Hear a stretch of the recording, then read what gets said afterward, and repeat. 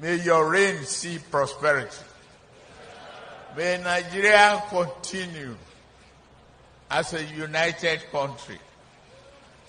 Thank you, India Anambra. A lot of my friends are from Anambra here.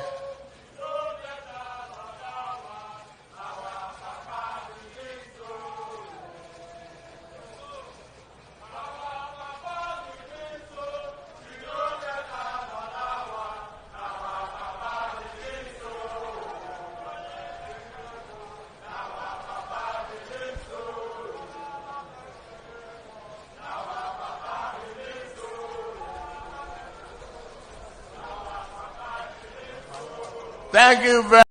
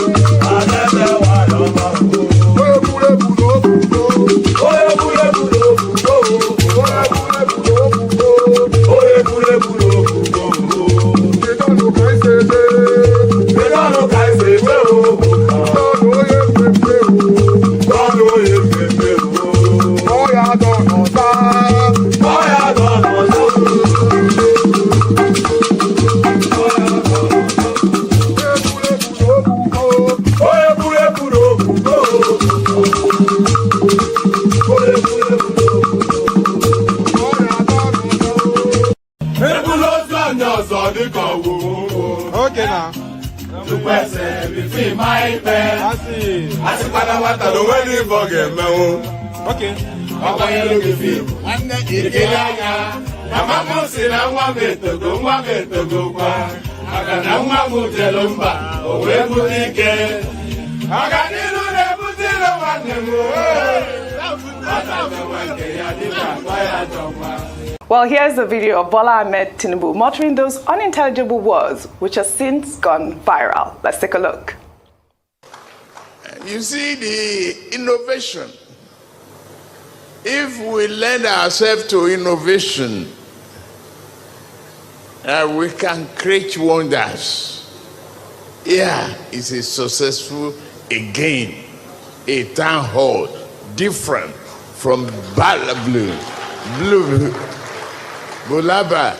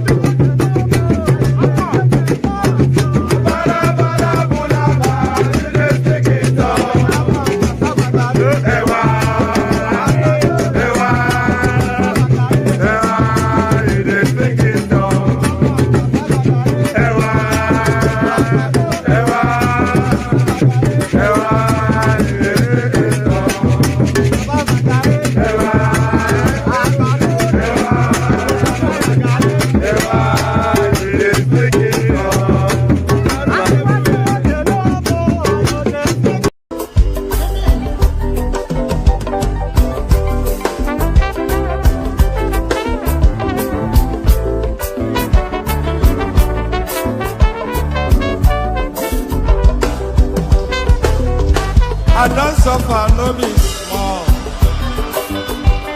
But say I get sense. Poverty no good at all. Now it make I join this business. For one night, don't be it's once again. Everybody be there. If anybody follow Mugu, my brother. National Airport, National Stadium, President,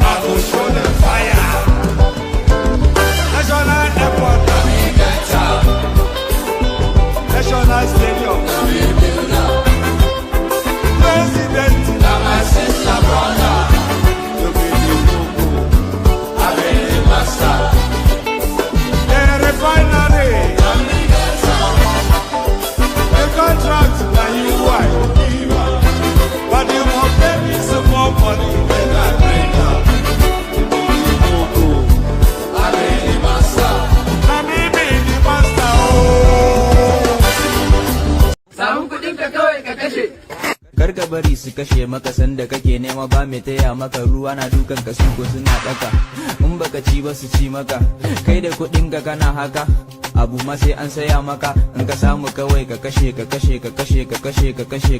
kutuma bura uba yau akwai bura uba ban balaga ba amma sai jaraba in abincin akwai daɗi sai na daba kutuma bura uba yau akwai bura uba ban Akwala Jimo no Jura Mata, Aluda Jumaro Pata, Maya Babika Yaro Mata, Lapu President, Akwala we Akura Mata, Aluda Jumaro Pata, Moria Babika Yaro Mata, Dugbenu Luma Bebiasico Amatan, Oluwada kun jọ gbẹ́bẹ̀ mi, benefit mo fẹ́ jẹ mi ò fẹ́ jẹ̀bi, ẹni tó wà nǹkan àwẹ̀ kó má rí mi ní kọ́nà, bíbẹ̀ kọ́ agbalamba bí olúwa bọ́nà, Báríkà Yaro Sulala, Mákìmí, pàdé lọ kíjú máa.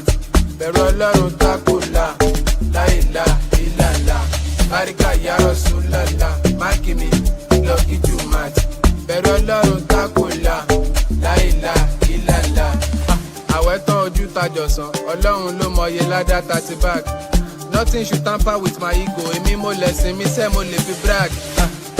Ẹgbẹ́ Ọlọ́run tóbi, Allahu Akbar. Ẹyọ̀ ń bá náà bí, sálà láwà lẹ́yìn wàsálà. Olúwa ló ń ṣọ́ wa, àwa ò ní ìdí ajá. Tí Fọlárìn bá mú bí ìtàyà bí ti ajá. Torí ìdí gan lébè wọ́n fẹ́yìn bí ìjì àwa. Fùrọ̀ tí ò bá ti tóbi tó fùrọ̀ ìfánà kò lè fíríkì àwa. Kò dẹ̀ lè fi ìtì àwa. Tinúkẹ́ ń tó pitì, ó ń gbé màlúmi tìwotìwo ló dìndì. Irú àyẹn níbo ló ti rí, ta ló tún fẹ́ fi jọ òbí tó bí ni. Wọ́n ló ń dó yàtì, bóńdó ṣéke, bó ṣe ń jó disco ló ń jó rékè. Fún wa nọ́mbà jẹ́ ká patronize ẹ̀, sọ̀rọ̀ owó ká mọ price. Jẹ́ ká ṣe lọ́wọ́ déédé, ìwọ náà mọ̀ mi ò kéré. Mo mọ̀ pé mi ò hólì, ìbọn ọmọ wòlíì ni mi béèrè lọ́wọ́ délé. Tẹ́ bá ti rí Tinúkẹ́, ẹ sọ fún pé mo dúpẹ́. Gbogbo kìsìn gbogbo missionary gbogbo. Tẹ́ bá ti rí Tinúkẹ́, ẹ sọ fún pé mo dúpẹ́. Gbogbo kìsìn gbogbo missionary gbogbo délé. Tẹ́ bá ti rí Tinúkẹ́, ẹ sọ fún pé mo dúpẹ́. Gbogbo kìsìn gbogbo missionary gbogbo. Tẹ́ bá ti rí Tinúkẹ́, ẹ sọ fún pé mo dúpẹ́. Gbogbo kìsìn gbogbo. Ọmọ ìgbà wo ló jáná? Gbogbo scope mi ló ti ká tán. Ọmọge wá ná, I go chop before I chop you, ṣe lè dáná. Ó mọ̀ pé mo kó ẹ̀jẹ̀ bíi ti sushi, gbọ́n ẹ̀ mú bíi ti squishy. This is guy with the dance, with the leather jacket. No be yori, but I dey bust your bracket. Bust up by the beat, this time way you got the shake. You dey feel like man, you know say me, I know the rake. See the guy got the dance. You dey feel the way me say I come here to the yarn. Show them say you sabi, show them say you say you man. Hey, no be lie, see the boy with the man. Hey, I see my guy normally I come to drop bars, something way be top notch. I don't dey shake the guy, he's up on a shop vlog. Everybody they feel I'm the way and they drop some. The guy don't dey smile, feel like say your head is on bug. He said he dey feel the way I just dey go, the flow is dope. He said he don't dey feel I'm on the low. As I make on the beat, you know say me say when I bad. Who be this your fight baby like this ready for your band? Fine girl, what's up? I'ma come now, make we talk now. I know say this if you play with man, but make it no come be like say me self go for your hand. Make we interact 1-on-1, you dey get am out. Or this your girl she fine, be like say you pack it down. But everybody don't they feel am, they know say he bad. Everybody don't they see them, know say yes he do. Collect the fight, my guy, you self God you know you joke. Collect the fight, make it no come they make me hanging. It's not like they come, you know that yeah the thing is banging. I like the guy because he be loving ham sounding. Everybody they see him, they know say the thing they boss. This the way everybody they carry babe come. Also find me one babe now. So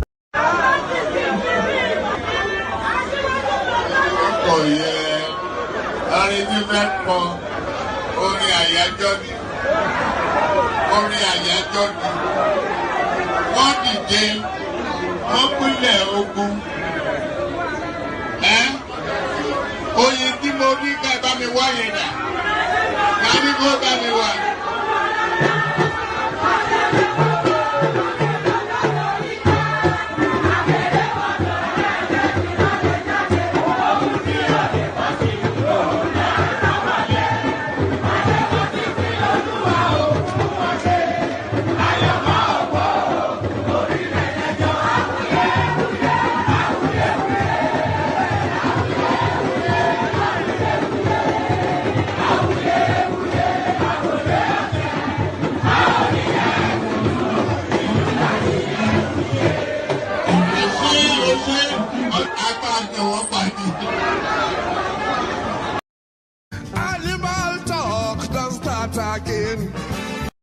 my sister.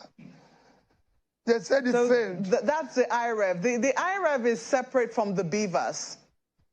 The Beavers accredits people, and then it's supposed to take a picture and upload it to the IREV. The IREV did not work on that day. Yes, me and you know the difference between all this.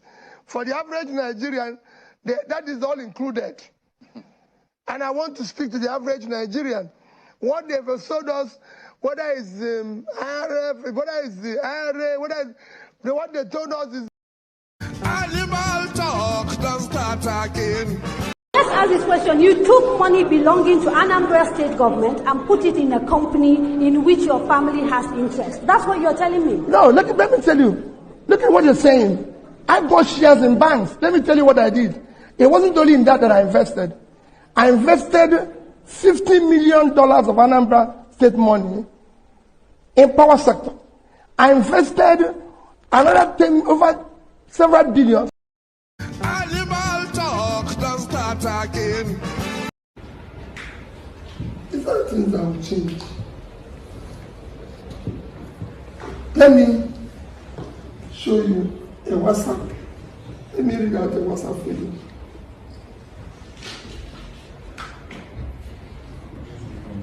Let me just show you a WhatsApp and send to someone.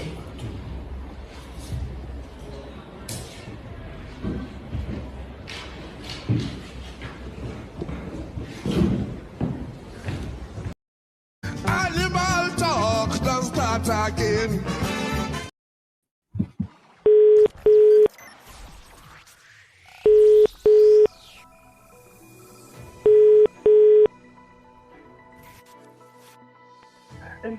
Good morning, Daddy. Praise the Lord. How are you, sir? And there it is right there. May God never depart from you. So there it is right there. A big amen to that. May God never depart from any of us. So there it is. So there it is. Good day to you. Good to be your company and all that. Good day to you. Good to be in your company. You know, I was half-minded not to even come out today. At the last minute, the decision was made to come out. Good to see you, Agbado Omotinobu. So good to see you. Is that would be Ganiyu, wouldn't it? I suspect. Let's see, is that Ganiyu? We don't know, but his language looks like Ganiyu.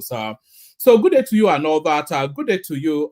Like I was saying, I was half-minded not to come out today, but I just thought, there's been too many skittish sessions. I'll put it up, then I don't turn up. So I am turning up. It might well end up a fairly short session because for two reasons, actually. Because there's not an abundance in the news, that's one. But if people want to turn up and they come with conversation, then we can have conversations. Otherwise, there's not an abundance in the news. So that's one. But then the main thing I want to talk about, which is the Wike outing in the media today. So that's the main thing I want to talk about. But I want to talk about it tomorrow afternoon. So we're in 2 days now. I want to talk about it in the afternoon session, not in this session. So we're only going to skirt around it a little bit because tomorrow I'll be having like 2 sessions, one afternoon session where I'll be reacting to Wike's outing in the media. So we don't want to delve too deeply into that because I'm saving that for a later session. So that's the main outing in the news cycle. Outside of that, there's not really that much more to talk about. But if people turn up, they want a conversation, then the platform is there, always there to avail. So good day to you and all that. Protocol, you know what the protocol is. Click on the like button if you would. Subscribe if you're not already. And please, when I invite you to subscribe, you don't have to click on the subscription button every day. If you're already subscribed, it's not for you. So I'm only really calling people that are not subscribed because I've been noticing a very peculiar trend anytime I invite people to subscribe. So if you are not already subscribed, then the invitation goes out to you. If you are already subscribed, then you don't have to take any action. There's nothing required of you. Yes, sadly so, Chioma. There are some people actually think clicking on subscribe every day is a form of supporting the session. No, that's not how it works. You only do that once. So click on like, click on subscribe. If you want to come and join me on the screen, the hyperlink that says StreamYard. Even if you want to come and talk about, even if it's going to be a gisting session, we can have a gisting session because, like I said, there's not an abundance in the news. But if you want to come and join me on the screen, click on the hyperlink that says StreamYard. You know how it works. It takes you into a studio space. Soon as I finish doing my nonsense that I do in the opening phase, let you onto the screen, engage you in conversation. That's how it goes. So that is how it goes. Pochen Lonie, as they say in Ekitipopa. So like, share, subscribe, and share the links in your social media spaces. And then haven't shared the links, tell me in the comment section that you have shared the links. So I don't think sufficient enough people share because we're not seeing the impact of the links being shared. So share the link, like, share, subscribe. Click on the hyperlink that says StreamYard if you want to come and join me on the screen. Share the links just as widely as you can. Super chat if you're so inclined. So all of those things, most of them voluntary, but the likes and the subscribes we're almost somewhat insisting on that. There's no momentum showing that that's sufficient enough for the efforts being put in terms of the numbers that is. So like and subscribe if you're that way inclined. If you're an obedient, then entirely what you do. But if you're a normal human being, like and subscribe. You know, I don't think the obedience will ever subscribe to this space. So all that. Let's just get started and we see what direction the session takes. 2027, PDP cannot give presidential ticket to the North. This is Wike. So a lot of you will recall, of course, the PDP had this meeting of, it was actually a big, grand meeting with all of their governors, all of their lawmakers, the ex-governors, etc.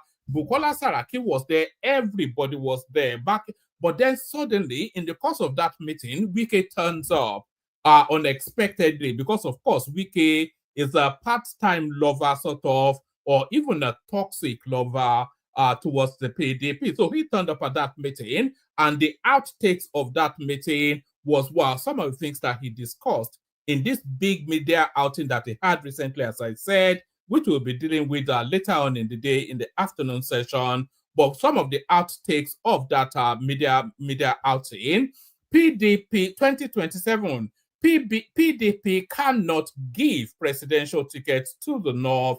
This is the whiskey-loving former governor of Rivers State, Yemsen Wike. So let's now see what the Sapele Waterman has to say. Yemsen Wike, the Minister of the Federal Capital Territory, FCT, has insisted the People's Democratic Party, PDP, cannot give their presidential tickets to the North ahead of the 2027 election. Wike stated this during a media chat on Monday. Let's do that entirely all over again. 2027 PDP cannot give presidential tickets to the North, Wike wants. Yemsen Wike, the Minister of the Federal Capital Territory, FCT, has insisted the People's Democratic Party, PDP, cannot give their presidential tickets to the North ahead of the 2027 election. Wike stated this during a media chat on Monday. His comments appeared to be directed at PDP's presidential candidate in the 2023 elections, Atiku Abubakar. So, of course, it's not even a matter of appearance. We know where that direction is pointing. So, you know, all these fights are, all these fights that we have, Anthony Joshua versus Tyson Fury, part 1. And then they've not yet had a fight, by the way, but just for the purposes of the example. So if Anthony Joshua and Tyson Fury fight, because it's such a lucrative fight, they will have a sequel again. So I think this is the precursor to the sequel of the fight that we saw in 2023. Don't do it again. It's essentially the warning that Wike is giving to Atiku Abubakar. Atiku Abubakar, of course, subsumed with narcissistic arrogance, is going to, of course, step forward. So we can look forward to that battle. So this serves as our topics of conversations for the future to come. 2027, PDP cannot give presidential tickets to the North, Wike wants. Yemsin Wike, the Minister of the Federal Capital Territory, FCT, has insisted the People's Democratic Party, PDP, cannot give their presidential tickets to the North ahead of the 2027 election. Wike stated this during a media chat on Monday. His comments appeared to be directed at PDP's presidential candidate in the 2023 elections, Atiku Abubakar. Wike said, PDP cannot give the presidential tickets to the North in 2027. Selfishness can kill a system. For example, if Mr. President runs and wins in 2027, by 2031, APC will send their presidential tickets to the North. PDP will do what then? You will come back then and say, since APC is sending it to the North, we should follow them and give it to the North. So it is the turn of the South, essentially, and there's infinite sense in what Wike says, of course. Otherwise, the politicking will be out of sequence. If the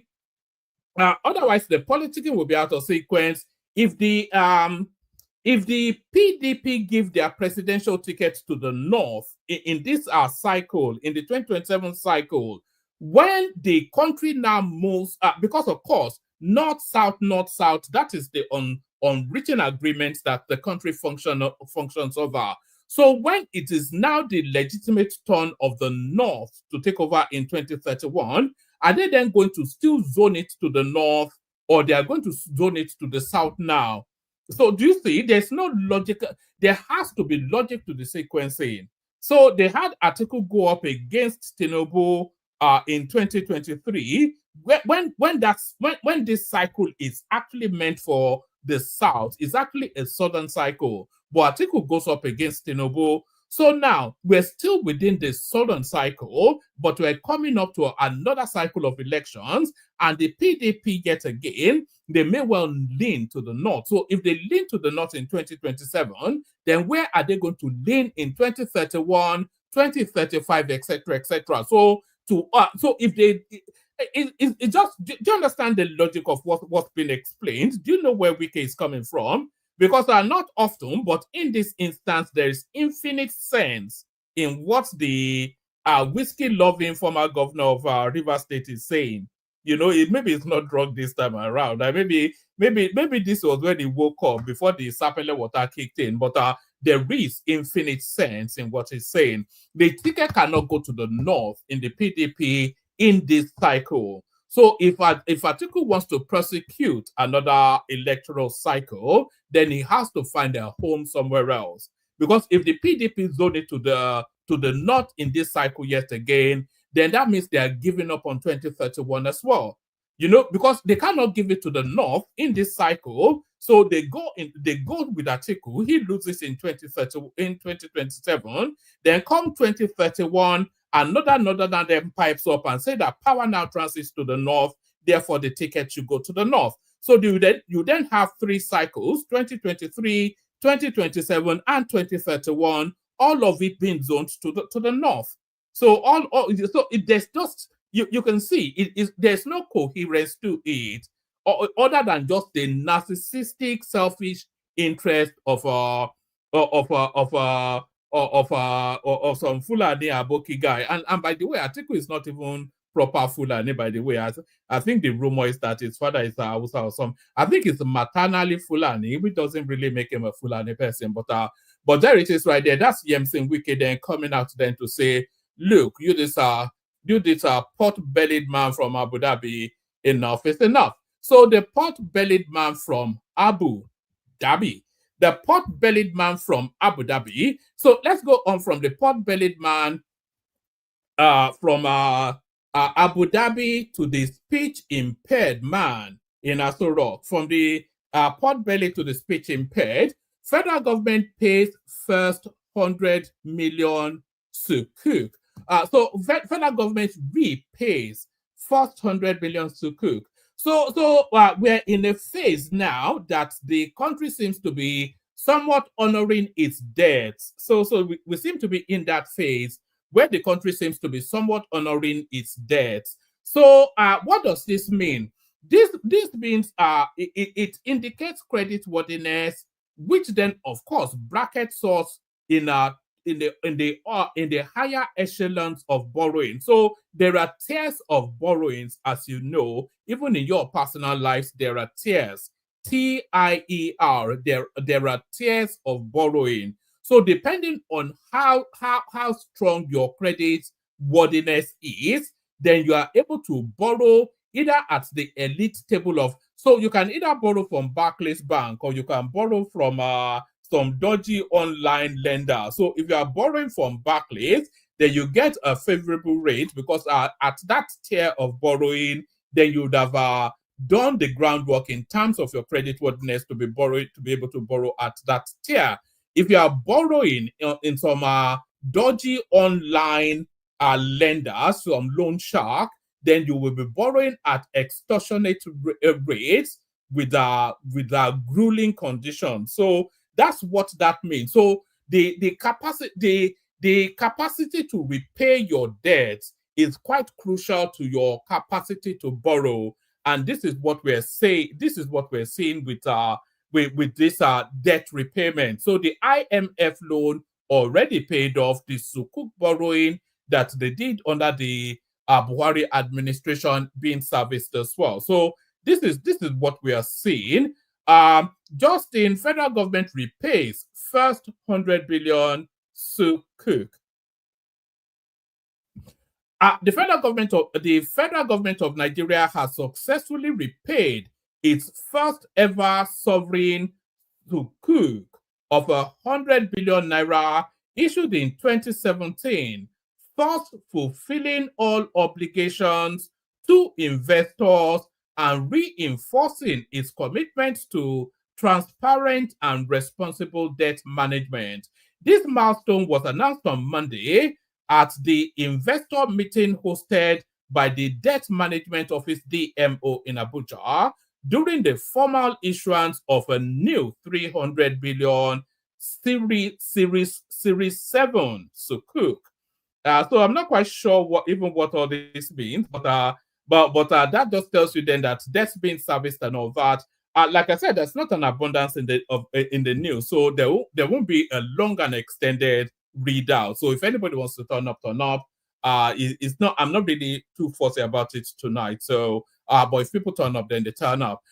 So we go on from Nigeria repaying its debt still. I think we've already just done this one. 2027 PDP cannot give presidential tickets to the North. That's Yemsen Wike doubling down on that.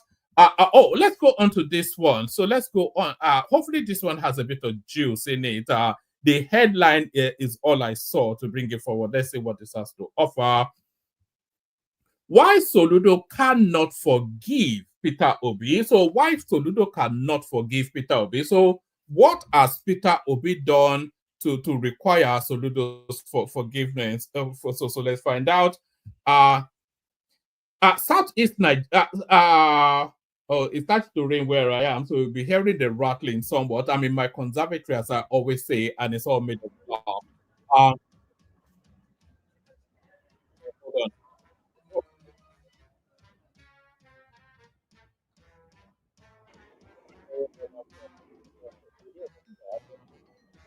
on. So you can stop. All right. All right. Why Soludo? Why Soludo cannot forgive Peter Obi? So what has Peter Obi done to require forgiveness? We go through this one at speed. Southeast Nigeria, particularly Anambra State, boast a distinguished array of eminently qualified individuals capable of leading the nation as president or serving with distinction in other high offices. During the administration of President I'm on this this is the nation online actually. It's just picking up all manners of gremlins. I'm hearing sound, so I don't really need. All right, okay, so let's do that. All right. Okay, from the top again, ask Speed, why Soludo cannot forgive Peter Obi? Southeast Nigeria, particularly Anambra State, boasts a distinguished array of eminently qualified individuals capable of leading the nation as president or serving with distinction in any other high office. During the administration of President Olusegun Obasanjo, 1999-2007, many technocrats of Anambra origin were appointed into key positions. Amongst them were the incumbent governor of Anambra State, Professor Charles Chukwuma Soludo, who served as governor of the Central Bank of Nigeria, the late Dora Akunyili, the formidable Amazon who championed the war against counterfeit drugs, an issue of particular importance, given the dominance of the Igbo in Nigeria's pharmaceutical industry. Dr. Mrs. Ngozi Okonjo-Iweala by marriage. So she's from Anambra by marriage, not by birth. Now the Director General of the World Trade Organization and Obiagali is the Kwesele, amongst others. During this era, the People's Democratic Party, PDP, was the dominant political platform embraced by the Southeast political elite. However, in 2002, under the ideological guidance of the late Dim Chukwuemeka Odumegu Ojukwu, a revered statesman and a foremost Igbo leader, Chukwuas Okorie, founded the All Progressive Congress, All Progressive Grand Alliance, ABGA. Ojukwu contested the 2003 presidential election under the ABGA banner, garnering less than 2% of the votes. His candidacy was not a bid to win, but a strategic maneuver aimed at positioning the Southeast for greater influence in Nigeria's political future. Ojukwu understood the limitations of regional isolation. He believed that a politically united Southeast could forge strategic alliances with other regions to one day secure the presidency. He had observed that no region in Nigeria could, in isolation, produce a president without a broader national coalition. This strategy of alliance building has proven effective in the Southeast, which leveraged it to significant effect during the annulled 1993 election and again in 1999 and 2003 presidential elections. For Ojukwu and other strategic thinkers in Igbo political circle,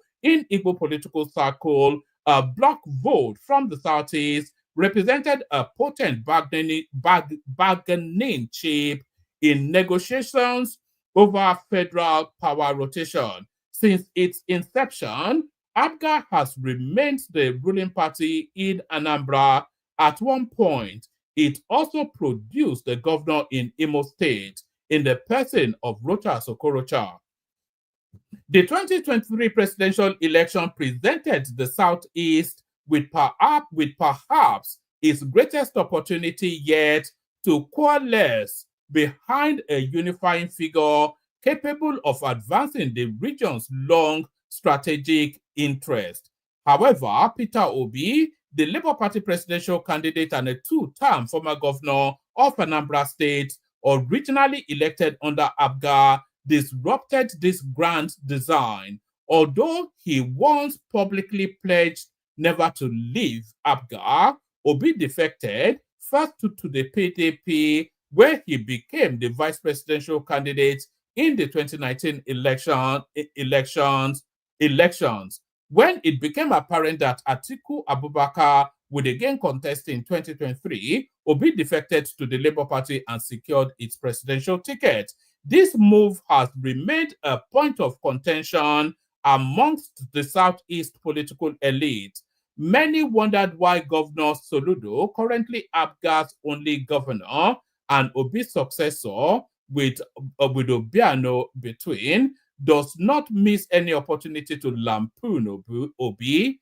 The answer lies in what is perceived as Obi's betrayal of Ojuku's vision. Soludo and many others believe that had Obi contested the presidency under the ABGA platform, the unified Igbo votes cast for the Labour Party in 2023 could have solidified a credible alliance with other regions, potentially producing a viable path to the presidency by 27 or 31.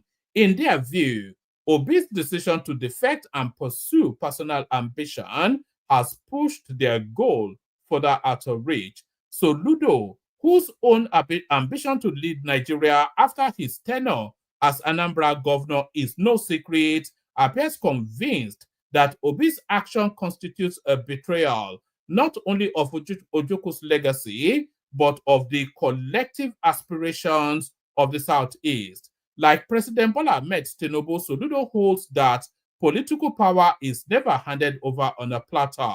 It requires strategic planning, broad-based consultations, concessions, compromise, patience, and unwavering commitment. Obi, buoyed by a wave of youthful enthusiasm, particularly amongst the diaspora, mounted a campaign heavy on soundbites and flawed statistics.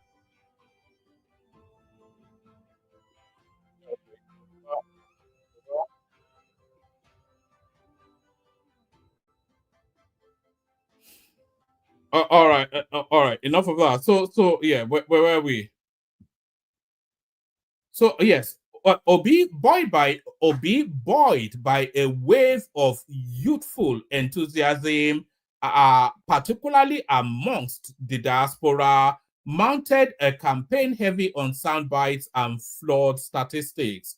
He miscalculated, believing that electoral upsets alone would catapult him to power.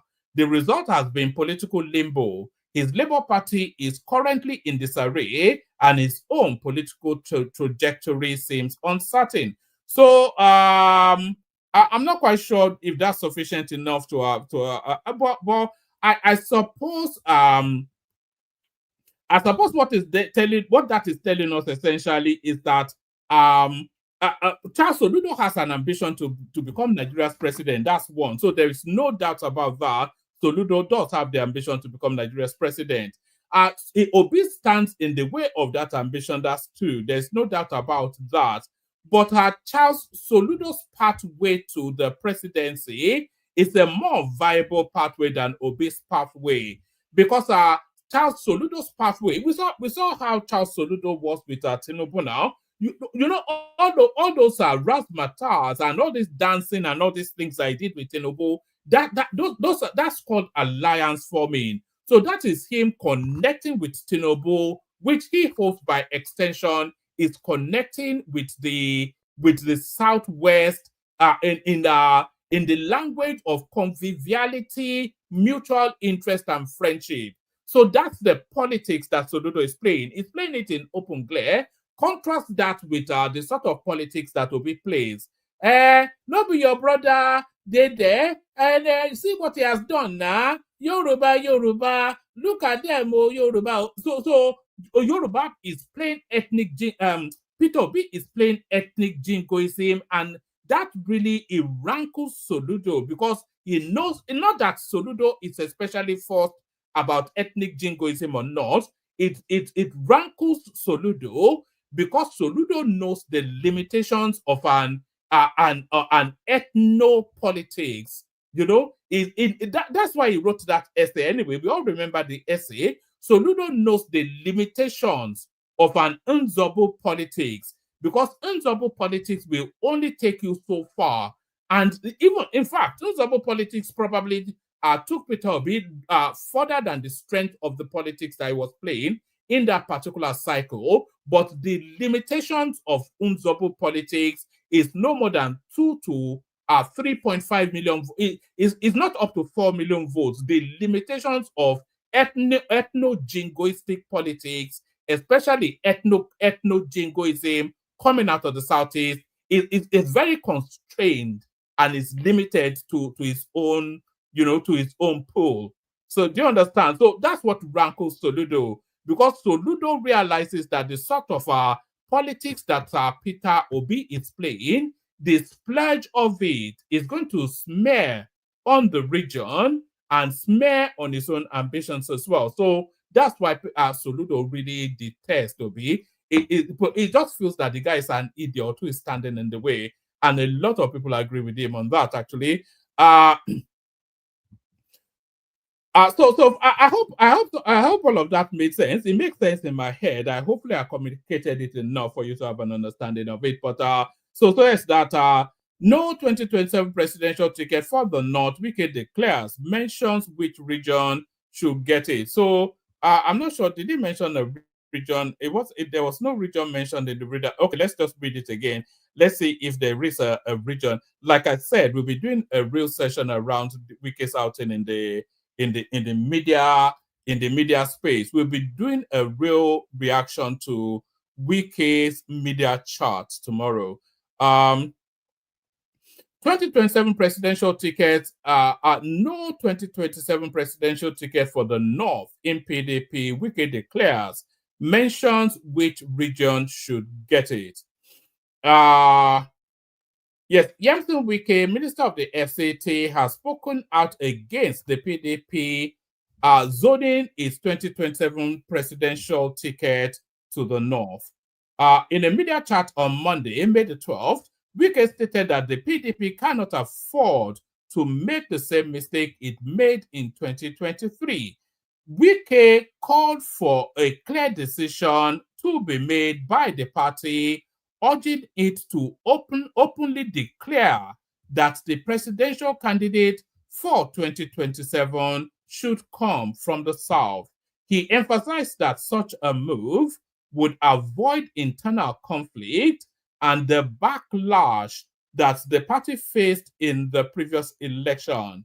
Wike criticized the party's reluctance to openly zone the tickets to the South, warning that the party's attempt at smartness would backfire. You can't send the presidency to the North, I told them. Selfishness can kill a system, he said, urging the PDP to learn from past mistakes.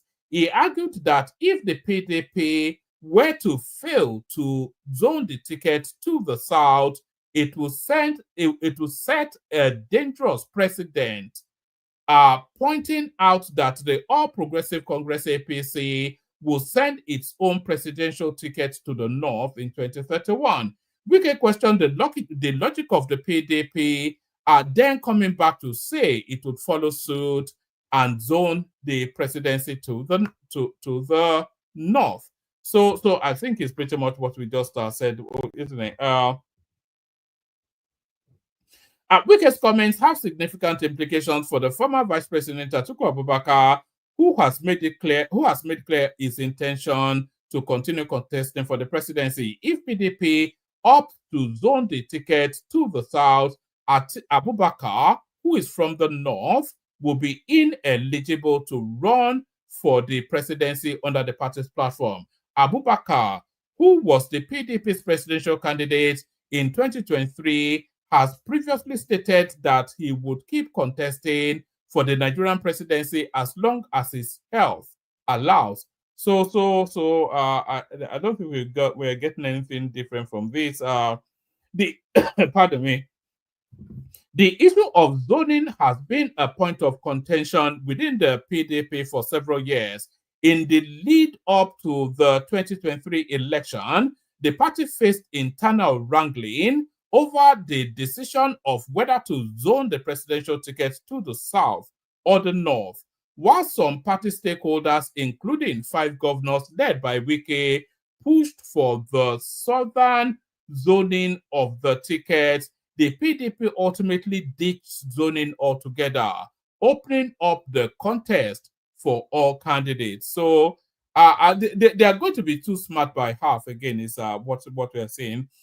This decision deeply divided the party, leading to widespread dissatisfaction and Wike's refusal to back Abubakar during the 2023 elections.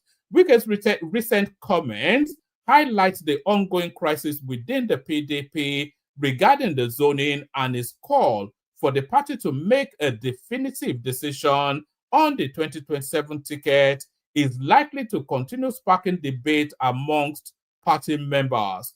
As the 2027 election approaches, the issue of zoning remains a crucial factor in shaping the party's direction.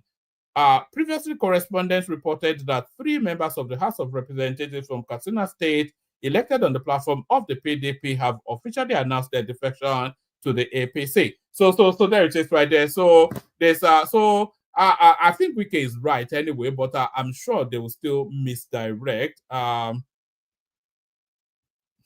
Tinubu's Nigeria First policy accelerates. Tinubu's Nigeria First policy to accelerate Nigeria's industrial growth. So Nigeria first, America first, and all that. So this is Senate, this the National Agency for Science and Engineering Infrastructure. One of my uncles used to be the DG of this organization once upon a time. Yes. Yes. I think we all get what's being said there. Is it what's the read? Is it a long and winding one? Yes. Too. So there's that. So there is that. PDP cannot send a presidential ticket to the north. I think we've gone through that too many cycles. Court finally takes action on Fubara suspension by Tinubu. So what action was taken? A federal high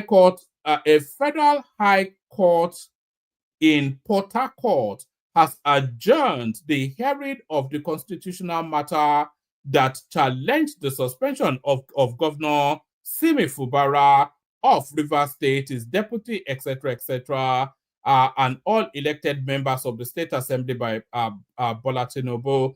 The suit was filed by Farah Dagogo, a former federal lawmaker and governorship aspirant of the People's Democratic Party PDP in the 2023 general election.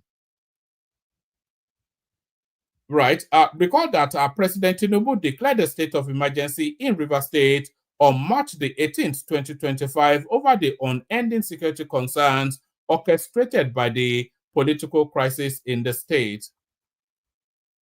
The announcement was followed by the suspension of all the democratically elected officers and subsequently announced the appointment of a sole administrator for the state, Admiral Ibok Ete Ibas. In his reaction to the president's action, Dagogo approached the court on April the 9th and argued in the suit number XYZ that Tinubu's actions did not have any constitutional backing and that they are ultra-virus.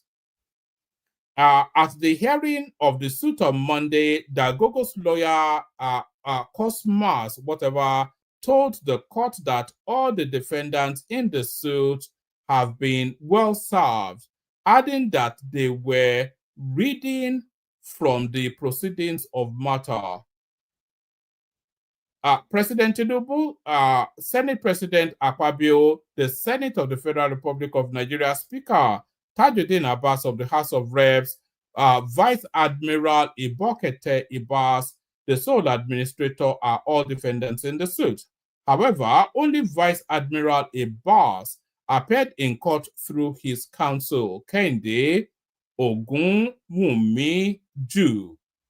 Amongst all the defendants in the state, Ogunwumiju asked the court to give him more time to respond to the originating summons. Following the submission of the two counsels, Justice Adamu Mohammed of the court granted the request. So there's nothing to come out of there. I'm not quite sure why is this even in the news. Court finally takes action. No action has been taken. Case being deferred. So no action has been taken. Case being deferred. All right, let me play you the clips that we have, and then we'll see what happens after that. Let me play you the clips that we have. All right, so Natasha Akpoti, she continues with the with the battle with Gospel Akpabio. So Natasha Akpoti continues with the battle with Gospel Akpabio, but rather than take the matter to court, Natasha Akpoti has taken the matter to a higher authority. So this is the approach now that Natasha Akpoti has taken. So rather than go to court, Natasha takes the Akpabio matter to a higher authority. Watch this.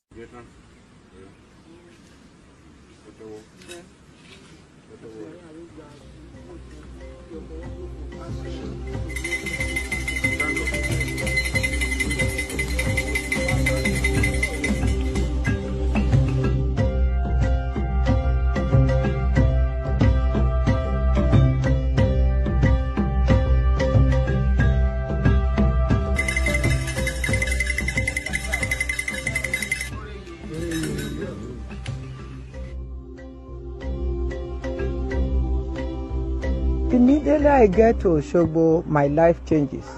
This river has been the first place I come, and I told the river, as I come here, I come with no kobo in my hand. In fact, I borrow money to take transport to Osogbo. When I get here, I come to this river, and I ask the river, if you can help me and make me become somebody in life, I will always talk about you and praise you. Here I am today. I own about 3 or 4 houses, 4 or 5 cars, and I have centers.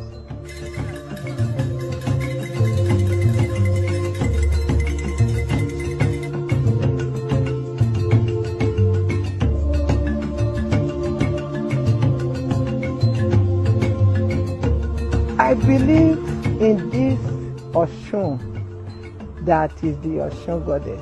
I believe in the river. That is why it's good we are carrying the young generation along. You will see how the Natasha, who was half Nigeria, half Kogi, half Ukraine, come to do her offering. She brought an offering, and she come, and these are the life of our youth. So she believed in it. She was connected. Immediately she come to Osogbo. So we need more youth to carry our culture along and to carry our heritage.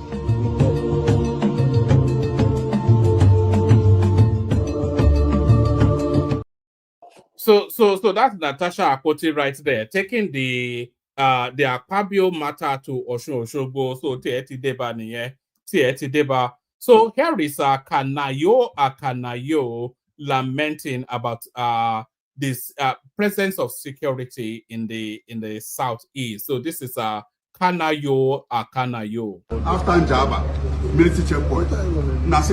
Allah block us 24 hours. So honestly speaking, yeah, it's a very bad one. Very, very.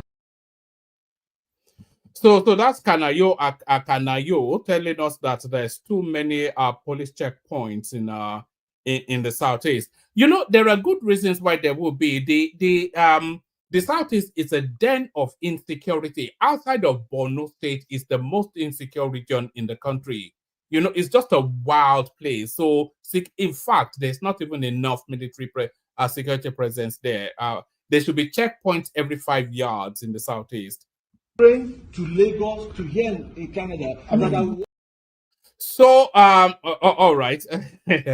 All right. So I'll leave this one to another session. Actually, the next two, they are Peter Obi related, and how he was rigged. There's evidence of Peter Obi rigging in 2023, by the way. So these next two clips tell you that all of Obi's rigging, but I'll leave that to another session. Let me play you one more clip, and then we'll play the Kegite music. So this one is this narrative of Nigeria is not working. I think this actually chimes with conversations that they were having in the after hours, long after I blessed yesterday. So let's watch this. Niger, another banger. I was just coming back from the hospital now. Mo telegram me lost hospital.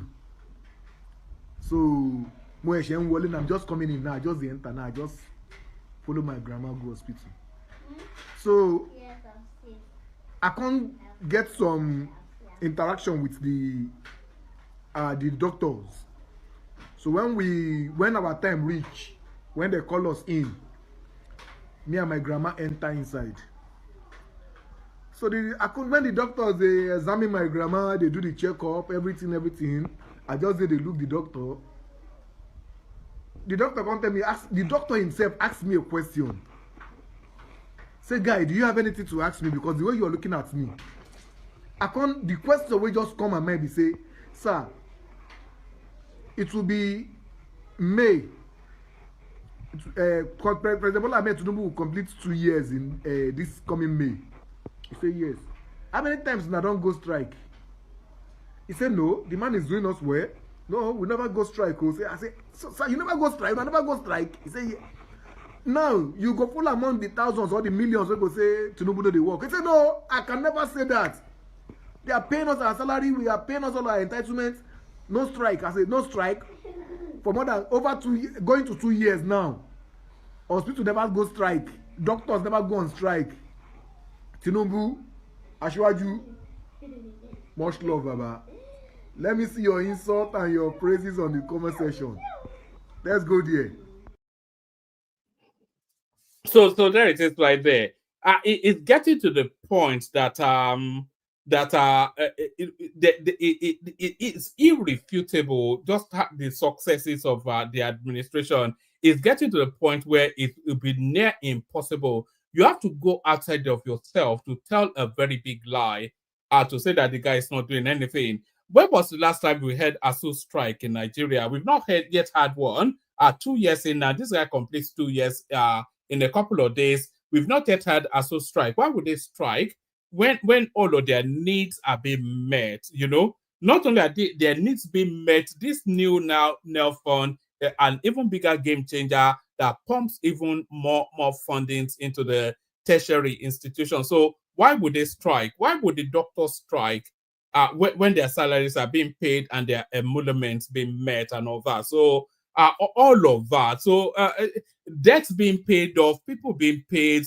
It told us that if it comes in, 4 years will be 4 years for any degree. And so far, that seems to be the trajectory of it all. So keep saying the guy is not working, but it looks as though he may well be working. I've often said it and I'll say it again. Tinubu is going to end up, after 8 years, being the greatest Nigerian president that we've ever had, which would then make him the greatest black man that has ever lived. I said it. So hold me to account in 8 years' time. The K guys. Water, only water, where they see ma. Water, only water, where they see ma.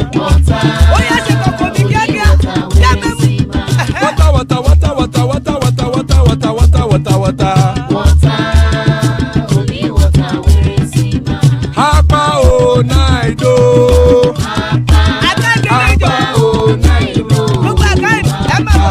Hapa you don't come o.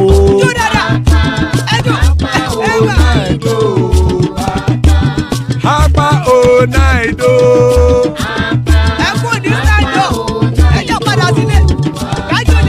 Oro kẹ̀kẹ́ ẹlẹ́mùyé o. Ide sodi ya kẹ̀kẹ́ ẹlẹ́mùrè o.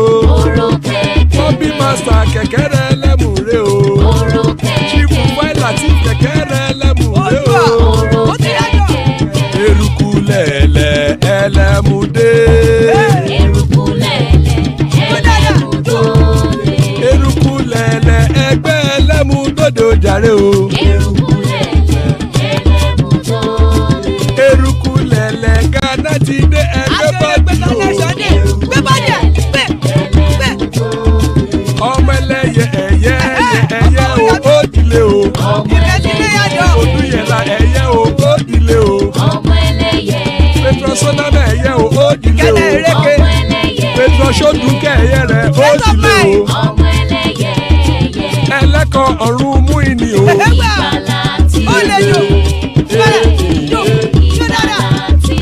Àkùkọ ọ̀run mẹ́kọ̀.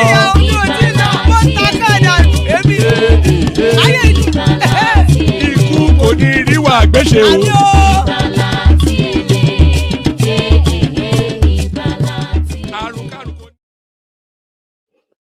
And it is right there. Ikuku Nurag, which may death have nothing to do with us. Joining us, Tony. Let's see if Tony is there. Tony, are you there? Yes, sir. I'm there. I'm there, sir. How about it? Where did it happen? I just finished chop. I just finished the chop rice. I don't finish now. I'm okay. I can speak now. Nobody about you. They always chop in the middle of the night. Yesterday I chopped the yam. Then this evening rice, and then some kind of all these onion leaves. With a tomato. What time is it where you are? What time is it? Yeah, I think some of the same time. Let me see. The same time. We're having the same time. Now it's 2:08. Okay, it's 1:08 here. So why would they be eating pounded yam at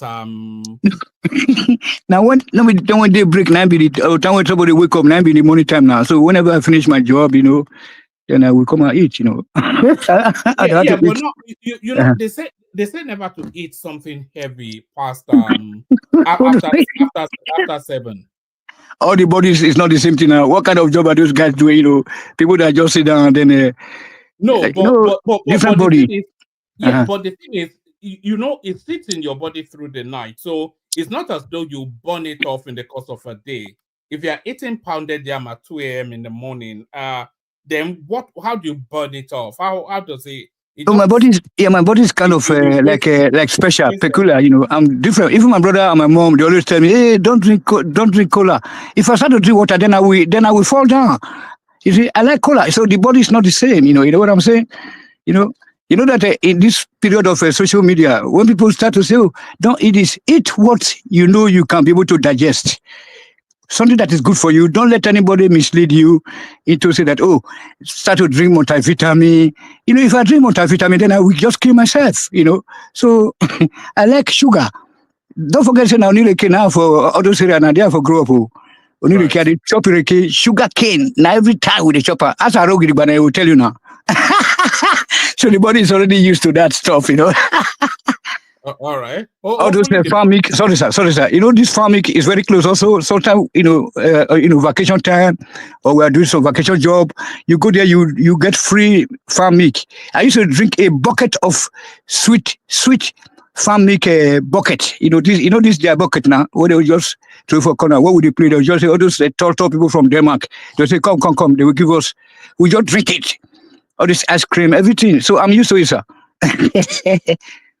All right. Hopefully you don't get used to diabetes, because that doesn't sound healthy to me. But you know your body more than anyone else. So what are you looking at in the politics? Did you want to say anything to the politics or? Yeah. I saw something there about this World Bank loan payment. You know what I'm saying?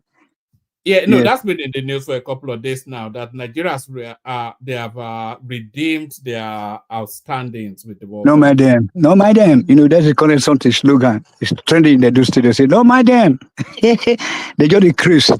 We have no reason to borrow any one kobo from any country, because we are the richest. One of the richest countries in the world. You know what I'm saying? So all this borrowing, they just try to use one stone to catch 2 a year. These crazy people. They will just say that one and then they will just mislead. So they will go and pay 100 million and they go and borrow 1 billion. Then they will share it in their pocket.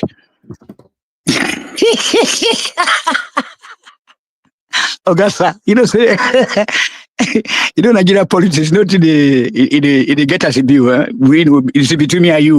We are having a different, we are coming from different angle, towards making that Nigeria a good country. Nobody say better. People would say, we have to make Nigeria a better place. You never get a country, talk less of a good country or bad country before you start to say better country. You see, good, better, best. And, me myself, so I don't know, the thing we say, unless we start to see improvement, I will continue to, be, stand my ground. What's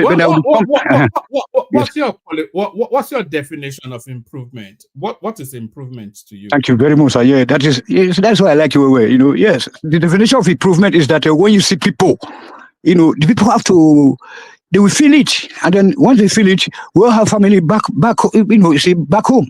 So they will tell you how the things are going, and then we'll see what is happening. Imagine people driving from Benin to to Ibadan. You cannot not be said to take Ondo side or Elisha side, but I mean the main road is going to take some days. You know what I'm saying? Then if you travel from Benin to Ososo, where our brother this OVA come from, it's going to take like look, they say it was taking 7 days.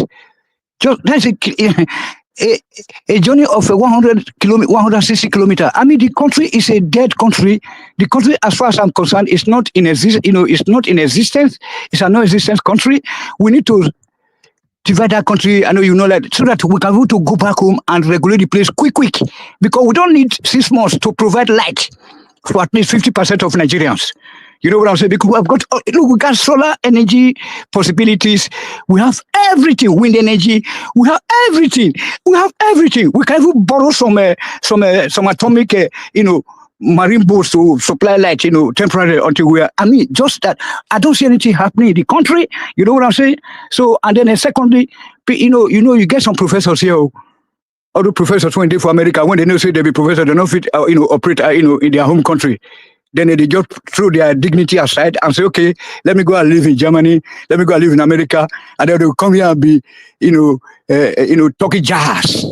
They'll be talking jazz like, Tinubu will do like this, Shawala will do like this, or this Obaseki, or Makinde would. What are they talking about? That is all these Nigerian professors who are there for America. So where the first I got her? And that's what I do. Let me ask you a question, Tony. Yes, sir. What are the possibilities of that country dividing? What do you think the chances are of that happening? Yes, sir. Yeah, the chances is that the chances are very high because even right now, the way things are going. So, like I said yesterday, things are softening down now. You know what I'm saying? Like it takes those northerners also because they are the owner of the country. They are the number one owners. They are our seniors. So when they decide, they will decide, and then they are about to decide because Tinubu is dealing with them like never before. You know what I'm saying? He's dealing with them. You guys, you don't know what those guys are passing through. They are passing through hellfire. You know what I'm saying? Tinubu will torture them to the point that they will say, okay, please, we surrender. That let us share this country. Then they can have their Sharia country where they will be amputating their legs and their arms. You know what I'm saying? Meanwhile, this useless Sharia system is not for the rich family. You can see all this Abakari at that time, all this so-called leader, all this Ganduje, whatever we call it, all their daughters are half naked. Look at Buhari's daughters. But they will go out, catch poor man picking and start to use this Sharia to govern them. So they already know that their time is up. This time around, let Tinubu push the lever a little bit. Let him, the throttle, push it, make it, give gas, make the fall. You don't see that time, this Yusuf Santi Musa been a dagger when Tinubu put it. All of them have said that, no tenants are the cause of our problem. They are now agreed that Nadem be our wahala. So this, just Tinubu should push it more. I know we are suffering it. I'm losing money. You are losing money. We from the southern part of Nigeria, we're losing money because nothing is happening in the country. There's no sign of anything like government in Nigeria. Imagine you cannot manufacture. You can even look for a way to even collaborate with like us that are in abroad. What can we do? In area of custom and excise duty, how can we to bring something back home to help our people until we start to produce? You see these useless animals. They say that, we ban importation of cars where you can even make matches box. Matches, you cannot make spoke. Look at Ajakuta steel project. Nobody's talking about that. You know what I'm saying? Everything is too crazy. How do you want to industrialize? We are inviting people to come and invest in the country that people are living in darkness and paying for it for that matter. I mean, it's hellfire. So for people like you and myself and other guys, those so-called professors, you are a good man because you are the moderator of this. But those people that are featuring in this. In this, as panelists, when they call themselves doctors, throw them for bush. Most of them say when they say that, sometimes when they are talking, they say, I don't want to make it mentioning it. They say, I'm in the operation room. Now, like they talk, they are all cleaners. Before they say they be doctors, they call themselves nurses, CNA. You know what I'm saying? They are not. Some of them are drivers, truck drivers. You come to Europe also the same thing. You go to Spain. one man, Yeah. 80% of black people, hold on, sir. Sorry, sir. 80% of black people that are living in Italy and Spain are farmers. They are working in the tomato farms. This is the job that they cannot do at home. People with a so-called master's degree, but because the money, nobody can see them. Then they will say, "Yes, I'm a doctor." Then they will be shaking all those kind of instruments that they are Nigerian people. They are crazy, most of them. Let us stand our ground. Let's see how we can make the country work, if we can be able to reform, to restructure the country. But Tinubu is not trying to do that now because he wants to be the overall boss now. You know that power corrupt, absolutely corrupt. So Tinubu was having that in mind as one of the Nahoro boys, Nadeko, Pronaco, but now get it there now. Oh, the power they sweet them. If they forget, if they try to regulate that country, you cannot regulate that country. Divide that country peacefully or restructure. But it's now said that, oh, it's better make a day. Like I said, just forget about them. When they start to talk about election, when the previous one just be completed and then they even notice on ground to show for it. You know what I'm saying? That's it, sir. It's crazy.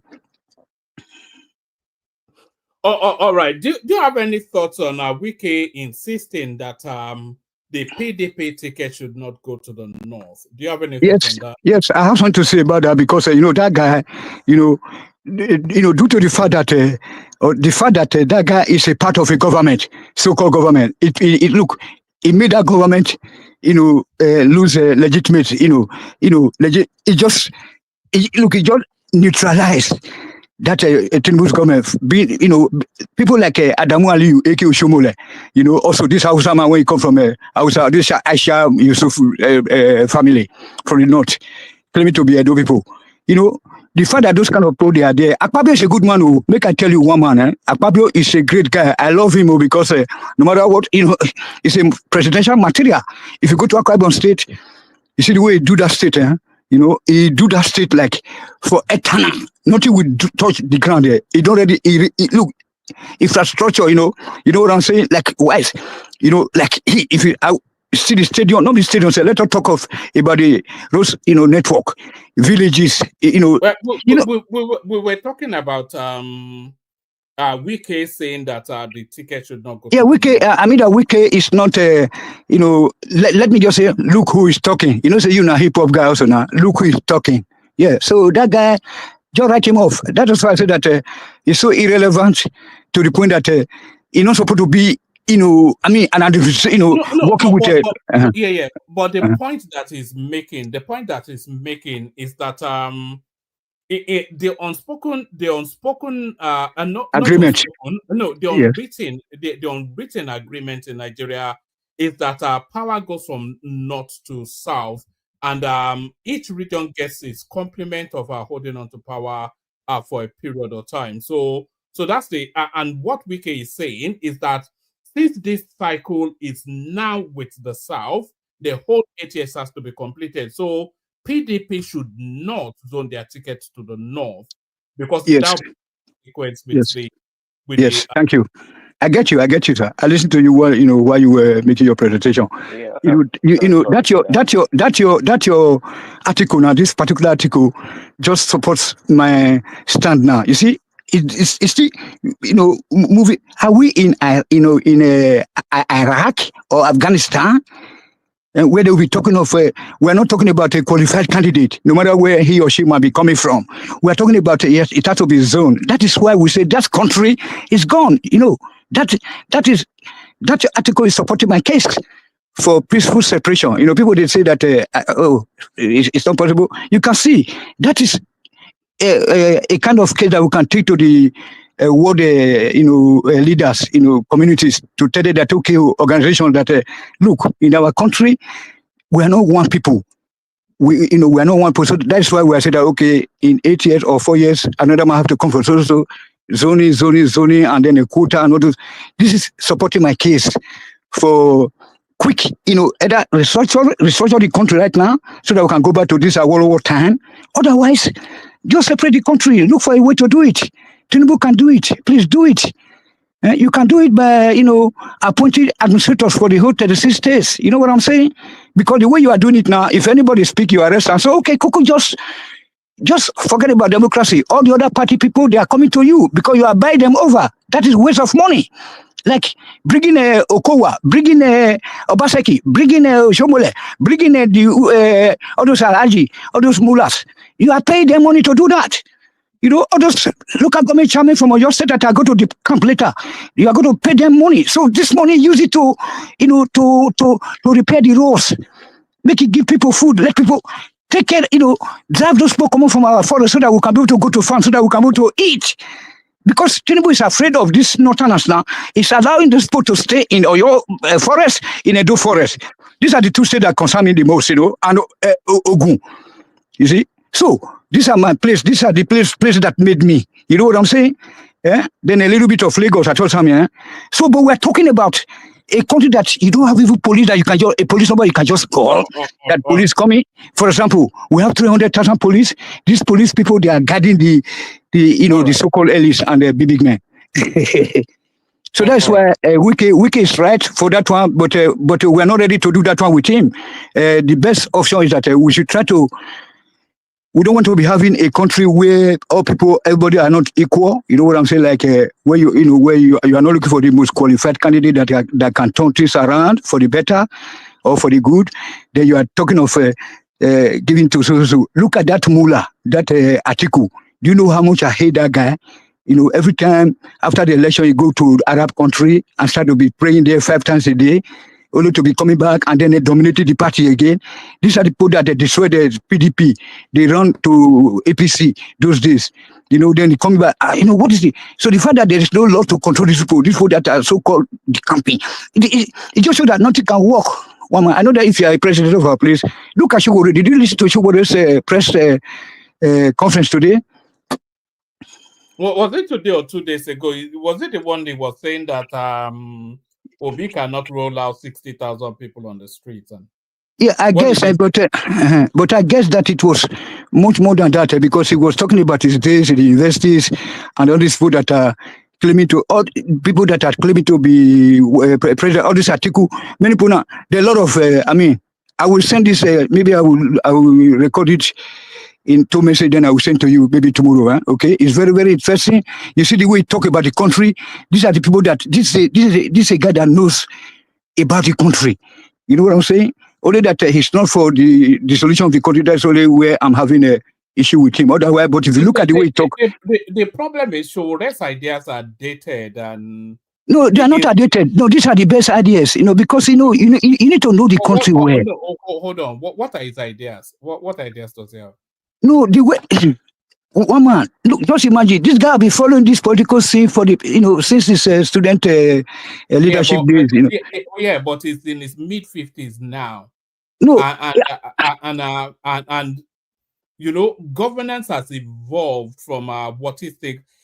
So what is clinging on to some sort of a socialist welfare sort of a system, and that has already failed in everywhere that it has been practiced. So I'm not, you don't even understand half of the things that I say. Just pie in the sky stuff, you know. What ideas does that? It doesn't have any ideas on anything, you know. It just and it's still harkening back to his students' union days, nearly 60. It's just ridiculous, isn't it?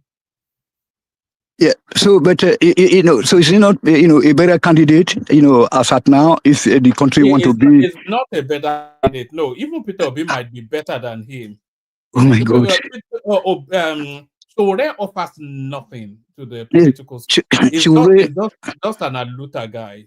Showore is a great guy. If you look at his Sahara reporter, the impact it has created towards the development that we were experiencing in Kenya and then all this Rwanda, all this Ghana. It was Showore's Sahara reporter that actually pushed them to do all those things in Tanzania. You know what I'm saying? Ethiopia. This guy is a great guy. You know that the kings are not honored. Are not honored at home. You know what I'm saying? So I think Showore is a very nice guy. You know that Showore. That people are afraid of him, that if he come into power, that all these people they will run away. Let them run away. Let them run away. Let them run away with the money because we can't get all this money back. Look, nobody is afraid of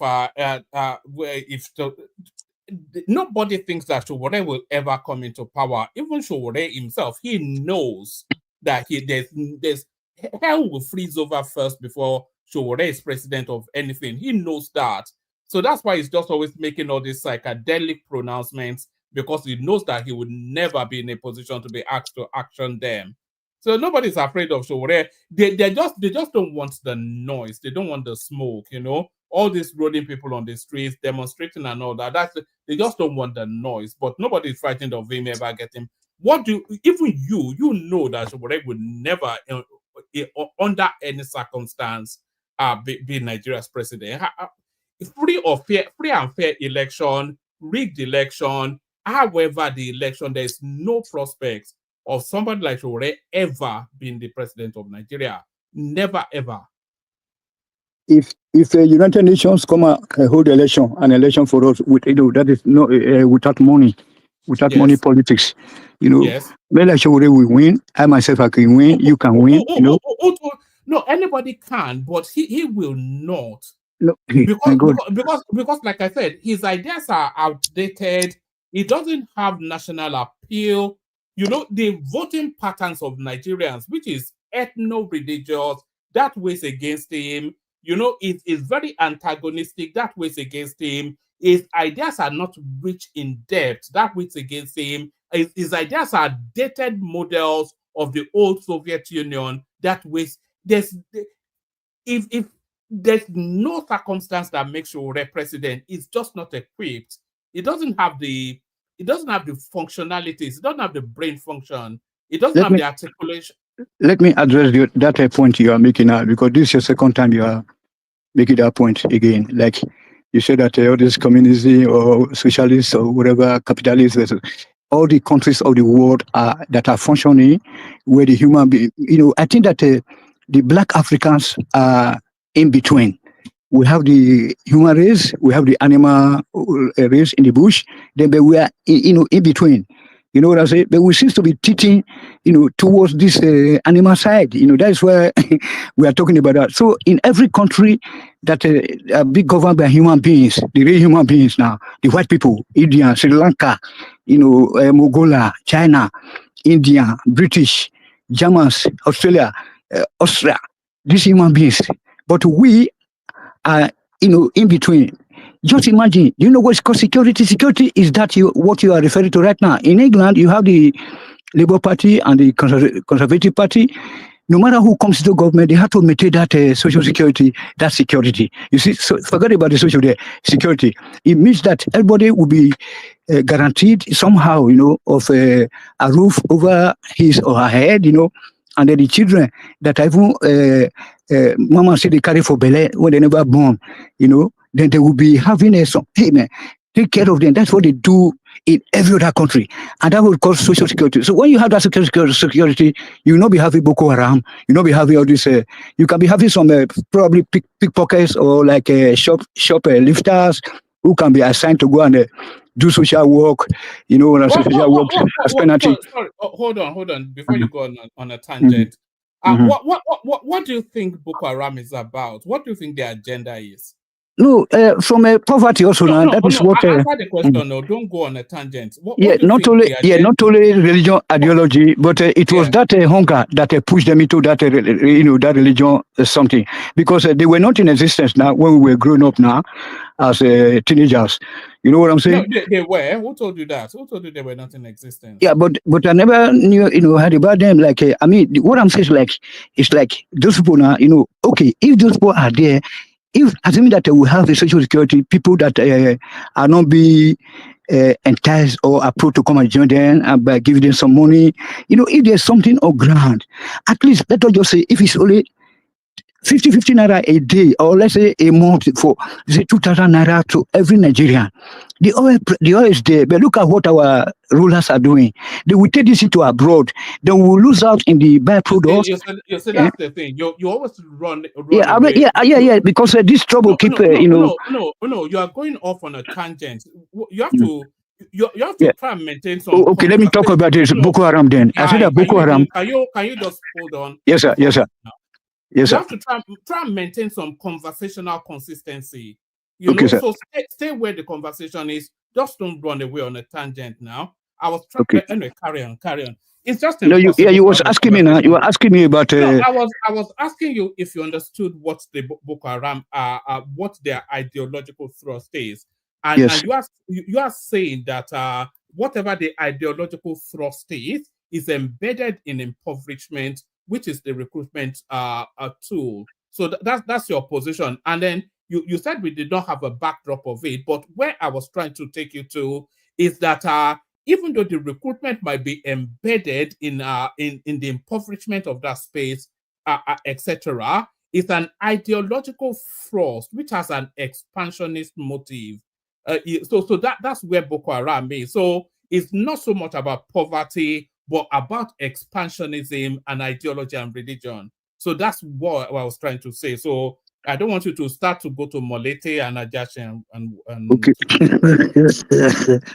Okay. So I get you, but anyway, that time has passed now. We don't need to stop the insecurity. They will stop it by themselves. You know what I say, because they are the creator of those insecurity. The northern states, they establish Sharia states. So under Sharia breeds, it's like a dirty water that breeds a mosquito. That is what these people are. So there's nothing we can do about it other than to actually see how we can go to. If we restructure the country, this trouble will emanate again. We come back in 100 years' time. So what kind of country are we? No, we were even talking about you were talking about Showore, and I was saying that his ideology was dated back to the Soviet space, and then you then said that that I may be misdirecting or I may be mistaken that if we look at all of the civilized world is based on some sort of social welfareism model. So that's where you were, and I was then countering you, but then you lost me in the What it has, what it has got to do with Boko Haram, the welfareism, no, or you've lost me when you run away into Molete and whatever it is that. No, I never go. I never. I will go dinner if you make me rest. Okay. No, just broadly. If you try and stay, if you stay broadly with a consistency with the conversation, then it's easier to have a conversation with you. But if you run away into the fields, then But carry on. Yeah. So my answer to you was that even the UK where you reside, that no matter what party is coming in or no matter their ideologies, that at the end of the day, they will still think about the downtrodden, the citizenry, all the people, both rich and the poor. But in the case of Africa is very bad. Look at North Korea. North Korea, they have 24/7 electricity. It's better that, all those kind of places. Korea, or you go to Russia, look at Russia. Russia was as bad as Nigeria. But when they were able to kick Obasanjo out, they kicked also Putin out. But Putin look for a corner way to come back. And then look at what Russia has, is today. You know what I'm saying? So I don't know. Something is just happening. So we don't care whether you have this ideology of capital. But at the end of the day, if you get to control the government, you have to make sure that the citizens are taken care of. You know what I'm saying? But in our case, in the black world, all over Africa, nobody thinks about the citizen. It's just about, for example, you use money to buy primaries and then to do election. So that there's something good that we come out of such a arrangement. You know what I'm saying? Coupled with how the country is structured, and all those kind of stuff. We don't have a permanent state prosecutors that are non-biased. You know what I'm saying? That are biased, that they can challenge the president or the governors when they go wrong, and then you are giving them again. Additionally, you are giving them immunity and impunity, and then, so that country is going to couple with what you pointed out earlier on, the regional tribal lines, religion lines, etc., etc. So you see that the country, anytime you try to discuss the country, you get a stomach crazy pain. It's very difficult, sir. So it's very difficult. So anybody that's coming in, look at all this China. That Chinese people, they are the best now, but they are sort of like communist or socialist countries. Look at Germany. Germany is a socialist country. It's not a capitalist country. You know what I'm saying? Germany is not a socialist country. It's a welfarist country and a capitalist country. Yeah, okay. So, but that is equal to social security. You see, so Yeah, no. same You thing. see, that's where the conflation is. I think you are conflating socialism with welfareism, which a lot of people do. So, welfareism is still a subsect of our capitalism. You know, so it's not a subsect of our socialism. It's a subsect of our capitalism. Yeah, the same thing. Like you also misunderstood, or study or misunderstood or misconstrued the socialism by comparing it to communism. You know, I think it's better if Nigerians are under communist republic, that people when you go to school, you can go to school, then nobody will come and attack you. Anybody that is caught, up as anybody that is caught in the act of committing any crime should be made to serve 10 years of labor, must go and work in the farms, the government-owned farms. I think this is a very good way out. We can't just be like this, woman. We can't remain like this. I don't know how they talk and they say that we can't continue like this, It's so crazy. All right. Tony, let me play you a short clip. Give us a short reaction to it, and then we go Okay. on from there to Prince Daddy. So this is the Natasha Akpoti Gospel Akpabio space. So I'll play you this clip. Give a short reaction, a short submission, and then we'll go to Prince Daddy. Akpabio's decision to step down from our presidential panel investigating sexual harassment allegations made by Senator Natasha Akpoti-Uduaghan. The lawyers argue that Akpabio's withdrawal was the right thing to do, as his involvement could have been perceived as a conflict of interest. The panel was established by President Bola Tinubu on April 2, 2025, headed by Vice President Kashim Shettima, with a mandate to investigate the serious allegations that have drawn national attention and embarrassment. Other members of the panel included the National Security Advisor Nuhu Ribadu, the Attorney General of the Federation Lateef Fagbemi, and one representative each nominated by Senator Akpabio and Senator Akpoti-Uduaghan. Well, to help make sense of this, we're joined by a legal practitioner, Valerian Umadike. Valerian, thank you so much for joining us on the news. Thank you very much for having me. It's a pleasure. Of course. Now, the Senate President had earlier vowed not to step down over the sexual harassment allegation, but now there seems to be a turnaround. Do you think that the pressure to obey the rule of law prevailed? Yes, because it's the right thing to do, because it's built on the principles of natural justice, that no one should act as a judge in a case in which they have a personal or vested interest. It has a Latin maxim, nemo judice in causa sua. So you cannot be a judge in your own case, because if put to a reasonable man's test, how would a reasonable man react?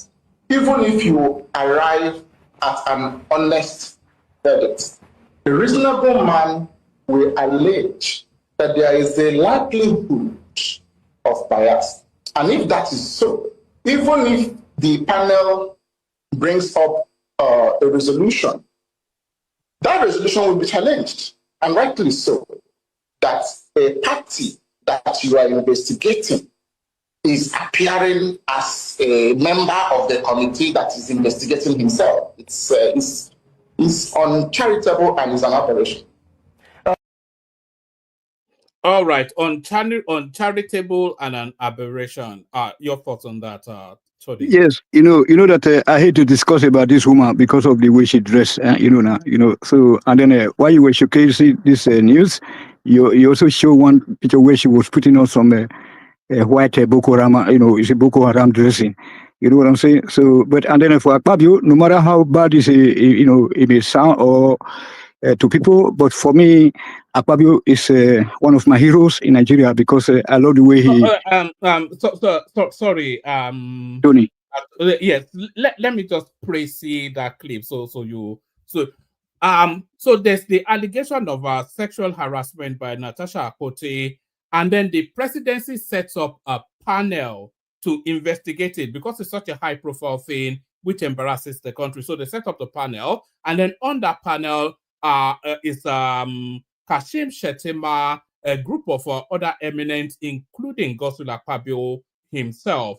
So the outcry then is that Godswill Akpabio cannot be a panel that has been set up to, it cannot be on a panel. Conflict of interest. Conflict of interest. That has been set up to investigate an allegation against him. So that was the outcry. And then subsequently, Akpabio now recuses himself from that panel to step down from that panel. So that was what that clip was speaking to. So do you have any thoughts on that? So not on. I have no thought, because that's what that as far as I'm concerned, I'm judging the people on what they have able to do for the country, the so-called country. So I don't give it that. So sorry, we were not talking about the people. We're talking about a process. I know about this harassment. Hold on. Okay. That's why I tried to explain it again. So we're not talking about the harassment itself. We're not talking about whether Natasha Akpoti is a Muslim or what. We're not talking about the panel that was set up by the presidency. Yes, we're talking about the panel that was set up, which included Godswill Akpabio, and Godswill Akpabio subsequently recusing himself. So we're talking about the process rather than the personalities. The process is like it's gonna be one-sided. You know what I'm saying? Because because as far as I'm concerned, we have rulers. They will just bring out this one just to showcase to the world that we are doing something about it. But behind the scene, they will not let any justice take place. Look at the election that took place in Edo. You guys, you saw how that campaign went, how that guy was unable to come out, how he was unable to speak to the people, whether English or in Edo language or Yoruba language. He was unable to speak any of the Edo languages, But at the end of the day, they still say that guy won. And you see how everything is just crazy. Look at what is going on, in Edo State. They are demolishing instead of repairing. They are everywhere. I mean, everywhere is chaos. That means it's so. And what kind of justice? Do you have justice? They look at what they did at the election petition tribunal. Even though that you, as one man, went to Mo, you made a lot of topic. You made it a topic here. This campaign time when this guy was unable to come out to speak to the people, he can't even speak. He couldn't even present, the budget. Nothing, This guy is. I mean, the system. There's no system in Nigeria for no president is a ruler. So if he set out any panel, the panels go to exonerate Akpabio. But meanwhile, I have nothing against Akpabio. I love him because of the good job he did for his people. You know what I'm saying? Assuming that we have people like that in your state, in Edo State, then I will not be crying right now. The whole place is in that state. Sorry for digressing or diverting. If you look at the achievement of that guy, even this Akpoti, Natasha also, that's the same thing she did also, but only because of that is her dressing that for me it's so disgusting. You know what I'm saying? I just, such a beautiful woman just went bad. Like the Jamaica would say, good man going bad, good people going bad. So that's why yesterday I described those people as legislators, all of them, including Akpabio and Akpoti. So as far as I'm concerned, there's no judiciary in Nigeria. Look at somebody that the guy that somebody came to attack in his farm. The guy was able to overpower the attacker, and now they are sentencing that guy to death. Yeah, woman, you need to look at everything, all things being equal. The country is not functioning as a country should function. It's a totally lawless society. So, but at the end of the day, so I will not be judging people based on their individual, achievement, like Akpabio, Donald Duke of Akwa Ibom State also. These are great guys. You remember when we were young, these people were our cooks. Now Ete, all those Ete, even this so-called administrator now, that name Ete now for Benin for Ibadan, and they cook for us. And they carry us to go school as kids. So, but today they are the best, most intelligent people in Nigeria. I can't believe that. If you need to do a documentary on Akwa Ibom, go to Akwa Ibom, you see the development there. Every villages are linked up. You know what I'm saying? And then no rotting houses with rooftops. All this decaying rooftop that you see in your state, in Edo State, in Odo State, all those places. So it's a shame to us. That's why I don't want to discuss about them. As far as I'm concerned, Wama, there's no government, they are rulers. That's it, sir. Thank you very much for allowing me to speak.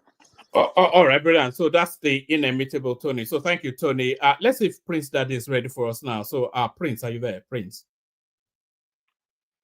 Yeah. Hello, one man. How you doing? I greet you, my brother Prince. I greet you, sir. How far? How about you? I did. How you doing? Okay. Okay, I see you. All right. All right. So I agree to as well. So thank you, Prince. So yes, the conversation. I thought what Wike said was fair dues, as we used to say back in the day. That look, they have to be clear on our zoning now before we get into the throes of it. So is inviting his party to come out to state categorically that the presidential ticket of the PDP will be zoned to the south. So are you aligned with them, with him in that? Let's start it off from there, Prince. Yeah. Hello, everyone. Like, share, and subscribe, and love the show. One man. That statement or that position was quite clear. About 3 years ago, and nothing has changed in Wike's position on that matter. I mean, was that not what was fighting for before the election? And that's what he said. Remember the phrase or the slogan, "IU must go." IU must go because you can't have a northern chairperson for the party and another candidate. I mean, so Wike has been consistent and quite affirmative on the position of zoning the ticket to someone, especially from the south. He knows quite clearly that that's why he was so energetic, and he put all his resources and fought so hard to maintain the PDP party. Hopefully, when the time comes, it will be zoned to a southerner, and it would be the beneficiary of such zoning. But it was outwitted, I would say. Not so well, somewhat, because most of the eastern candidates on the party did not go strong before him, and there was a debate back then, and Atiku's rebuttal, or the people like Reno Omokri and Dylan Mamadou that supported Atiku, they were quick to say that zoning thing does not apply to PDP in that regard. That their zoning was more a party-focused zoning, as opposed to a national interest zoning, meaning that, well, yeah, the APC thinks it's a southern person's turn, right? But in the PDP, so far, it's still a northern person's turn to be zoned to. And I think the last PDP candidate was who? The president. Good Luck. Good Luck was the last PDP president, right? You mean before Atiku? No, not before Atiku. I mean, yeah. Good Luck Jonathan was the last PDP president, correct? Oh, president. Sorry. I was thinking candidate. Yes. It was the last PDP. So okay. So what you are saying is they are looking at the zoning differently in terms of the last president rather than the. Is that what you're saying, or am I missing something? Yeah. No, exactly what I'm saying. So that was the explanation. Was quite clear. I did watch Atiku or somebody else made that argument. Perhaps may have been Daniel Buhala. That was the argument, and I was so taken aback, in so many ways which is kind of a right thinking, but we all know that zoning thing is more of a national thing. It doesn't matter what happens at the party level. What matters is which tribe or which part of the country is the president and who's next to come in terms of zoning. And that's what we look at on a national level. But they made a solid argument, and that was the first time I heard that argument. But by that logic, though, Prince, then they can be having a northern candidate in perpetuity until they get a northern president. And I said that before in your show, and that was my point. And I was so like, yeah, I was like, and I've asked that question on your show and to many other people that, so if that been the case, there's no need for a Southerner may never be the president of Nigeria. And how does that even sit with someone like Reno Omokri now is making a 180-degree turn? How does it feel? I mean, how does someone like, Dylan Momodu feel about that? That this guy, they don't care. I mean, based on that logic, I mean, it's very straightforward. There will never be any other person from any other part or ethnic group in that country than a northerner. But that was a slick way to put it. But it's a good argument in court, actually. I mean, it's a good argument. Because if you look at that sequence, Prince, so if they go with that logic, then that logic permits a northerner in 2027. But then when we get to 2031, they can then add on to that, the power should transit to the north. So which then makes a stronger argument for the tickets to still go to the north. So you could have 3 cycles of elections with the PZP presenting a northern candidate, 3 cycles. Yeah, and in which they've done is not what they did with Atiku. Atiku has pretty much been the ticket bearer for the past 3 elections. So that's what it's been. So it was kind of an art of prestidigitation, I would say, on their parts to circumvent. I'm not even sure they're circumventing, because just like you say, it's an unwritten rule. PDP, the PDP's rules or the bylaws is not the same as APC's or any other party. So, and we don't have a national rule of policy in the country that says power must rotate. It's a gentleman's agreement, as far as I know, and that's the way it's been. So that was Atiku's argument for why he was running again. And again, Wike was vehemently opposed to it, and and nothing's changed. If that's what he said recently or today, nothing has changed in that position. So Wike has been consistent, contrary to what others may say. And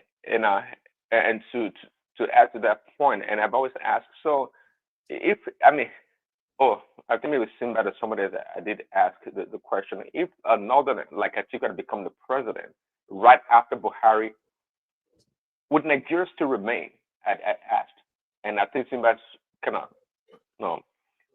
put it aside, brush it off, like, well, yeah, nothing's going to happen. Nigeria will remain. I said, wow. It'd be a very brutal country, but if Atiku had replaced Buhari, then there's every possibility that the Southwest would have aligned with the Southeast in the agitation for that separatist agitation. It would have gotten more. What's actually dampened that Sunday Igboho narrative is because the Southwest has one of their own as president. So if Atiku was president, then what's the point of the country? Then what's the point? And Aboki replaced another Aboki. I mean, what's the point? Then who are we, second-tier citizens then in the country, or Well, yeah, exactly to that point.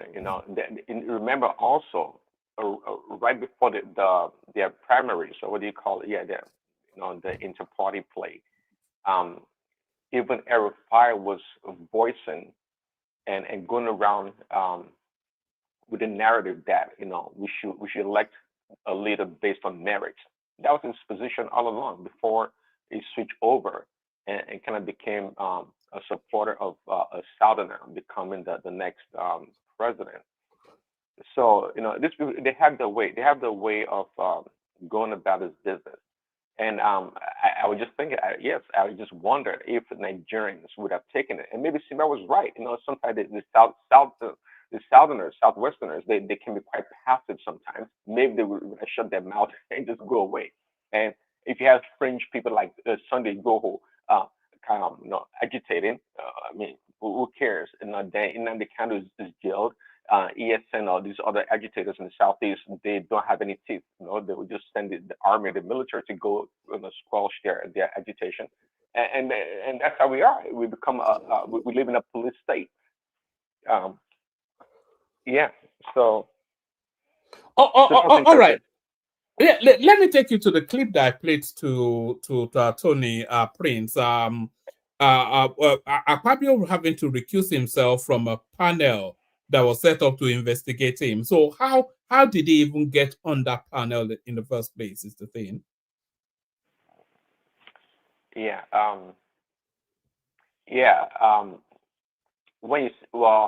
I understood from what you explained right after you played the video. Ask Tony. Yeah, that's a very good question. I don't know why it thinks it makes sense if the accusation is true or false to want to be on that panel that adjudicates his own case. It didn't make any sense. I don't know who gave him that advice, and to what end would he want to be on that panel to do what? It only taints the outcome of that panel's conclusion, and people will cry foul, and it will make perfect sense in the public domain. So I don't know what advised him to be on that panel. It didn't make any sense. All right. It certainly does. It wasn't even. I think it was actually a panel set up by the presidency, which is so it wasn't something coming out of the Senate, but coming out of the presidency. And they included him. And they included him. So the panel was headed by Kashim Shettima, but they included him. What are you making of this Nigeria First policy that Tinubu just instituted into law, local content, whatever it is? They are suggesting that it's a propeller for growth in terms of manufacturing. Tinubu's Nigeria First policy to accelerate Nigeria's industrial growth. Do you have any thoughts on that? Well, I guess he's trying to mimic or copy Trump's model, Americans First. And there's nothing wrong with that. Yeah, there's nothing wrong with Nigeria first. But what does it really mean? I think maybe Tony mentioned it earlier. Are they going to start banning things that we don't currently produce, or things that we don't have the capacity? I think they'll be banning things that we do produce. Is more the case rather than they can't ban things we don't produce now, because they'll be banning things. Yeah, go ahead. Sorry, carry on. No. I've just said that they'll be banning things that we do produce in order then to support local industry. Yeah, that would be ideal. That would make common sense, right? But if I'm not mistaken, during Buhari's terms, there were some things that were banned, or some high tariffs on some certain goods that did not help the common people.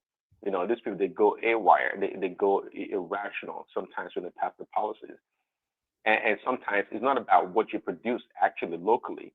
Do we have enough capacity to meet the demand locally is another question. So while we produce, I don't know, toothpicks, but do we have the capacity for more?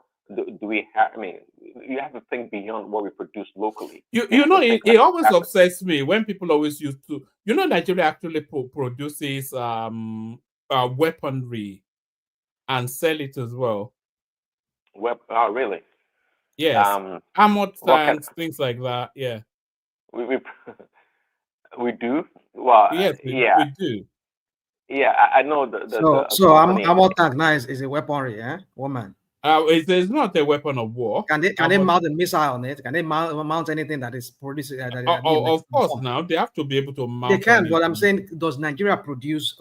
I mean, when you say, weaponry like a missile, I think they produce more. They produce rifles as well. Oh, what kind of rifle? They ain't gone, right? No, automatic rifles, not them guns now. So what are the people? What's the name of the name of the company? I think it's a company in Ogun State. I can search for it. I know the company you're talking about. But he's mentioned that company before. They produce cars and armored tanks, but armored tank is different from producing a weapon that shoots. I mean, like weaponry. You know what I'm saying? Not just. I mean, that's a vehicle. Proforce, yes. Proforce is the. And then Daikon. There's another one called Daikon. If it's Proforce, Proforce does they manufacture armored personnel carrier. That's what they manufacture. But when we talk about mounting real military grade weaponry that you can use. That's what I don't think they do. They still buy from outside. That is more precision manufacturing, and I don't think we do. And if we did, that would be embarrassing that we do, and we can't combat or defeat Boko Haram, all these terrorist groups. That'd be a damning thing on the country. I think Rashomon is right. We don't produce any meaningful weaponry for combat. We don't abuse of one man. We do not. We don't have that capacity. All right. I could go and look into it and come back, but I'm pretty sure that I'm sure, because I've heard that we produce machine guns to some degree, you know.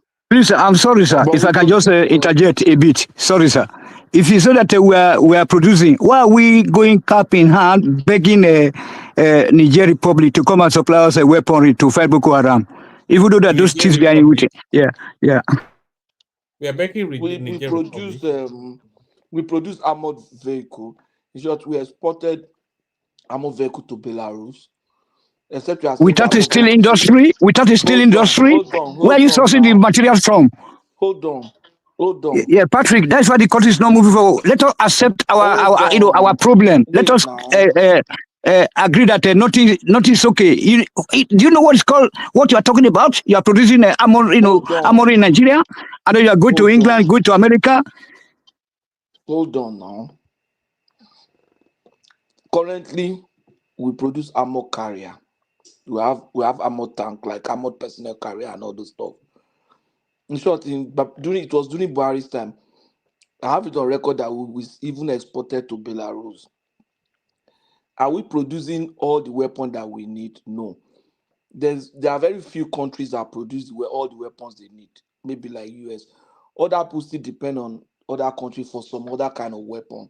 You understand? Even Indians they still import weapon. You understand? You can't produce everything. Except you are telling me that armor carrier is a kitchen. Except you are telling me armor carrier is a kitchen utensils and not a weapon. Well, pretty much. We can chalk it on the kitchen. Yeah, where are you sourcing the material from? Where are you sourcing the material from? Doesn't matter. The point is that we are producing it. No. See, let's analyze it correctly. Unless you can prove that we are producing weapon grade, like war combat grade kinetic weapons, then I would agree with you. But something tells me that we do not, even though I don't know for a fact. I don't think we do. We do not putting a vehicular together because you have some parts that you combine from different sources. And it's a good point. You know, producing weaponry demands steel, manufacturing of steel. So it's not a walk around the park kind of manufacturing. And we're talking about precision grade manufacturing here for precision. Come on, I don't believe that. And if we, again, just like I say, if we do, it's embarrassing that we can't combat Boko Haram if you're able to produce such weapons.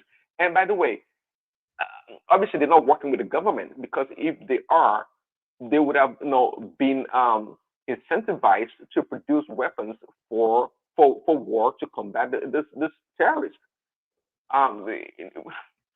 We don't. Hold on. Okay. So sorry. Yeah. I think there's an army corps, the Army Engineering Corps. I think they produce at least battle vehicles as well, armored tanks, those things like that, with a barrel mounted on it as well. Yes. We should have started from marine, all those boats. You know, that's where we. Wama, maybe I will invite you to Germany one time. You come and see those U-boats. You know, the U-German, all those submarines where they built in. You remember that even before Hitler came, they had no panzers in Germany. It was this panzer that they captured from Britain that they copied. Why we not copy these things? Why the Chinese are copying? Why the Indians are copying? Everybody's copying and then doing something. We have got enough places to learn from.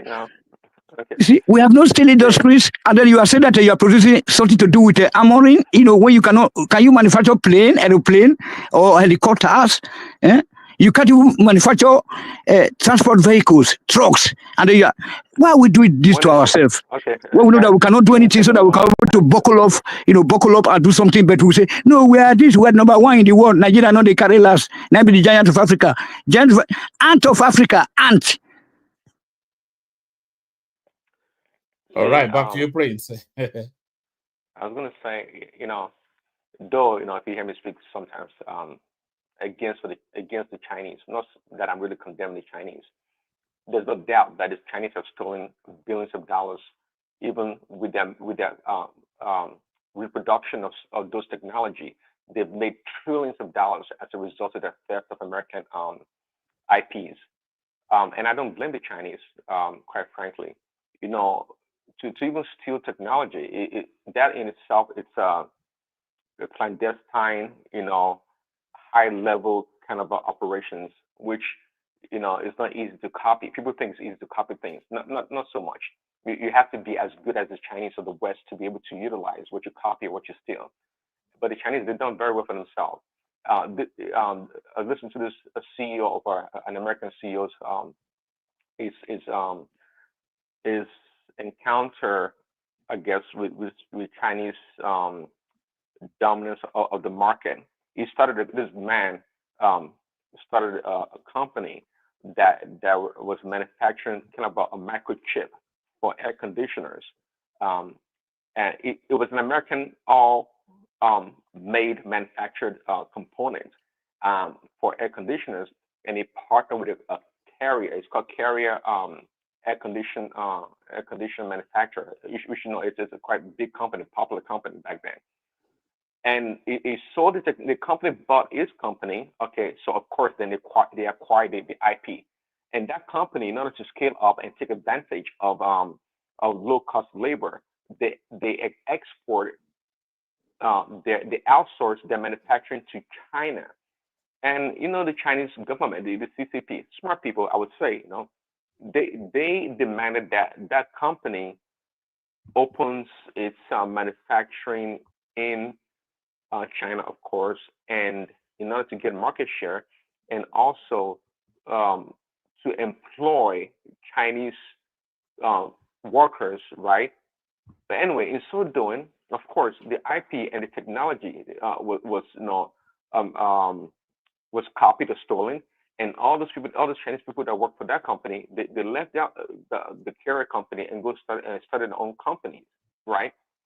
And this is how the Chinese government systematically infiltrate Western companies, steal the IP, their know-how and everything, and go start their own. And by the time you realize that company lost its market share, and they were out of the market because the Chinese they dominated. The Chinese, they don't. It's part of their culture. Now, I went to school. The Chinese guy. It's part of the culture. They take it as an honor to copy somebody else's thing. They don't see it as a bad thing, actually. So, but this guy Kevin O'Leary, it talked about how the Chinese they don't give us, even big or small businesses, they don't give them any chance. A company not too long ago, it's usually an American company. You don't know, but people see China's development and innovation, and they get all the credit. But if you look deep down, not even that far down the hole, you see that most of the technology and ideas are from America. A simple technology, not even a technology, a simple know-how process was developed by an American guy. I can't remember the name of the product. But anyway, the guy sold the product to hotels, the big hotels and whatnot. And essentially what this thing does is that it sticks into the sinkhole and catches hair and other dirt that goes down the drain. Simple stuff. It patented the technology.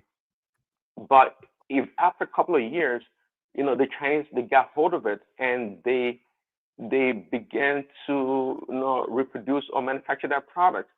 And it's been determined that American companies, after about 5 million run rate, that is the ability to capitalize on your invention, on your R&D, and bring it to market to be profitable. After 5 million, for example, they're out of it, because by the time they realize, the Chinese and others, they have like 14 or more copies of such products in the marketplace without the authorities to do so. So these people, the Chinese, they made a bunch of money, so much money doing all these things. We Black people, Africans, we can take advantage of it also. We have a large market.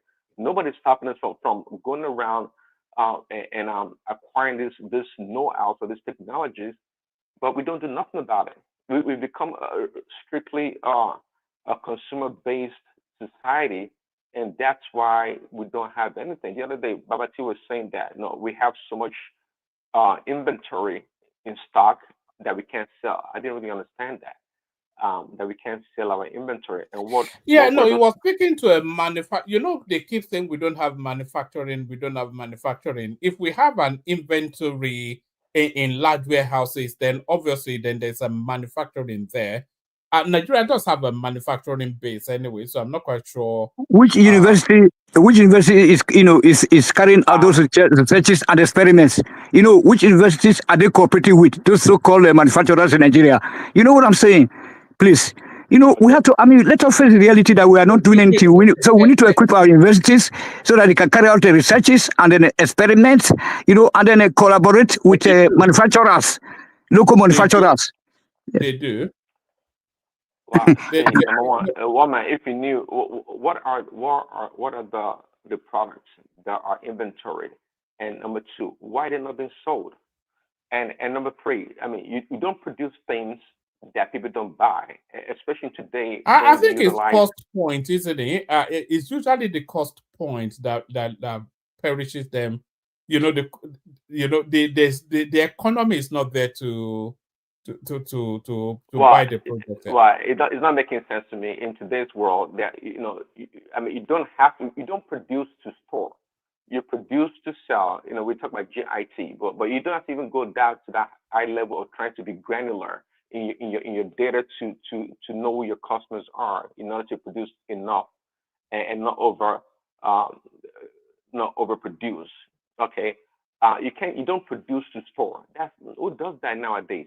You produce to sell. You should have a pretty good idea on the demand side of your wholesalers based on the demand of your product out there by the consumers. So it's kind of a funny story. I don't know if I believe it. And by the way, because of your holding costs and your order costs, there's no need to produce and store things. You're still losing money. So whatever that thing is, you better push it out the door and take a loss. And move on. Who stores and keep? Are they keeping this? Unless they're keeping gold, are they producing these things because they're going to appreciate in value in the future? I don't think so. If it's consumer product, it's more likely to depreciate, and obsolescence tax and all these things are going to come into play. So this story is kind of funny. Prince Daddy, first of all, let me say something before you continue. I'm sorry. Sorry, say that thing, but let me hand over to Patoski. Why do you want to bail out now, man? Now, why do you want to bail out? Mufelo Sunina, and I know that you are comfortable amongst each other, the people here. Okay, it's okay. All right. No, there's not. You just wonder why you always like to bail out when it's not. I'm bailing out because it's 3 a.m. here. That's why. That's why rational mind. Yeah, it's also 3 a.m. It's also 3 a.m. here. Yeah, so there it is. But you are in bed already. I am not. No, I'm not in bed. Though. I'm sitting in my winter garden. All right. I have not even I don't want to know what the metaphor that is for. Yeah. Don't take me to deep waters, Tony. Yeah. Let me bail out. Patrick will shut it down. Thank everyone. See you tomorrow. Good night. Good night. Yeah. But back to the conversation. But we're talking about Wike saying that just for the purposes of we're talking about Wike saying the PDP ticket must stay in the South and PDP has to come out and say it. So that's the real hub of the conversation. But anything else you guys want to talk about? Sorry, carry on, Prince and Rational Mind. Prince. In fact, I just remember what I wanted to say before you left. It's okay if you can hear. I did a research on the Proforce and Dicon. Is it Dicon or Dicon? Yes. The Dicon, they produce machine guns. I saw some of the product. If those things they listed on their website is true that they produce them, yes, they produce machine guns. And the Proforce is more like they produce military hardware, like when I mean military hardware, not like the weaponry kind of, they were like guns and things like that, but like personal effect, like military personal effect, like maybe they're wearing some kind of mask and some body armor and things like that. And they produce at least satellite system. I don't even know who gave them that kind of, who gave them that technology to be producing satellites. I don't know. And then they produce intelligence gathering, some kind of computer or things like that. That's what they said they do. But some of these companies they just list some kind of things. I don't think I don't know. But let me not say that. But if what they said they are doing is what it is, because I know they sold some MRAP to Burkina Faso, and they sold some to to Niger too. Some country has been buying some of those armored personnel carriers from them, which is a good thing. Also, I think they sell. Sorry, Rational Man. Which good thing when you are going to South Africa to beg them? You are going to England, go to everywhere. If you yes, it's okay. I mean, we are not producing anything. Let us accept that. You don't. It's not everything you have to just do your own research. Go do your research. I don't believe for book research. I want to see something on the ground. Go online. Go on their website. They have all these things on their website. Okay? So you see, one thing about me is if it's not something I'm okay with, I would say I'm not okay with. But at least for what I saw, they are producing something. But I think they could do better.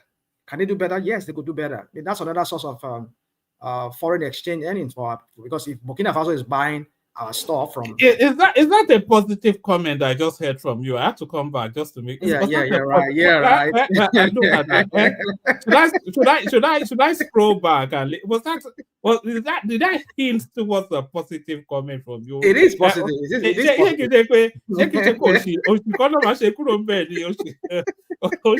This is not Tinubu's making. I mean, Proforce have been there before. Daikon has been there before. Even Tinubu came into power. So what are we talking about? All right. Let's not. Is that the first? Is that you hinted towards something? Is that the first? Is that what? I said, is that the first? That was No, I'm saying yes, worry does as much now. Who does it? But what I'm trying to make is I will speak of things when I see something that is. That was Boo Boo. That's what Boo Boo. Yeah, it was Boo Boo that they did. So give credit to the old man. So that quickly. My point is this quickly. So there's another thing I wanted to say real quick. There's a question to you, Prince Daddy, but I think I forgot what that question is. But one man let me forget. But what I'm just trying to say is that yes, they sell some of those things. We could make foreign exchange from that. Do I mean that I'm after? I like war. No, I'm not. I like people to fight war, but sometimes you just need to get yourself prepared. Our army, our police, like here. I mean, Babati, Prince Daddy, you can attest to that. The local police departments here, they use U.S. made most of their fleets of cars. It's U.S. made. Either Ford. That will produce those cars. It's mandatory.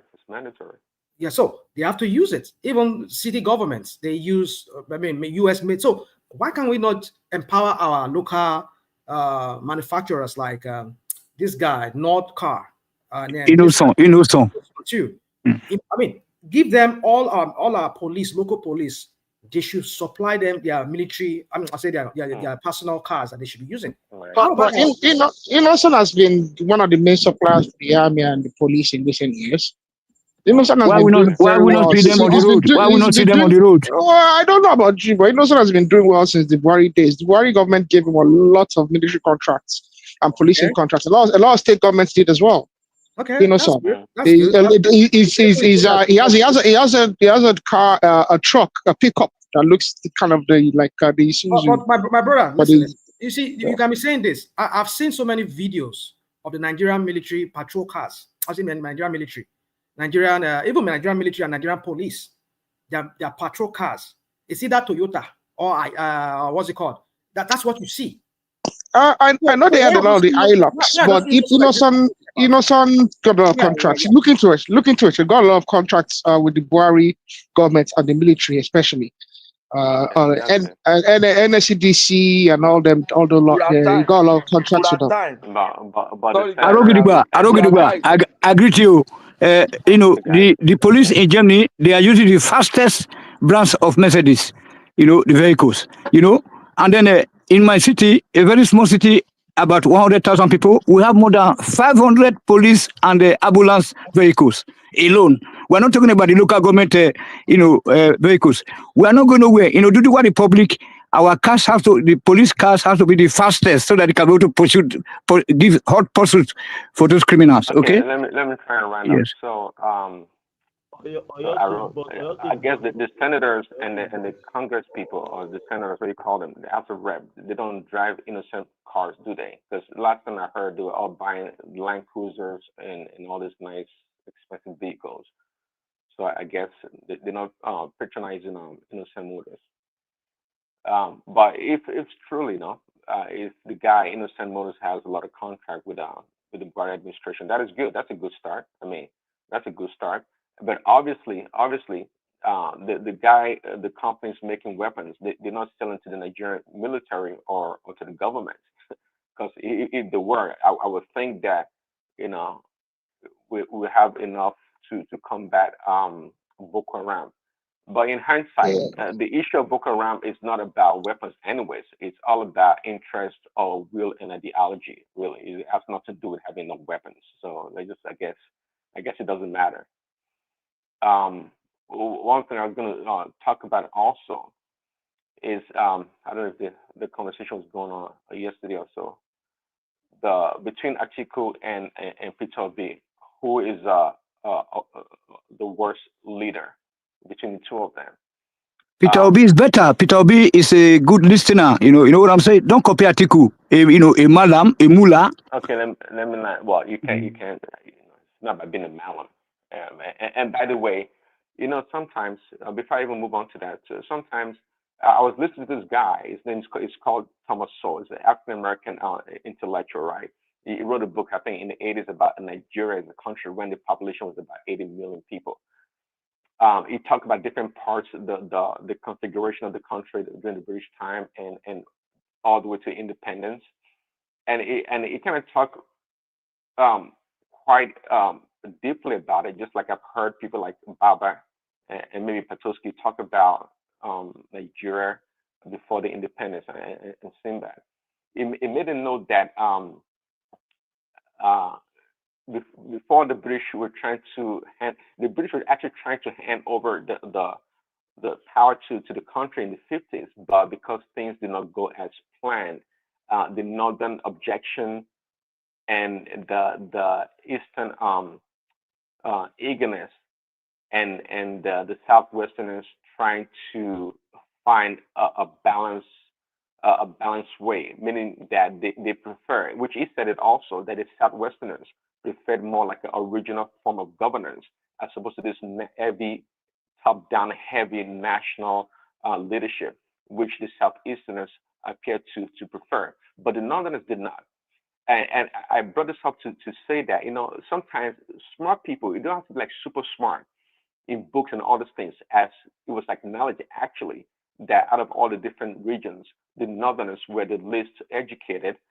They had less personnel in the workforce, in the civil servants workforce, and because they embrace more of the, I guess, Islamic way of learning and other things. So they were quite, even though they claim to have the largest population amongst the three major ethnic groups, the northerners were less educated, less in the professional fields and whatnot. But when it came to the time of independence, they were the objectors, if I can call them. They didn't want to. They wanted the British to continue. Why? Because they recognized that they, as a people, would be in a disadvantage if power returned to Nigeria as a country, and they rather preferred the British to be in power and work with the British than to have the Yorubas or the Igbos gain power and rule the country, which is kind of smart.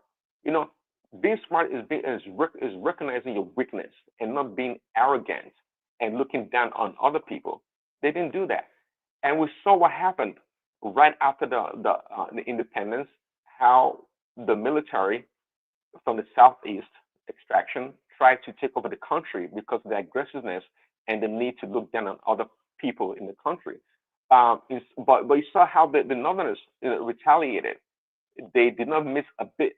They came back, asserted their presence of dominance in order to dislodge the coup plotters. So we pride ourselves a lot in the South as being educated, this and that. And I would say a well-educated Northerner, sits or has an equal, it's equal in all ramification, in all respect to a Southerner. Even though in terms of in number or percentage, we are higher in education and whatnot, but a Northerner is super smart and they know their limitation. A smart person knows his or a limitation, and they did back then to show how smart they are, even though we like to look down on them, and some of them on this panel like to call them melons and all this other derogatory names. There's no place for it, because you over these years, we in the South so smart we can't defeat them. They're smart, it's not because they're so united in the North, but they have a more cohesion in terms of the way they operate and do things. We are too aggressive and impatient in the South overall, and that's why we find it so hard to defeat the Northerners. And the only thing we do now is call them flying terrorists and point fingers and this and that, but we don't look inward to our own failed approach to the matter. Simply insulting them does not solve anything. They are smart. They're equally as smart as we are. So to this point, credit again to the Northerners for recognizing that weakness and not wanting independence right away. If they had gotten independence in the 50s, who knows? Maybe they would have been way down the drain. But they waited and they waited to the 60s at least for the independence to materialize. Peter B and Atiku, I think I've drawn my own conclusion. You guys can draw yours also. Atiku, to me, if I'm not mistaken, he has contested 5 times to be the president of the country, and he has failed 5 times. So to me, Atiku is 5 times as worse in terms of ratio than Peter B. At least Peter B did it once. But Atiku has been a much better position. He's been the vice president. Was he a governor 2 terms? He has resources. He's controlled a major part of that country on the highest level. But at every time he gets the opportunity to run, he always bumble. He always, yes. Sorry, I just want to interrupt you. I want to ask you a question. Despite the cohesion among them in the North, how has that translated to prosperity, or has that helped that region to prosper in that union? Because sometimes we come here without this. The Northerners are very good players. They are one Northerners. They support their own. With all this support that they get from themselves, or they all vote in one direction. They all sleep and put their head in one direction whenever it comes to election or politics. How has that prospered their region? I will help President to answer that. Okay? President, hold on. Can I say something before you take that response? Okay. Before I give you a response, can I say this?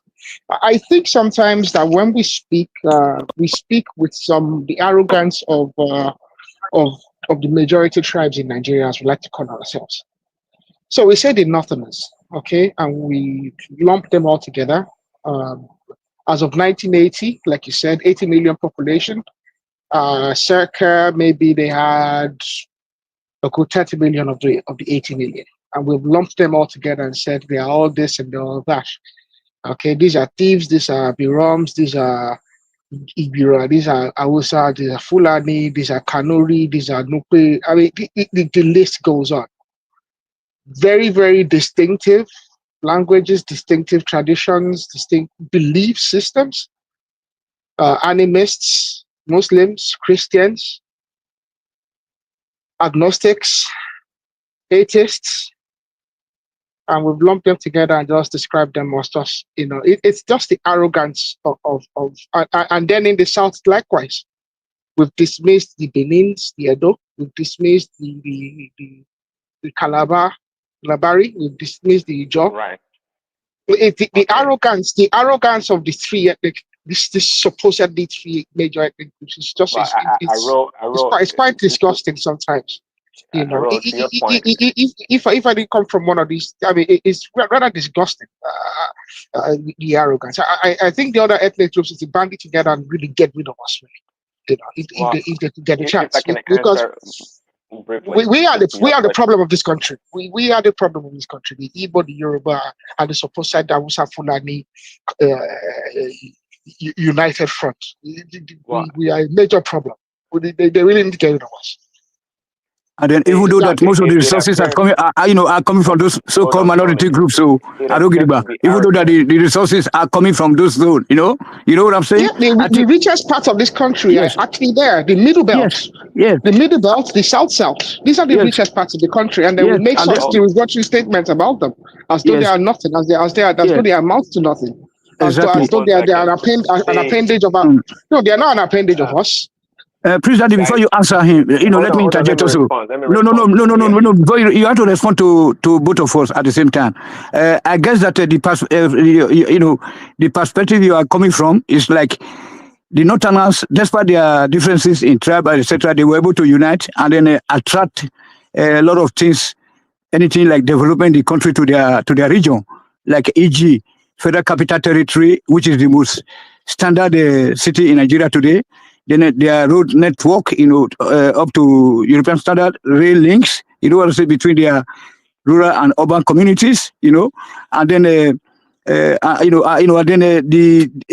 defense academies or everything they were able to. I mean, they are, they are so united. They were able. They are so smart. Really, they were so smart until now when Tinubu is teaching them, how to play politics. Thank you.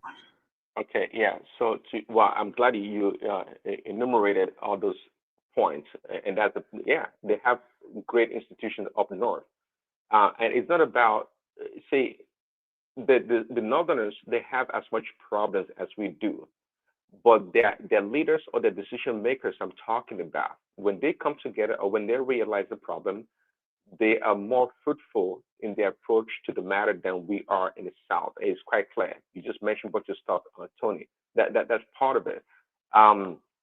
So just like I said, it's not about. I said if Rushman heard me earlier, I said if you compare an educated Northerner, to me they sit at equal par with a Southerner. That was my point. I did mention that in terms of percentage of numbers. Yes, we are greater in the South. But if you sift them out and bring out that top people, they match us. So we can't be arrogant about that. And so at Rose's point, I went to school in Nigeria, in Lagos. It's not an issue of being arrogant. Maybe right now it has morphed or translated to be some sort of an arrogance by the major tribes. But when I went to school, we see this. I know about the thieves, the BB and whatnot. They were just like fringe some tribes somewhere in Nigeria. But we only majorly talk about it in the Wazobia. That's what we talk about. And you'll be surprised. More than arrogance is about education and indoctrination. When I was growing up and I was trying to explain to Mike, he didn't get me. Not because I did not recognize other tribes, but for example, I went to school with people with different backgrounds. But the people that I maybe come from the South Side, I didn't know what South Side was actually. If you are, I guess if you Calabar, this and that, I just group. Even if you're a thief or whatever, I group you all as Southeasterners. That's where you belong.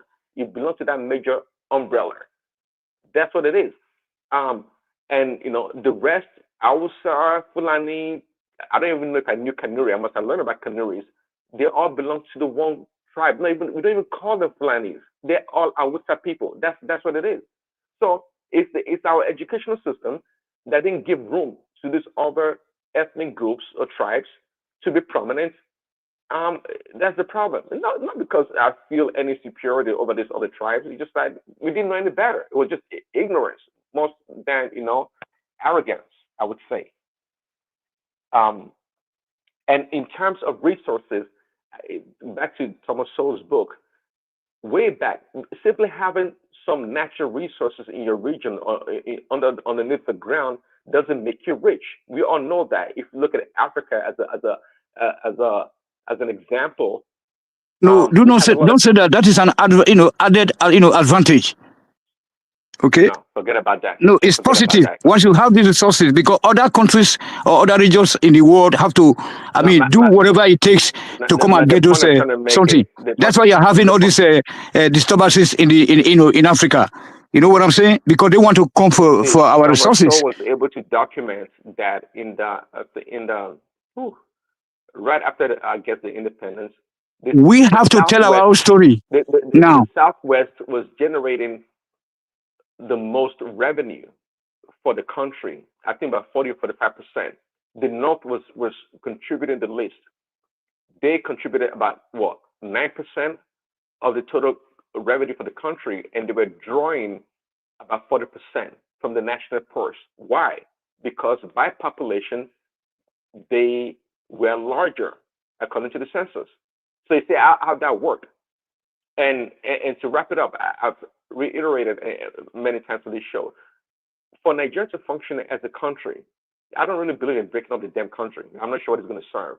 But for Nigeria to function as a country, we need to define strictly the borders of each state and contiguous states and enforce a level of immigration not based on discrimination, but based on the need to control your resources and manage your infrastructure.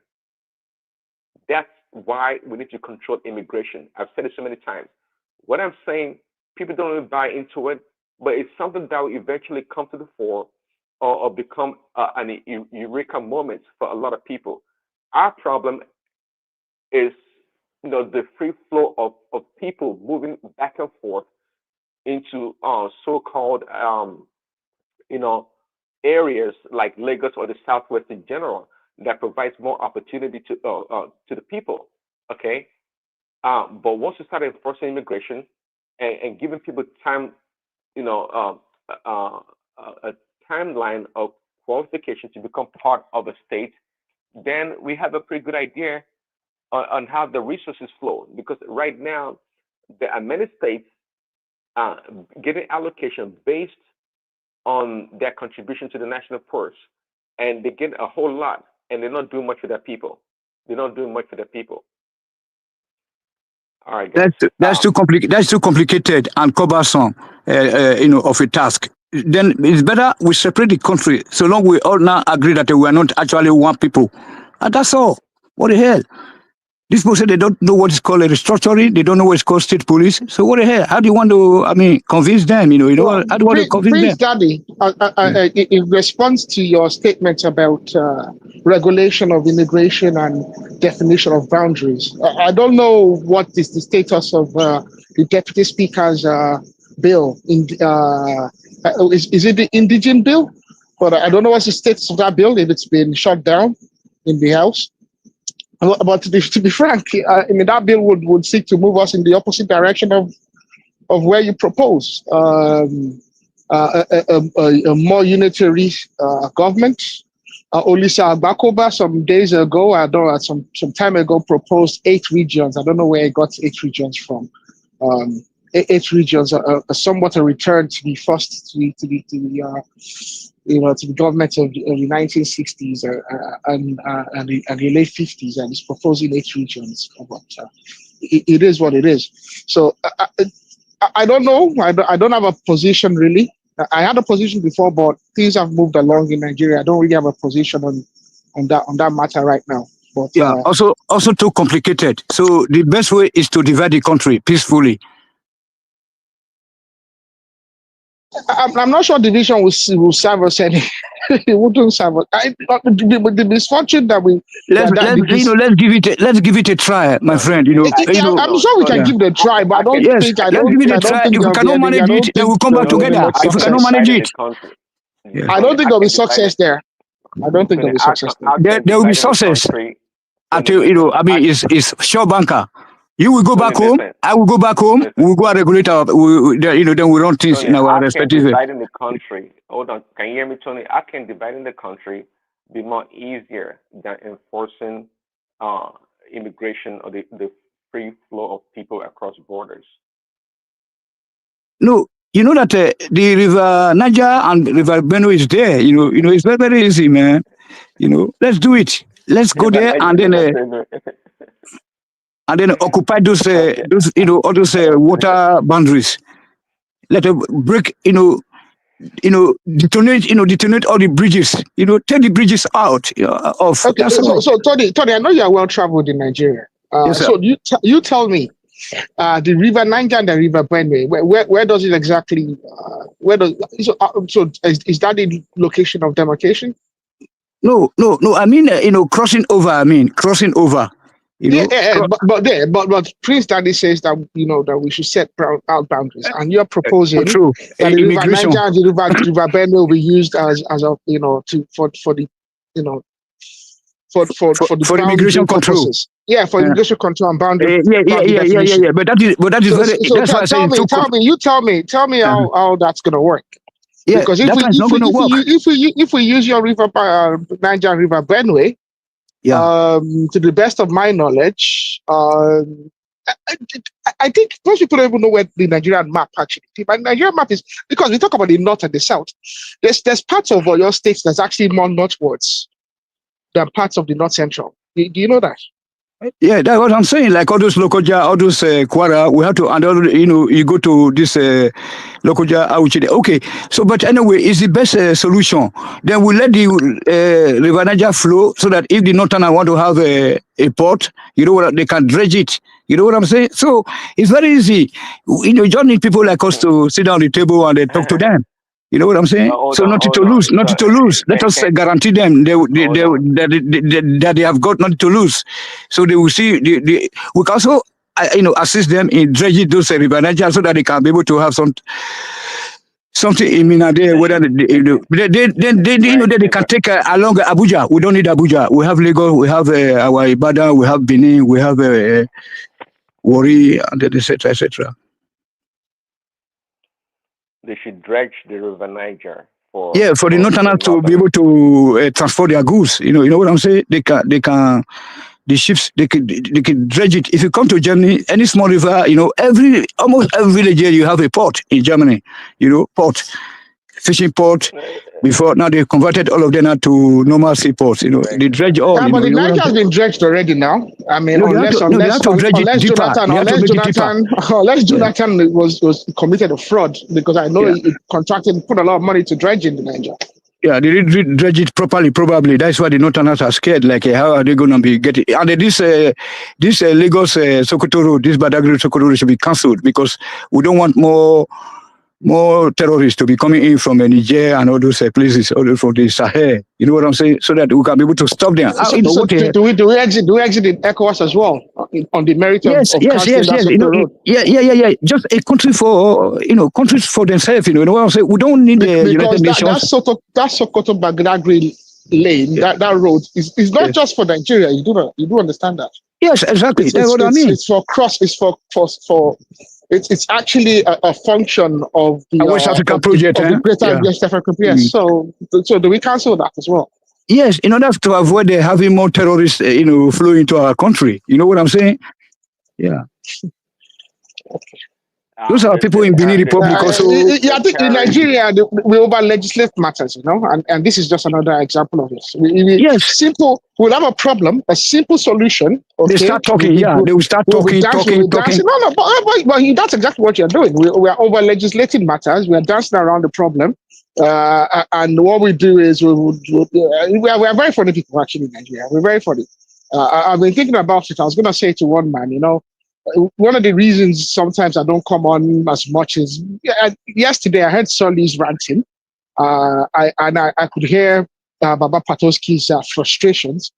I think we spend so much time complaining, bickering, and this and that. We see the problems. We can. Patoski, let's Simba in. I think it's in the background if you're there. And then we'll be there dancing around the problem, dancing around the circles, The likes of Solly will be complaining bitterly. He has not proposed any solution. All he sees is just the problems. And then Mike will be talking about some people by definition and by they see problems and they solve it. I don't know what's wrong with us, really. I don't know. But one thing that we are very good at lately, that I noticed we are very good at lately, is OMBs and parties. Oh, Jesus. When it comes to parties and OMBs, we are very good at it. We break records. As a people, I don't know where we are going. We need to really sort it out. We need to get our acts together and sort it out. But Arogidwa, my brother, when I was submitting, making my submission, you were in there. What I said is that now that we agree that because this rotation presidency, it's a big problem because it's already shown that we are not one people. You know what I'm saying? So instead of to keep doing this after 8 years again, then 16 years. 32 years, etc., etc. What is the point? You know what I'm saying? Tony. So let's all just share the country. Tony, I know you're a champion. 1 second. Sorry, Tony, you're a champion of go ahead, Patos, if you want to start. Okay, Tony. Yes, sir. You are an engineer. I know you. Yes, sir. You are an engineer, and you be running very big company, but in the technical area you are doing very well. With our discussion, the things how do you know? How do you know you're doing very well? The modifications and everything. Why you no go add value to Nigeria? Don't you know that if you want the country to progress, you need the technologies, you need the engineers. You are there speaking grammar now, abusing everybody in Nigeria, whereas you are in a position that thing you told me about. Do you know that if you take it to Nigeria, do you know the market for it? The kind of huge market for it. Can you hear me? Yeah, I can hear you, but not be where our bush be occupied by one section of the country. You can see excuse. You can see excuse. You can see excuse. A fantastic excuse, a very fantastic excuse. Can you believe it? Before they occupy the bush, you just started existing, Nabi. Before they occupied the bush, what did you do? But now that they have occupied the bush, now what do you want me to do? We need to talk in the background.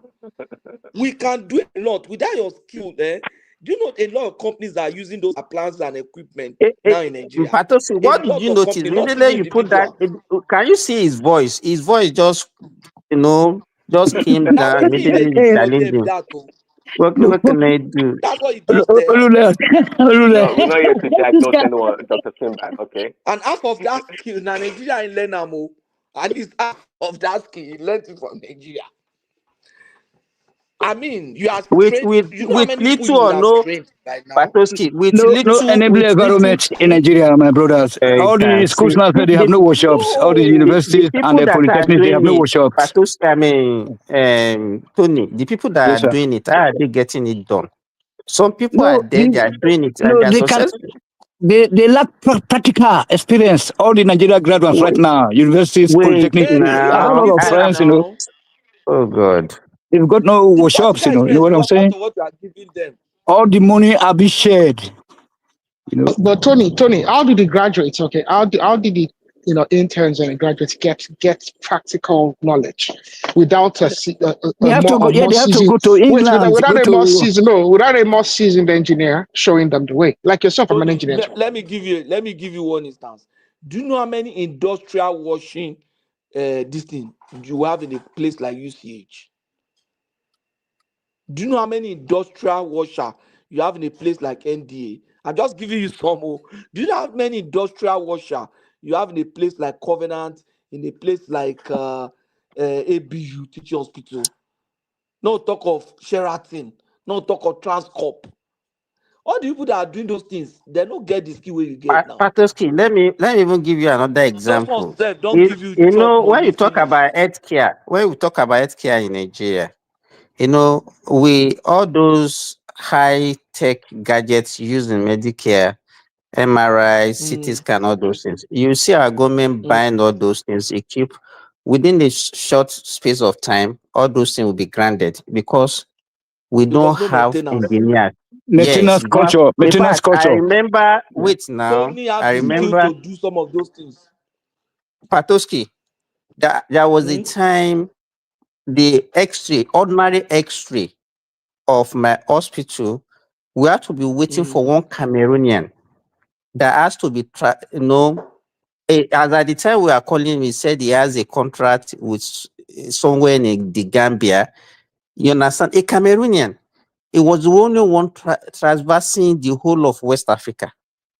You can see if we have people in that yeah, exactly. How many X-ray do we have in that country? How many CT scan do we have in that country? How many MRI that we have in that country? Some of them are not even working because they don't have people that can maintain them. You understand? Now money those things though. That And guy should will I tell come you to one thing? Should I tell you one funny thing? One of the he will easiest bill things you to guys. do. Should I tell What you are one you thing? saying? The The guy will just, and training, it's not some of them. It's not the training to be compliant in the maintenance of all those. It's really not anything particularly stressful. You can Do you train know? anyone that has Let me tell you a this. school cert can be trained to do this. Arogidigba. You know, some of these things, they are not even, most of the problem they used to have are software problem.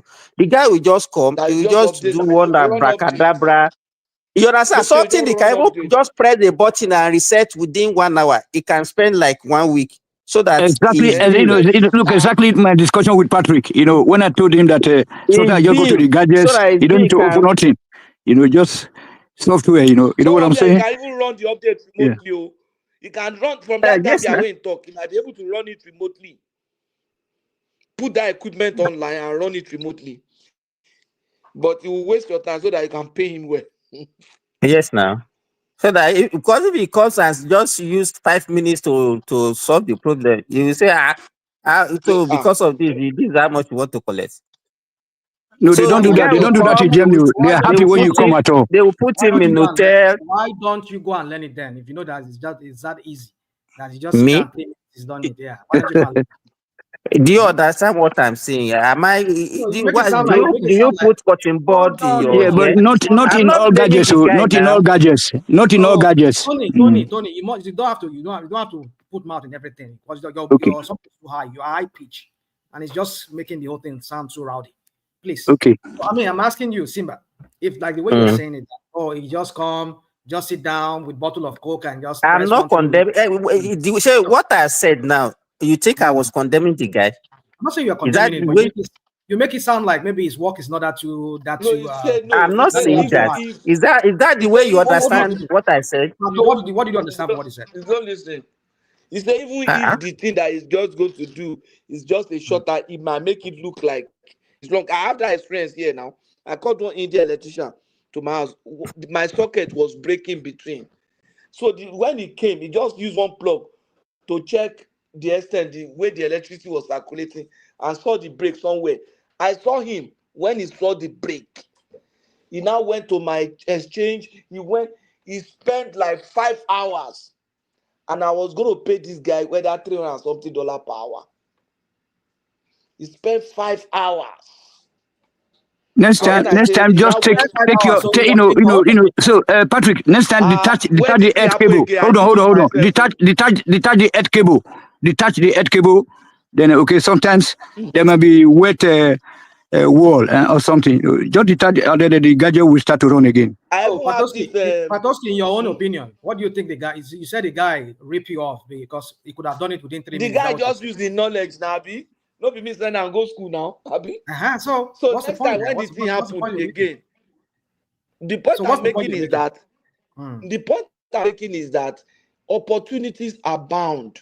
That's what we are trying to say. I paid him now. And next time when I like him.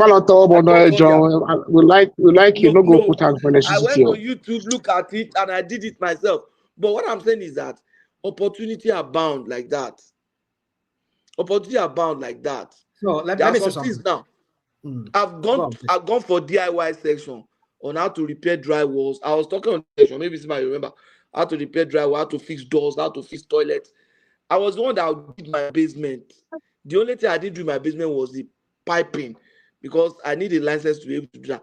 But all the other fittings, my kitchen cabinet, I did them. This is a skill I've learned on DIY through Home Depot, through other things. I can go to Nigeria and use it. I can go to Nigeria and use it. The question is this: you see, I know you said you learn it maybe on YouTube, Abi, or by learning, right? Now let me say, YouTube is never correct too. Okay, I went for a DIY training. So what is DIY? I think the training do it yourself, cost me about 1,300, but I had a discount of like 400. Okay, let me ask you a question. $900. I'm going somewhere with this. Okay, 5-day training. So who organized it? Yeah, it was one company like that organized it. Okay. The guy is just like Tony now. Let us now talk. Let us now speak. The guy is a British guy. Came to Canada. Hear that part. We don't hear that part. Now, let me explain. We don't hear it. We understand what you was the guy. So the guy came and set up his own company as a carpentry, was doing construction, but now he's old. He just felt let him set up a training institute with all. Instead, now that he's old, he doesn't want to be doing major construction again, and he's getting a lot of people. Even my son now, I want him to go there.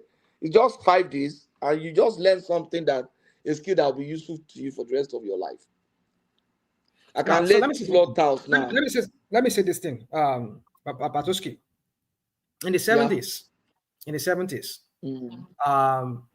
the federal government had, I think, starting with Go On, and I think this guy's time was short-lived. This man, Mohammed. So then Obasanjo continued that policy, kind of. There was much emphasis on technical skill, technical education. We have so many. We saw a proliferation of technical schools during those periods. I tell you, back in the 70s, woodwork. There was an effort to encourage Nigerians to start learning to. That's where you talk about. But then we talk about carpenters, not the carpenter that will make a shell. That word is used colloquially to refer to anybody that works with wood. They call them carpenter. That even somebody that make a poti, we call them carpenter. Somebody that makes chair, carpenter. But the real sense of a carpenter, like you and I know here in America, carpenters, they build a house, they build a home. They will build a home for you. Some people call them framers. We call them framers here. Yeah. My point is, they taught me framing in that. They taught me an aspect of framing in that program. So, but my point is that now how it's done here is that some local jurisdiction here, when I mean local jurisdiction, I mean local government or like counties or cities, because they know how impactful that could be to their local economy. They will create.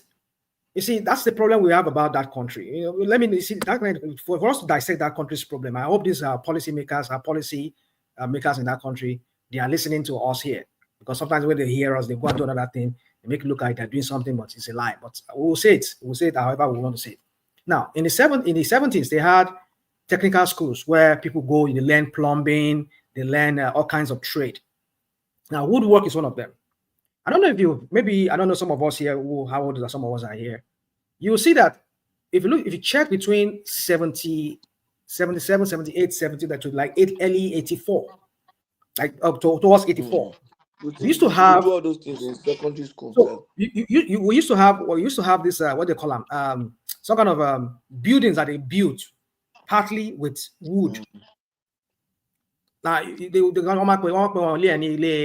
all this how did they call it? Even bamboo. The use of bamboos was even they more. Use wood to even do decking.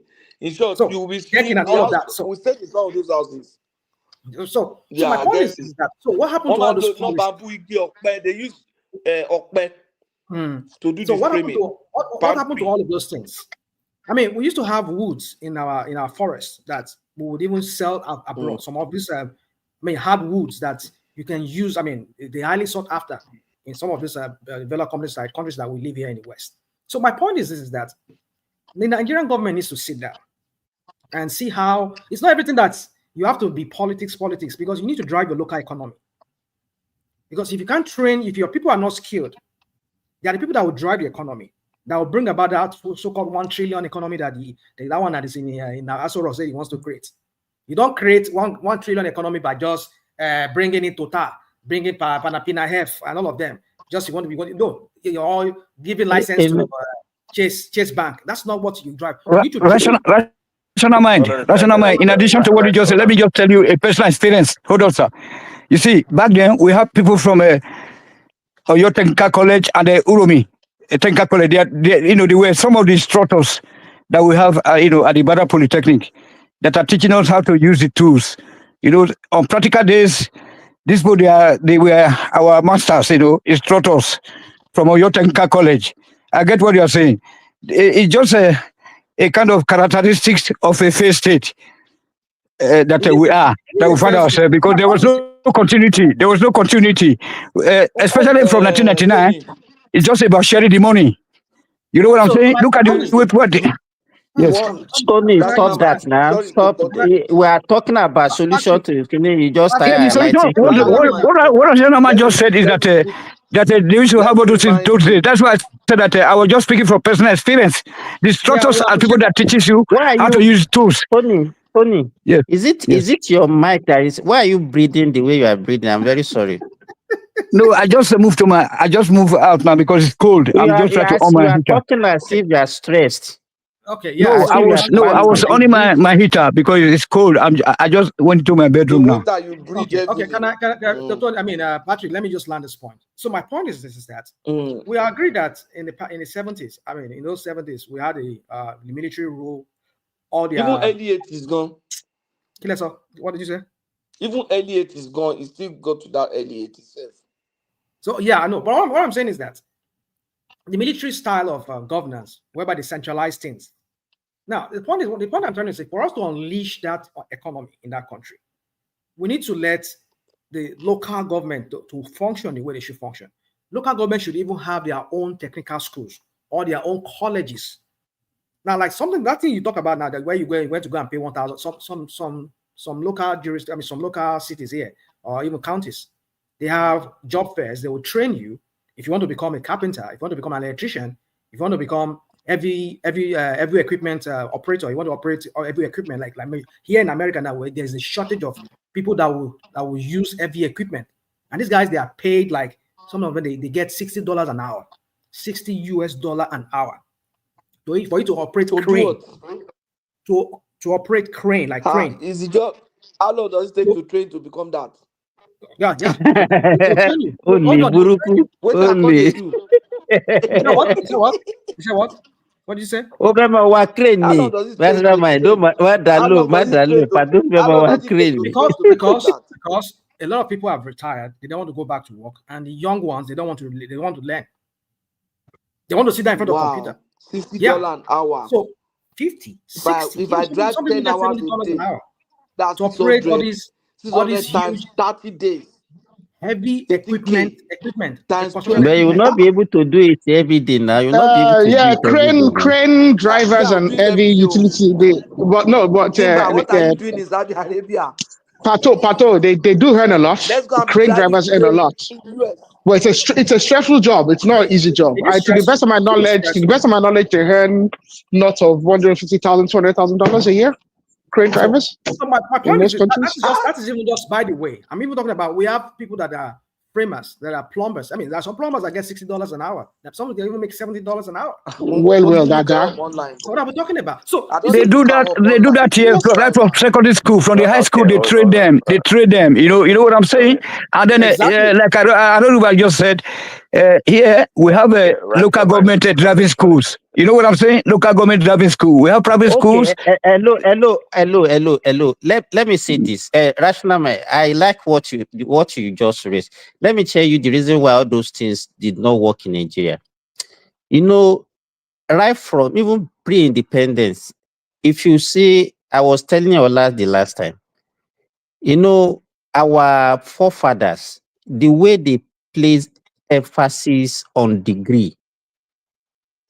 I could remember my father used to tell me that in the 40s, when Nnamdi Azikiwe was the editor of West African Pilot, they used that newspaper anytime any Igbo man come back from maybe UK getting a degree, they will put it on the newspaper that, okay, this was also person from our region that just gotten this. Because of that, the Western region also floated their own.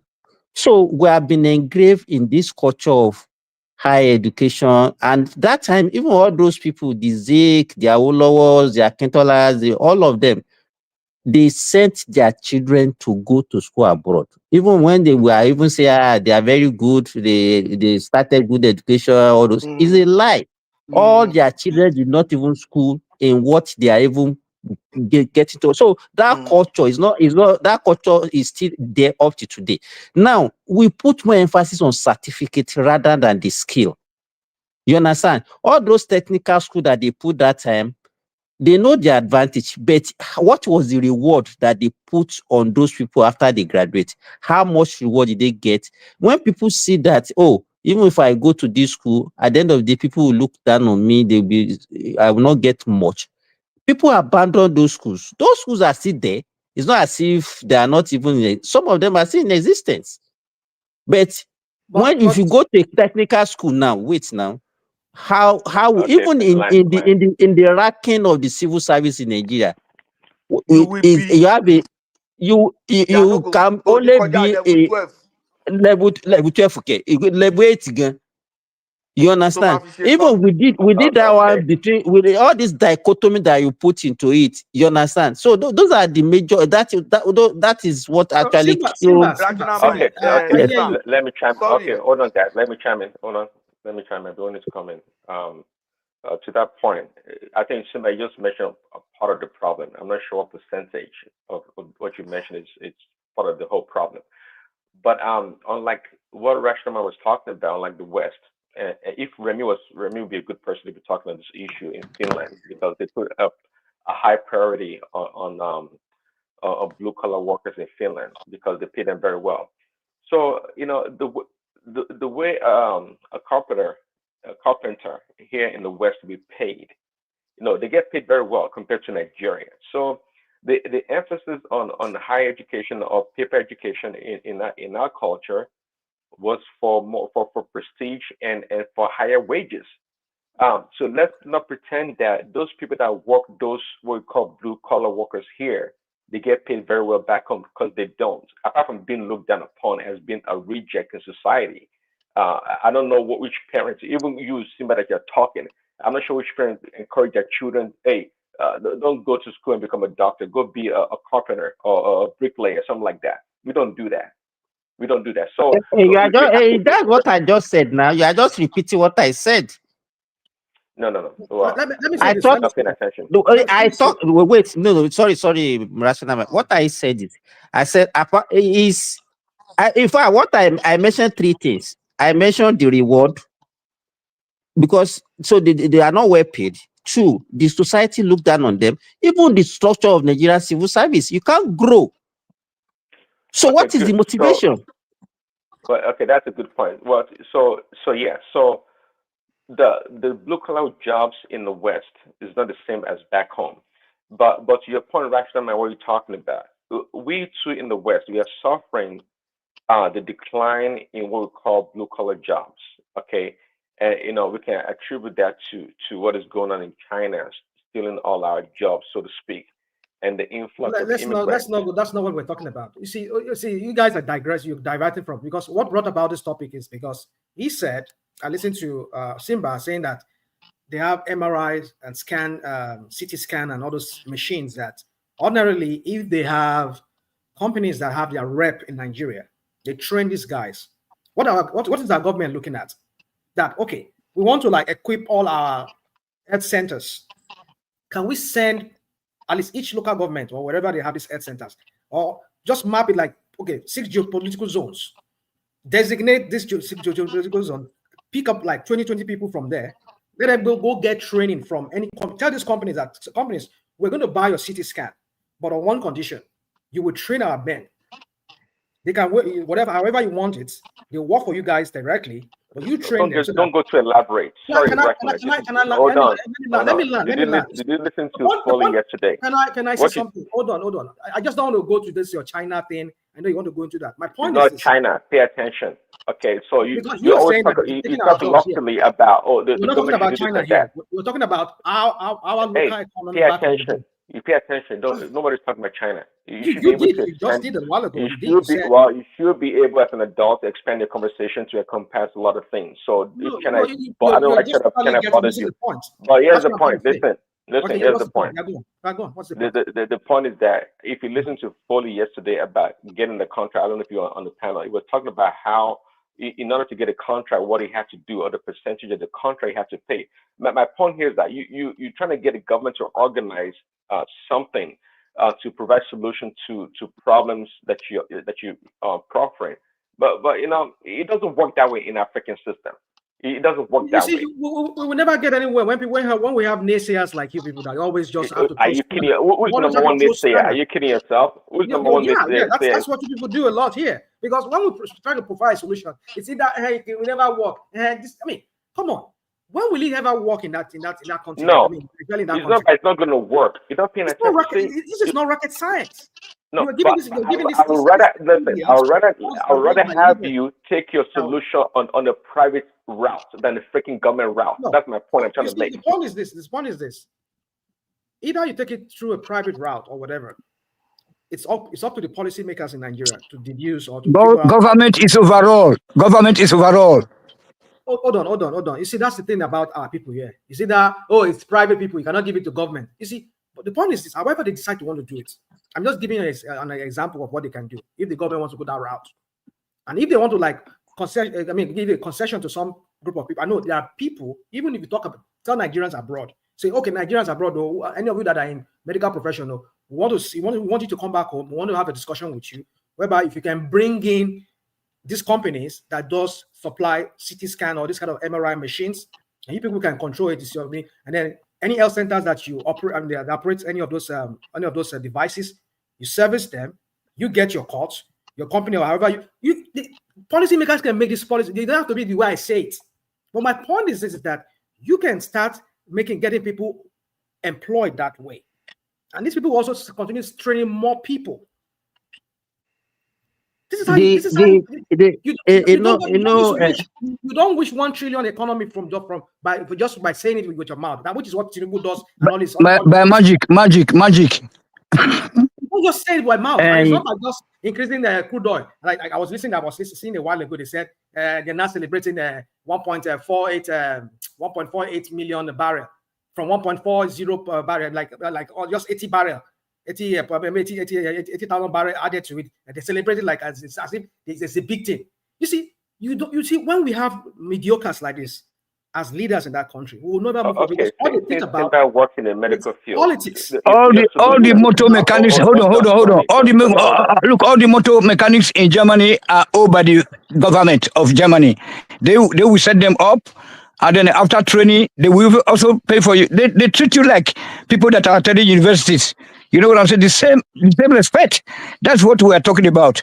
So we have to take everybody like equal. Those, because hold on, sir. Because at the end of the day, these people provide you services. Even if you are an engineer, you are a doctor, these people that are carpenters or road mechanics, they are the one that are going to provide their services for you. So that's why the system of black people is quite different. So like you guys talking about a degree, yes, I'm a bachelor degree holder. If you're from Polytechnic, you're not recognized. You know what I'm saying? But here in Germany, road mechanics and engineers, they belong to the same association. They call them IHK. You see, so all so they call them union. All the whether they are engineers, they are mechanics. Yeah, that's what we're talking about. So before we once people are treated equally, then they will buckle up and do their services to the country.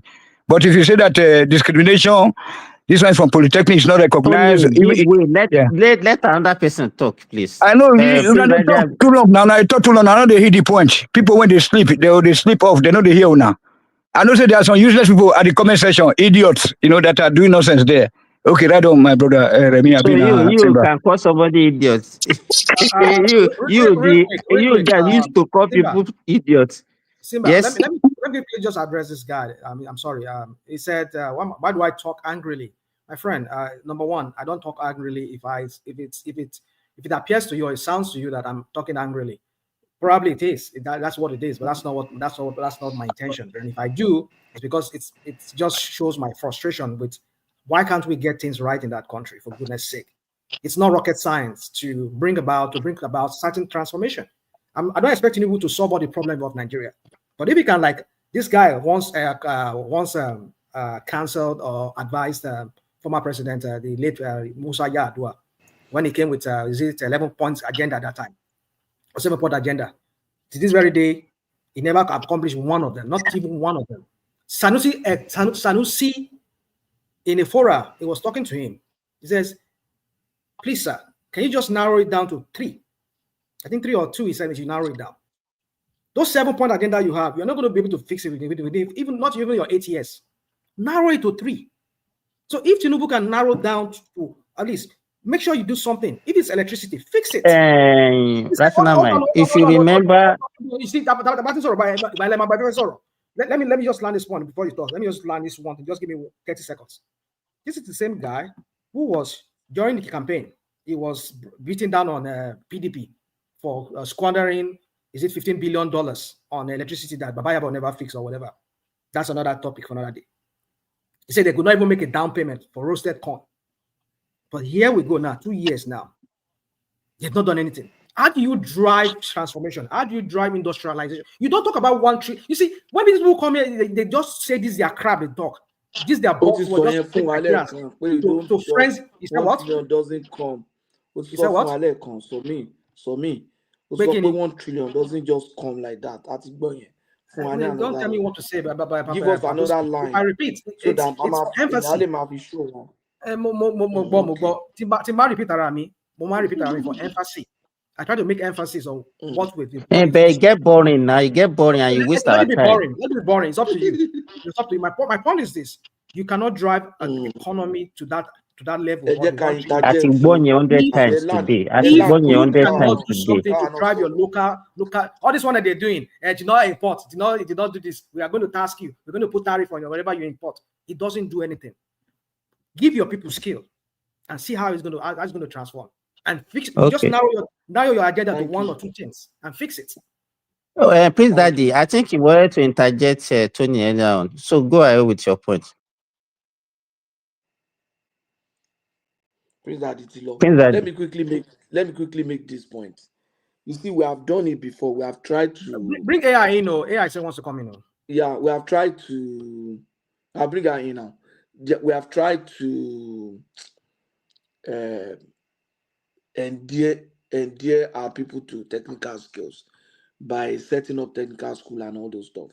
I remember when I was in secondary school in the 80s, early 80s, around 83, 82, we had a woodwork workshop, just like Tony said. The instructors, the people that were our instructors were people from technical colleges. Do you know that we made the chairs, all the chairs that we used to in our classrooms, at least I can't remember how many number of classes, we made them in that workshop. The students with that instructor, we got the wood, they taught us how to draw, how to do. We made those chairs and we used those chairs. It was not just right, they were beautiful, well planed, smooth chairs. So I think if we have done it before, we can do it again. But I think one of the things that the government need to do, the government does not need to start setting up technical school. You'll be surprised. All they just need to do is reward that skill of that technical skill. They should reward it properly. When they hire carpenters, they should give them correct grade in civil service. Thank you very much, sir. Thank you very much, sir. When they do that, the schools will spring up by themselves. And put a standard to it that, okay, this is what we pay carpenter, this is what we pay auto mechanic. But for you to be auto mechanic, make the profession attractive for the people. Exactly. Make them attractive, like it's been done in Canada and Germany here. Mechanic and doctor, they earn almost the same money here, the same respect. Just tell them that for you to become a carpenter in civil service, you must have gone to a secondary, a technical school. You must have city and guild or so trade test and all those. Before you know it, people will be going to acquire that skill themselves. Then you start seeing schools You start licensing private individuals to set up those schools. Those private schools, they will spring up very fast. And because they know that the These graduates will guys get don't have jobs, brain. This set of I will be leaders you have rewarded. today, they do not have They will do brains. it. They They do are not hearing have us. brains. I mean, Let I me hope they bring are. Madam I A hope they are here. listening to, not I hearing us. cannot I talk hope they my are own before listening. where's I hope they Madam are A? I listening. can't see her now. Patrick, thank you very much, sir. You do know that in Germany here, people don't go to university. They don't go to college here, university at all. They just go to, because they know that at the end of the day, if they are trained as carpenters, Madam A, as electricians, as anything, they will get the same money. So they will say, Exactly. what is the point? Tony, and that is Yes, why you see Jam. They released Jam recently, and everybody started shouting. Why do we have over 2 million Nigerians that want to go to the university at the same time? It's crazy. It's not correct at all. Because here in Germany, they don't do that, sir. I was very surprised. I was shocked when I matriculated in order to get a student hostel when I came into Germany. That was when I discovered this. All the people are foreigners. The typical German, they don't go to university at all. Very few of them. As Patoski said, if we change our reward system and those people that will go to, if you can acquire skill and get and Make still them have the attractive. career, Make them attractive. Let them be attractive. Yes, the same thing, you my understand? brother. And still have a career, and you can take care of your family with it. People will go. Yes. No, I don't think that's the reason. In as much as Nigeria doesn't have an enabling environment for somebody who I would like say naturally wouldn't succeed in a book learning, I will call it. In Nigeria, going to the university is more of a prestige than what it is. People send their children to university in Nigeria. I will say, from my observation, it's more of a prestige than actually finding a If you pathway. have listened to us earlier, Zita, we've already made that point. I made that point earlier that it did not even start today. It started even pre-independence when they were using newspaper to promote those people who got degree. So that was where that culture started from. So you can go ahead. The thing is, it's not. I don't know how to say it. It's not something of promotion. It is something of craving. It's not promotion. I don't want to say some certain things, but it's craving. If you look at the time of slave trade in Africa, at a particular point, when the forcefulness of slave trade has stopped, some Africans willingly went to slavery to find out what the heck is going on there. Some people say, let me go and see what they're doing. Some people say, let me go and check if I can find my brother or my sister. So I don't know how to, I'm looking for a better word. Just use any word we understand. How so what's the point? Nigerians, What's the point with what we're talking about? The slavery you're bringing in. What's the point of what we're talking about? No, they're saying that is 2 million Nigerians we are going for jump, and then they are talking about diversifying all those children to other things. Yeah, they might be right. Enabling environment for them to do some other thing outside of going to university. I agree, but even if you do that in Nigeria, what I am saying is that it's kind of a prestige. Madam, you know why? Look at all the people that are doing content now. Because there's money in content, you don't even need to tell them. Some people don't agree to go school again. Our content that they do. In fact, Patoski. Once there's incentive, it's insanity. Let me tell you. Rational mind. Sorry, Madam Zita. No be me and you talk. No be now. I say I won't go learn crane. When I heard $60 per hour, I text him, I said, what do they do for Saudi Arabia? If you do 8 hours, overtime is 120. You just sit in one place instead of chasing patients. You just be moving machine and be listening to music. And then you go home and rest. Okay, let me rephrase the sentence. You won't be doing call. Patoski, let me rephrase my sentence. Maybe I put it in a way that you look at it as kind of money comes, prestige comes with money. Let me rephrase it. Is a fulfillment in Nigeria.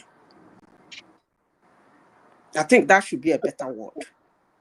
No matter what you are doing as a Nigerian, you are so rich, you've gotten everything you want. You did not smell the four walls of a university. I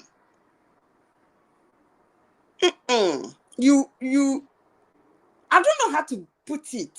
For an average Nigerian, I agree with Masashita.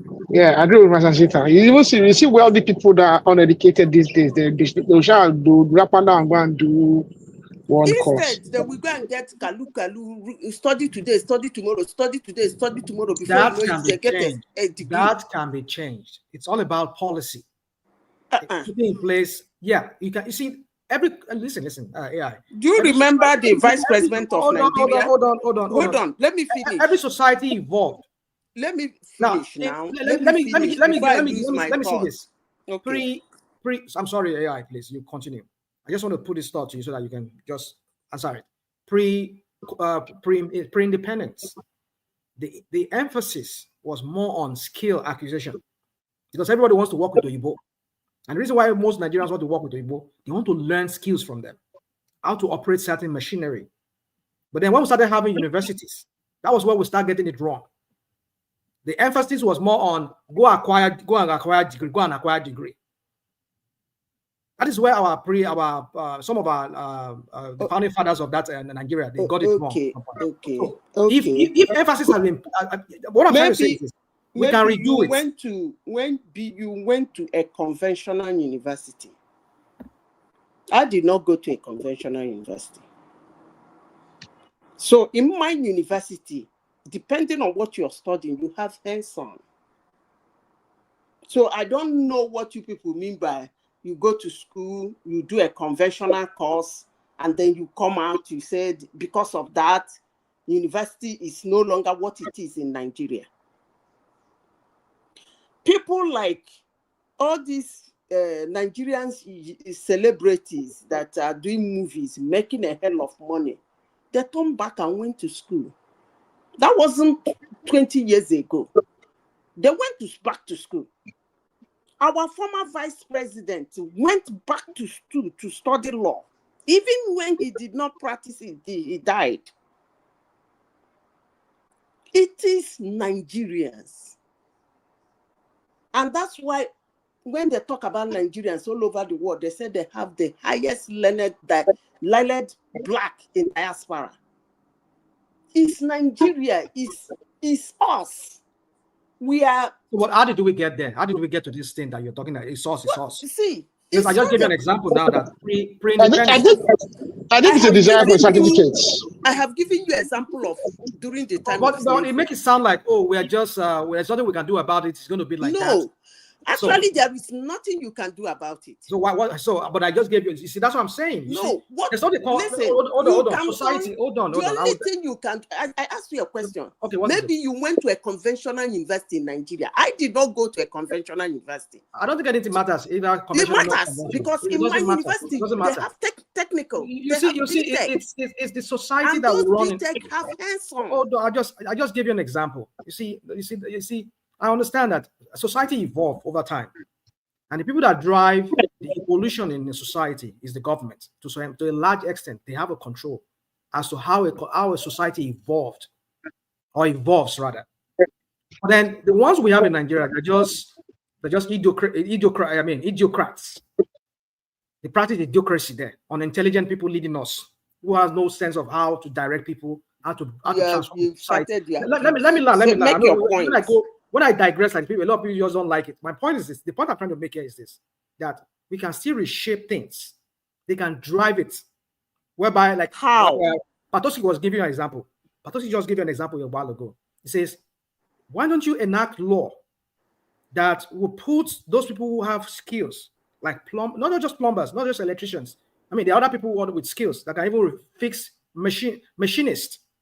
Put them at a level whereby their pay, their take-home pay. I don't really understand the direction you are taking your argument. My point is this: that the government can reshape things when it comes to how you have made your point. Let me say something Hold on, please. You have made your point. You said, how can government should reshape it to include those people who can only do hands-on. And I said, you are saying this because you went to a conventional university, whereby somebody will study mechanical engineering all on paper and walk away. But I did not go to conventional university. I went to University of Science and Technology. And my university, in those days, you cannot study mechanical engineering or automobile mechanical engineering or this thing, what is it called? There's one course my university was doing that time. Without you going to do a hands-on on all those things. Automobile is combined with refrigeration, engineering. It's quite different from the They have their workshop.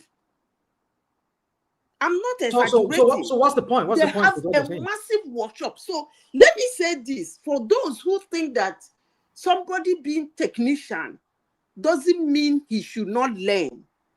I don't know where you people got that one from. I have talked about MAMSA here several times, which is it what's this criminal this criminal that ruled Nigeria when that he's still alive, this military man, what's his name again? He did MAMSA. Babangida. Yes.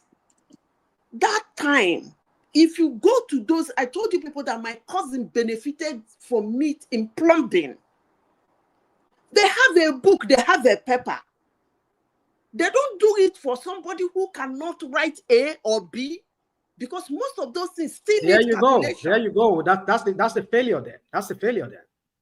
That's the failure. So I don't understand what you mean by somebody in Nigeria will be a stark illiterate and start sewing. I don't know the level you want to keep let me say this to you. Let me say this to you. Let me say this before I leave you people to continue. Let me say this.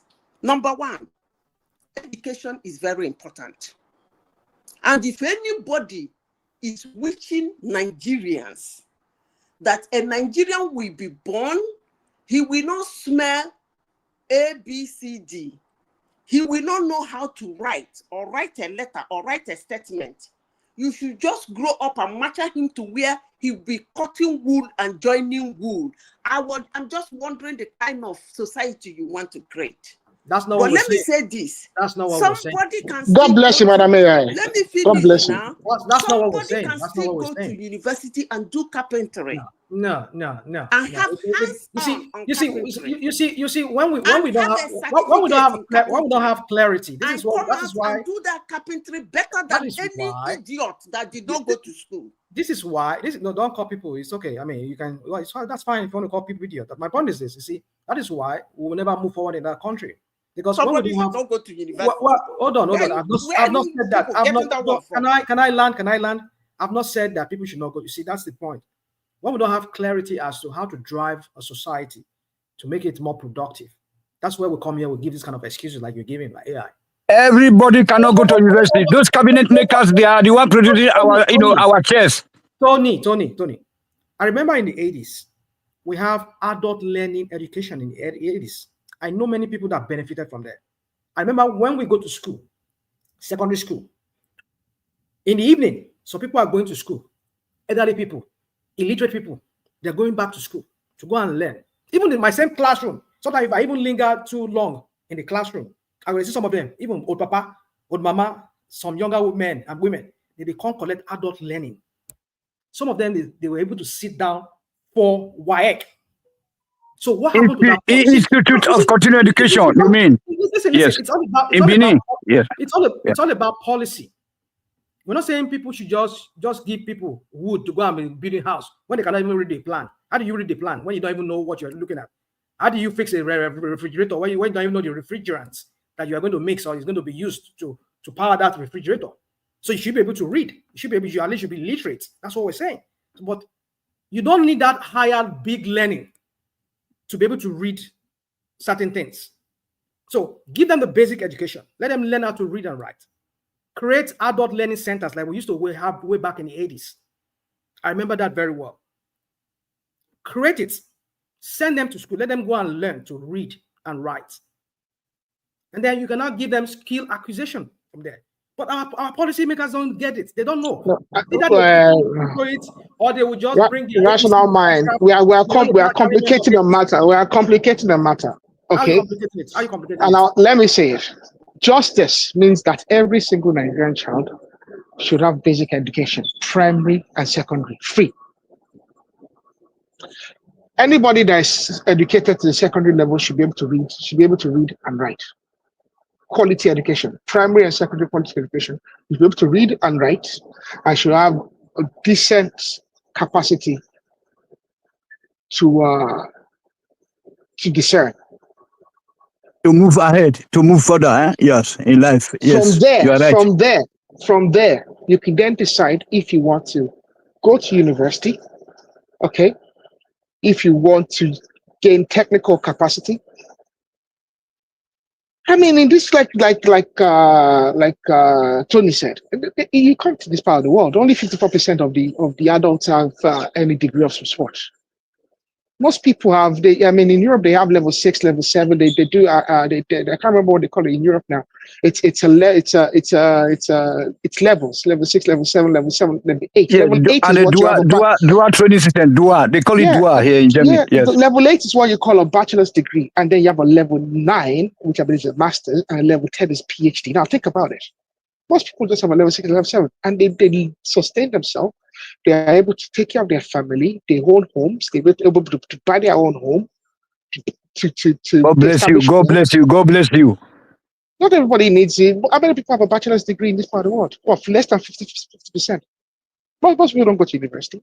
Germany is about 5% to 5 or 10. Yes. You go to technical school. All the people working but they are all equal. They are all equal. They are all equal. Yes. The doctors, they are living the same standard of living for all of them. You go to BMW, you go to Mercedes-Benz, you go to all these manufacturing entities in Germany, for instance. Most of the people don't have a degree. They have very few tech engineers. Most individuals are technicians. But they can read German. Now. Of course, they can read and write. So that should be a that was the government basic education. Basic education is okay, and then from there you carry on. Excuse me, the person who is the last person that spoke, you say they did not go to university, right? Is that not what you said? No, he said university is not a must. It's not a must. You attend your basic education. Where you are in the world. The last speaker, I'm talking to the last speaker. Who was the person? It's myself, Madam Nizira. Madam, it's myself. What's your name? Aragidigba. You say where you are in the world, those people did not go to the university, right? Not everybody. No, I said about 54% of the population. Even in China, in Germany, the industrial countries, they don't go to university. One thing I want you to go and do. Go and do a research. Then you come back. There's nothing to research, AI. You don't seem to understand this now. Please don't attack me. We're not attacking you. We're just trying to make you understand that. Because you're not getting it. Please. I don't like it when wrong information are being sent to Nigerians. You see these people he's talking about, they take exam for license to do that work. Of course, yes. I don't disagree with that. The most they can have, most of them have what they call college degree. What are you talking about? College which degree. is equivalent to maybe Can we use the US system here so that we can understand? But Madam Zita, I did clarify that there's let me levels. finish. Let's talk about where he is. To get the driver license, you have to do like university. A lot of you don't have to go to university. Mention of a lot of technical work, and I want to make it clear today to Nigerians listening that place you are talking about, you cannot practice those things without getting certified. Yeah, but I did, Madam Zita, I did mention that basic education. They can be bakery. They can work in bakery. They can train as bakers. Hold on. I'm not done now. I'm making a statement. But in Nigeria, people do mechanic, people do hairdressing, people do tailoring, people do plumbing without being certified. So which government is easier? Una go lie tire. Madam Zita, we are in agreement, okay? Madam Zita, can I just clarify something, please? Give me a chance. Madam Zita, I'm not contesting that individuals go to technical school. I'm talking about the fact that not everybody has a bachelor's degree. My contestation is that the bachelor's degree is not necessary, because I think what we are saying is this: there's this desire to attain, like you said yourself, there's a desire for individuals to attain a bachelor's degree that doesn't translate to employability. They're not employable. Just for pride. They don't contribute anything to society, but they've gained a bachelor's degree in the university. Whereas, like I said, in this part of the world, there's level 6 and level 7. Level 6 and level 7, as what you said, are technicians. They do actually go to a technical school and they do get a certification. They are properly trained. They are adequately trained to do what they do, but they don't have a bachelor's degree. Because at the end of the day, what use is a bachelor's degree? At the end of the day, all it is knowledge. You gain knowledge, you gain capacity to perform a task. Zita is just moving the goalpost of what we're talking here. The government keep training them. I don't get here in Germany. They will train them. After doing mechanic for 5 years, they will go and train them again. They take them to even some university crash programs and everything.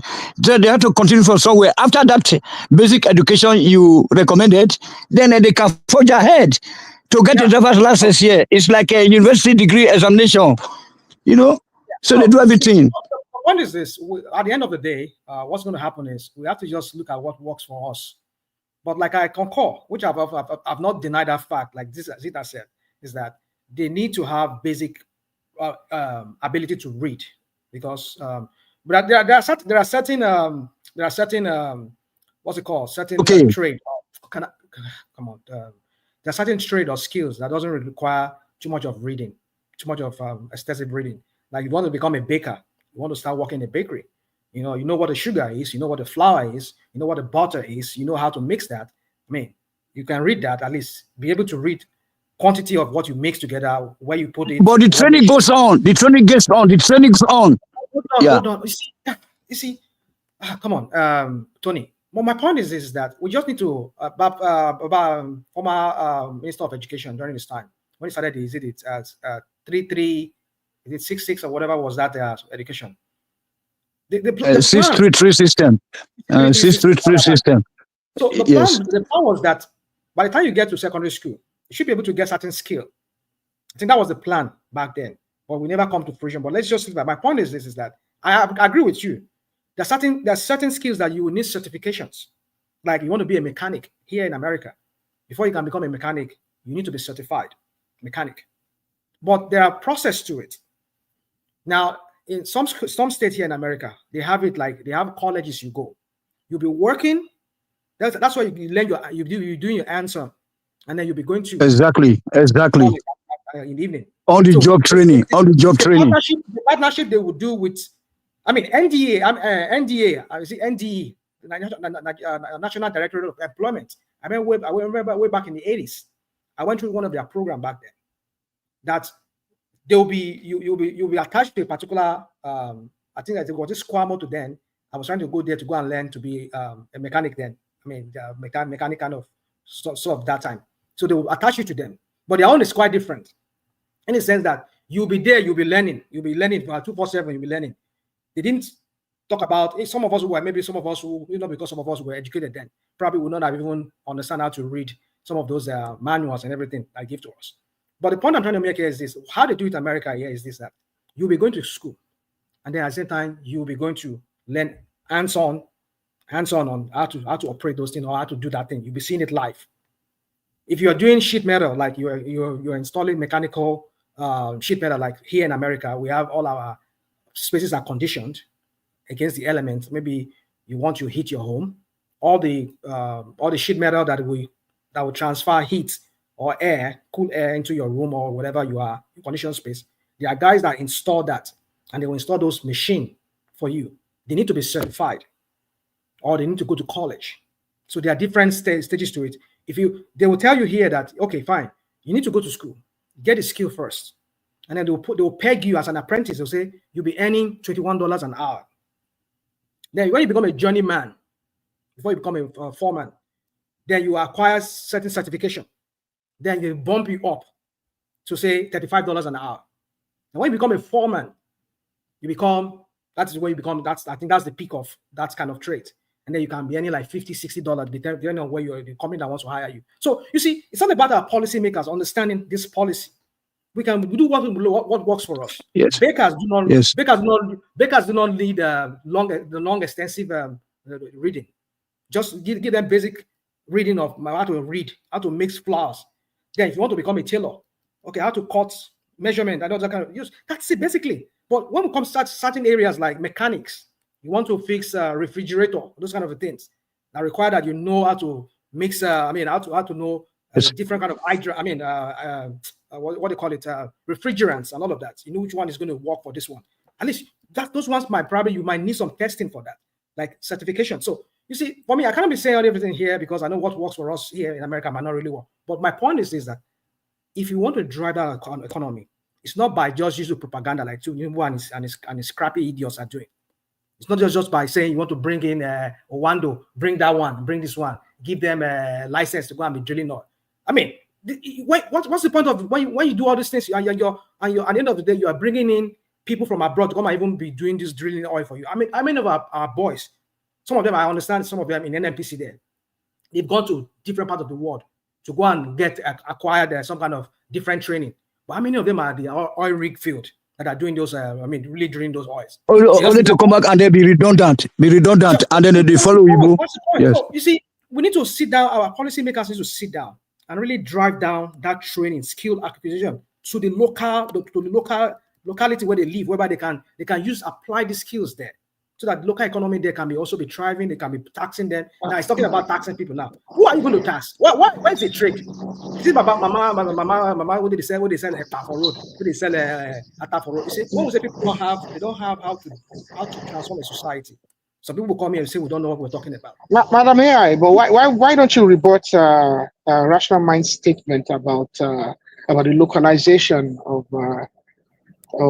in the oil and gas sector? I know what I've been told is that the likes of what's this Mobil and some of these large multinationals that operate in Nigeria, a lot of their technicians and even in management, a lot of them are Nigerians. So I mean, I wouldn't say about the oil. I think in the drilling sector, when it comes to extraction of oil, to the best of my knowledge, there's a lot of Nigerians employed in that area.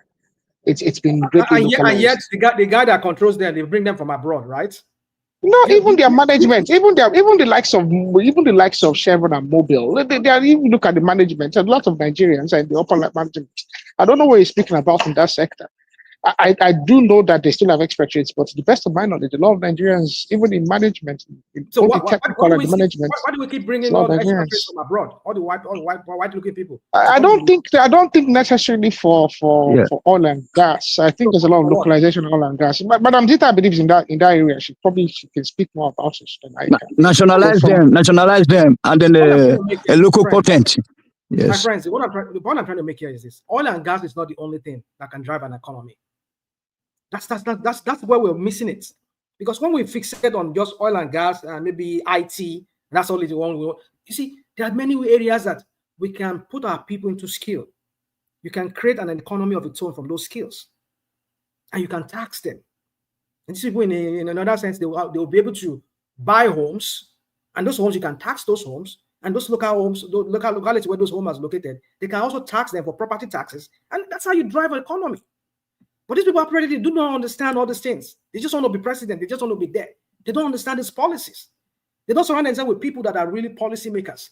People that surround themselves are just politicians that just want to make money. But rational mind, have you given consideration to what Madam AI said earlier on about the cultural norms that most? Okay, yes, fair enough.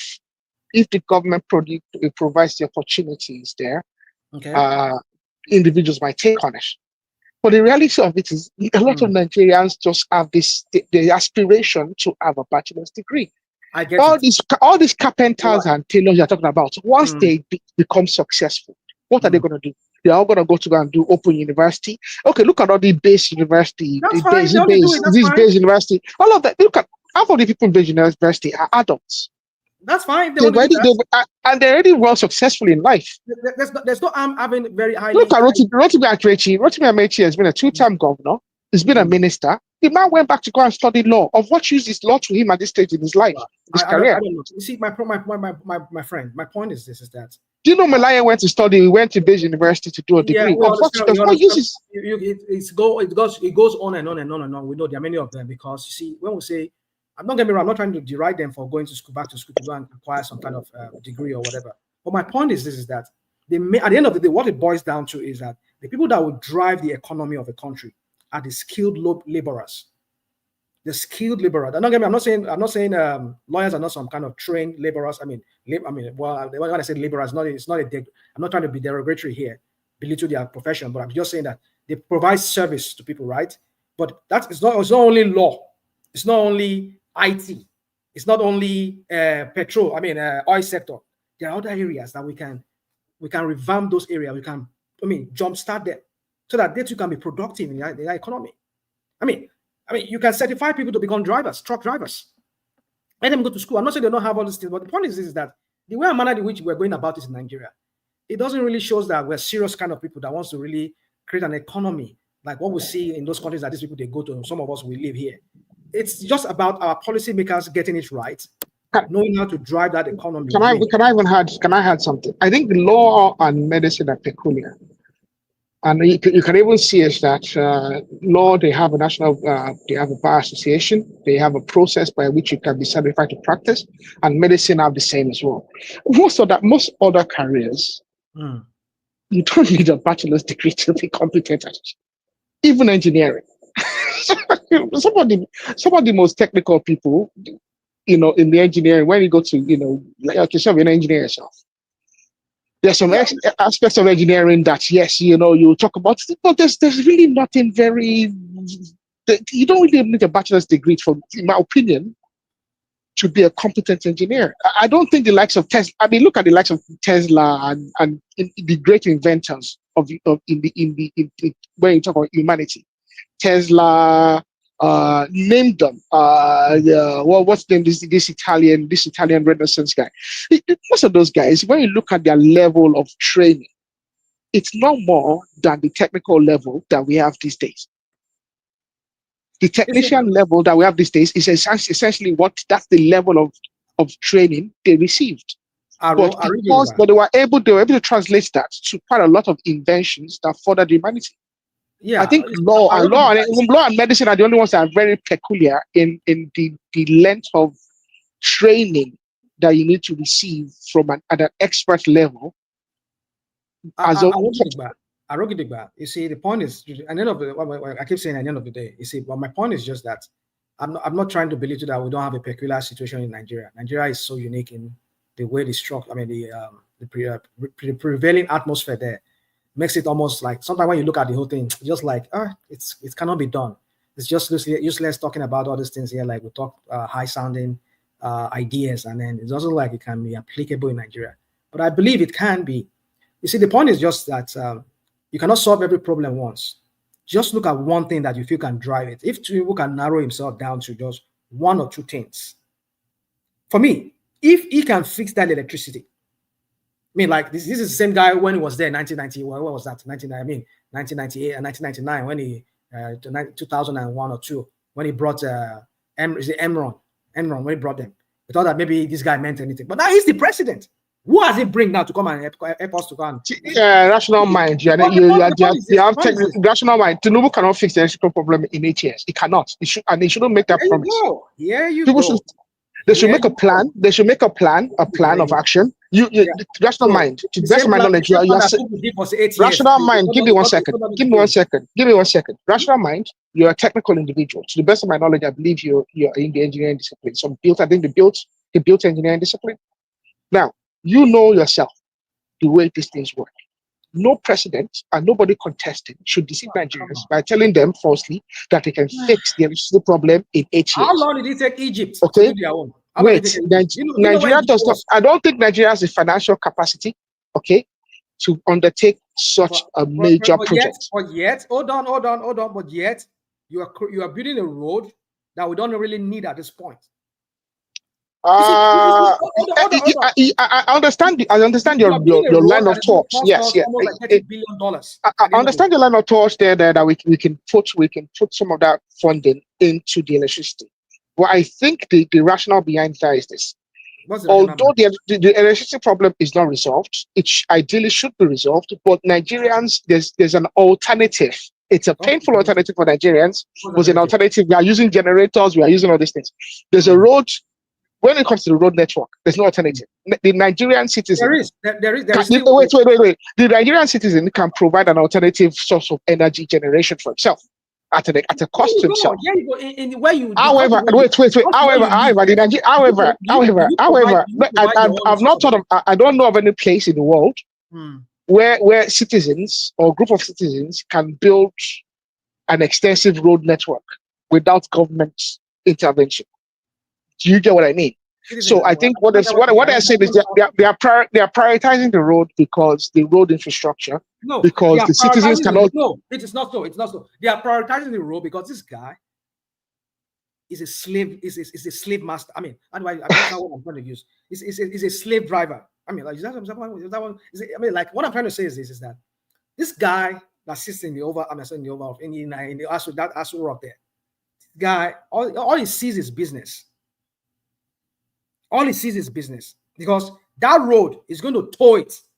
He's going to toll that road. You will pay for it. It's not going to be free. I'm damn right they should toll it. Hold on. My point is that priority is what we're talking about here. Priority.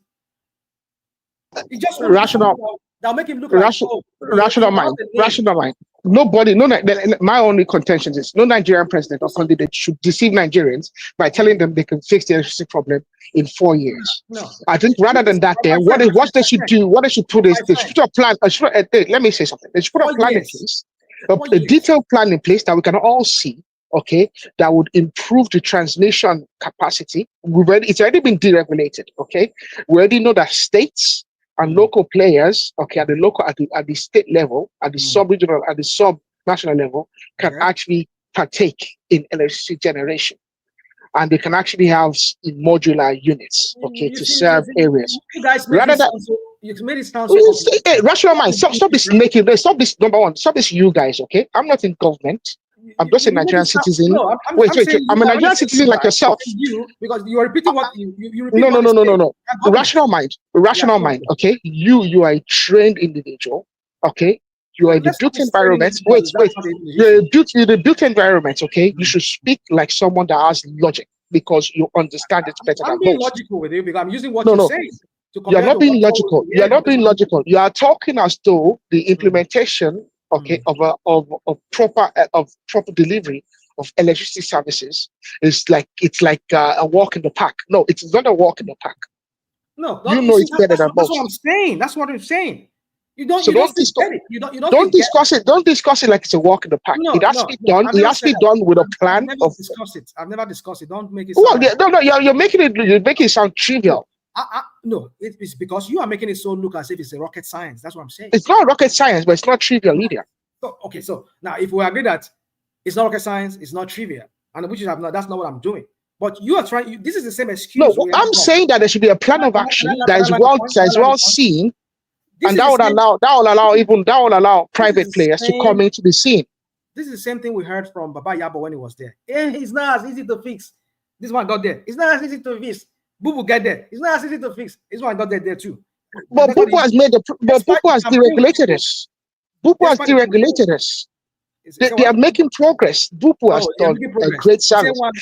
By deregulation, Bubu has actually made a lot of progress. Jonathan privatized. No, rational mind. Okay, think about this. Okay, the people said it was easy to feel, it was difficult. Okay, some of the difficulties is because of bureaucracy, because of this this federal concept. What did Bubu do? It deregulated it. Now, look at the subnational level, individuals can partake in energy production. Back in the day, Saraki built I think a power plant. I think Tinubu did the same. What did the OBJ do? OBJ didn't let them operate it. But what has been done now? It's been deregulated. Any state can build a power plant and supply power to their citizens. I wish OBJ had not even intervened in that. Any local government can do the same. Even if Tinubu, even though Babayabo never intervened in that Emron of Tinubu, it would have amount to nullity, because it was just a white elephant project. That's my estimation of what happened. Tinubu doesn't do anything because he wants to do it because he feels like people need it or like that. If he doesn't see any usability or whatever they call it, any usefulness to his own pocket there, he doesn't get involved in that. Look at this electricity we're talking about with hammering here. It came in there. So that's why the regulation. Look at it. Look at the heavy tax burden they put on Nigeria just to use band A, band B, whatever crap. Even that's why the band A and band B, that they think they're going to solve. You see, they keep bringing all this their propaganda, thinking Nigerians are. I mean, although Nigerians are fools, I would say some Nigerians are fools. I mean, what I mean, no disrespect on my Nigerian people. It's just that would allow things to be fed down, to be forced down our throats. Well, I don't blame them too, because maybe because they've been so beaten down, they have no strength to fight anymore because they've impoverished them. So my point is this: that you came in, you started your stupid band A, band B crap, and even the band A, band B crap, and that's why people pay heavily. Where is the electricity that they pay for? And not for you to cover up your crap. You have to tax them heavily so that you use that as an excuse because if you cannot pay now, then you cannot get electricity. You see, the point I'm trying to make here is that we will continue rigmaroling on this topic, on this situation that we have in that country, because all these leaders that we have, they meant nothing good for that country. Whatever they want to do is just whatever they will benefit, because that road that is building. Rational mind. You love Nigeria. You love Nigeria, yes? I'm not expecting him to solve the whole. Rational mind. Do you love Nigeria? I'm not expecting him to solve the old electricity problem before he finishes 4 years or 8, whatever years he's going to stay there. I just hope he doesn't spend more of these 4 years. But my point is that at least if you can at least solve the 50% of that problem, or at least 40 or 30% of that problem, that we can see, not that all this is propaganda that they're doing. We can see it.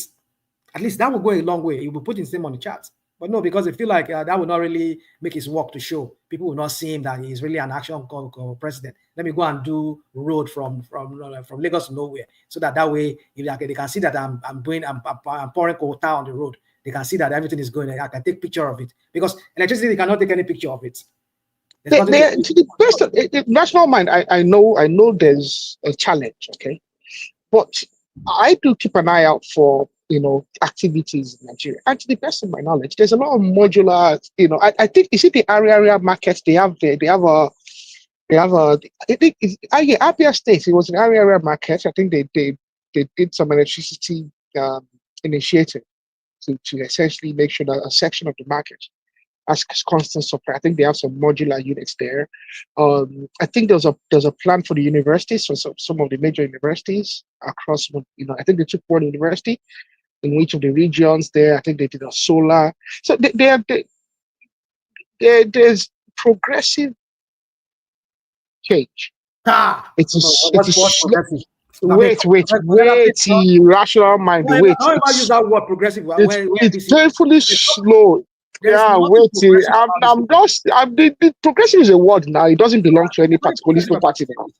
Wait, political progressive is a word. It doesn't belong to any particular to any particular political. And number one is subjective as well. Okay, yeah, because I might say progressive, and you might say it's still speed. So you might say it's regressive. I might say we're talking about the same thing, different perspective. Well, I'm just using it. Okay, I think there's some improvements. Okay, you say there's 10%. Someone should make a contribution and move things forward. So Jonathan privatized. Okay, some may argue that is part of the improvement in the positive direction. Although others will say that the privatization was poorly done. It was transferred to individuals that lack the technical competence and individuals that just wanted to strip assets and whatnot and this and that. That's fine. And then Buhari has deregulated. We expect to see Tinubu make some consequential contributions as well. I think we will get there. It's painfully slow.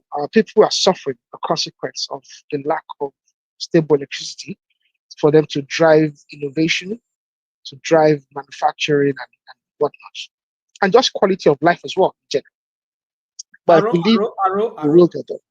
And but I want to ask you, I suspect that you must like the country because you complain quite a lot about it bitterly. Have you ever considered actually running for elected office so you can make a change in the life and the situation of the people you claim to know? Well, I prefer to be a policymaker or somebody who just provide solution on the side. And what policy document have you ever written? Have you contributed to any policy documents? Hold on. If I wanted to say something before I wanted to say, but let me just say, I prefer to be on the side, and because I don't do politics by my principles and by my kind of my faith and which I practice. I do not. So even coming here talking politics, it's just for me. It's just more of the social aspect of it. It's my focus. But I know in the process of talking about it here, there's no way I won't dabble into wanting to lean towards somebody that I feel could be a better candidate or better person that would drive us into that, bringing about that transformation.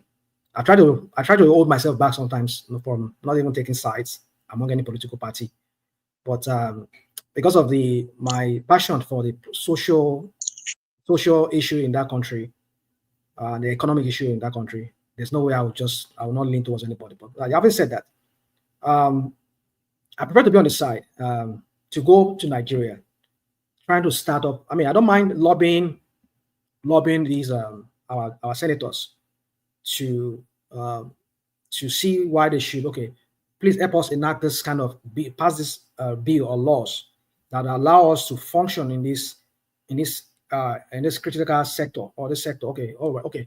We want to form an association of construction managers, or say association of architects or structural engineers.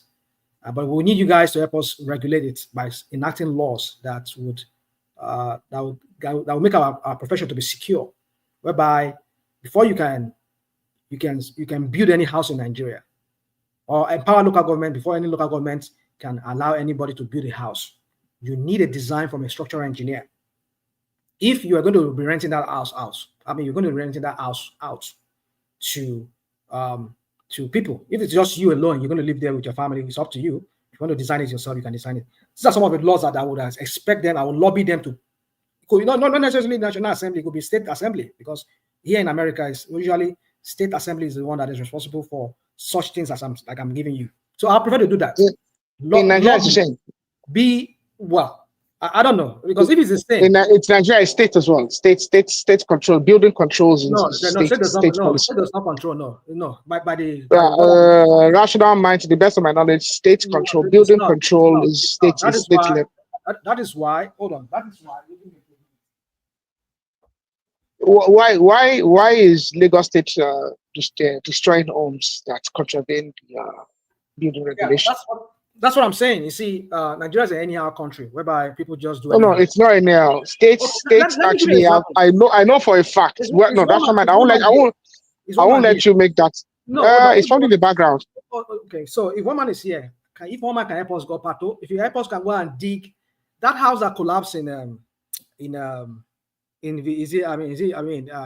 there was that big tall building, sky high rise. Yes, Femi Oshibana's property. Yes. So there was one guy who was on site. I don't know, maybe it was with Lagos State government, or maybe it's an association of Nigerian structural engineers or whatever engineer or architects.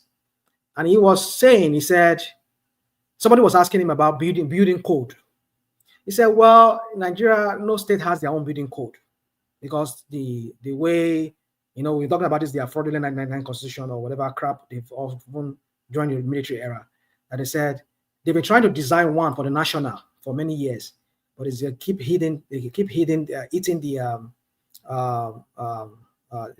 wall with that because they could not move forward with it because they could just not agree on way forward with that. So that was why I got to know that, yes, Nigeria does not have, every local jurisdiction, every state does not control their own building code. Maybe they started trying to... You are conflating two issues, okay? Okay. Most states do not have a code. It doesn't mean that most... No. It's rational mind. Rational mind. Wait. Let me say it. Most states, I agree with you that a lot of states may not have a code. I know Lagos State have a building code. Okay, it is not as stringent as the codes that you are familiar with. However, I know Lagos State has a building code. I think Abuja FCT has a code as well, because I see they actively enforce the code from time to time. The way they enforce it can be funny, and it does lead people to make assertions about the motivations behind it. But I know Lagos State and the FCT have a code. However, what you are saying, I'm not speaking about the code because the code is just a set of rules, okay? And until the rules are domesticated, okay, by the House of Representatives, by the states, using the legislature in the state level. However, I'm talking about the states as they have the responsibility to regulate. Their failure to regulate is not because the national the national do not have the responsibility to regulate. That's why I just said to you that somebody said, and that's why I said I think we can dig that. It's the failure of the states that you should address. It's not because the national government, it's not because the federal government is imposing on them some. No, it's because the states have failed. If the state does have it now, I think that would be illegal. No, it's not illegal. The states have the responsibility. No, the states are meant to control. No, I don't think that's what I'm saying. That's what I'm saying. According the states to have. Hold on. I'm not saying what you're saying is wrong. It's right. I heard the interview you're speaking about. That individual was speaking.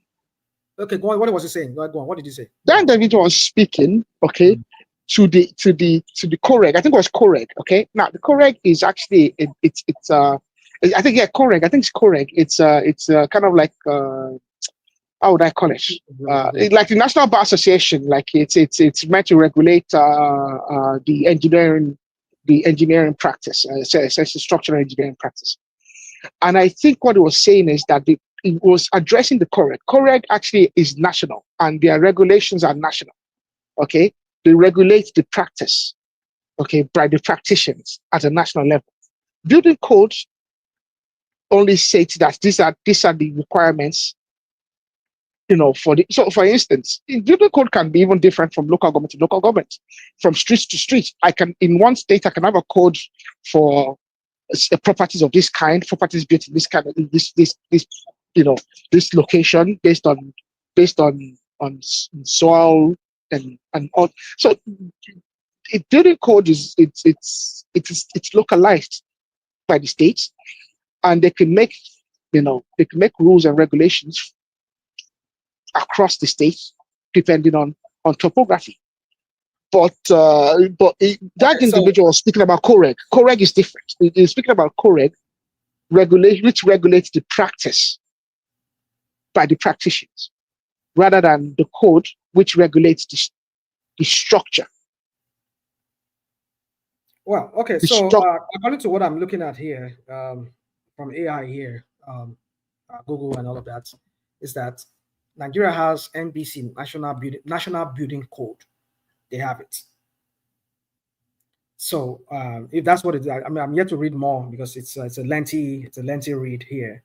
But my point is that if I go in by what I'm reading here, if Nigeria has a national building code, it means that nationally every state has to subscribe to that building code. So no, not must. I don't think it's a must. I think it's a matter of the option. If they've not domesticated their own local codes, they can use national building code. But the states are not obligated to use it. Well, I don't know for a fact, like you're saying now, that they're allowed to do that.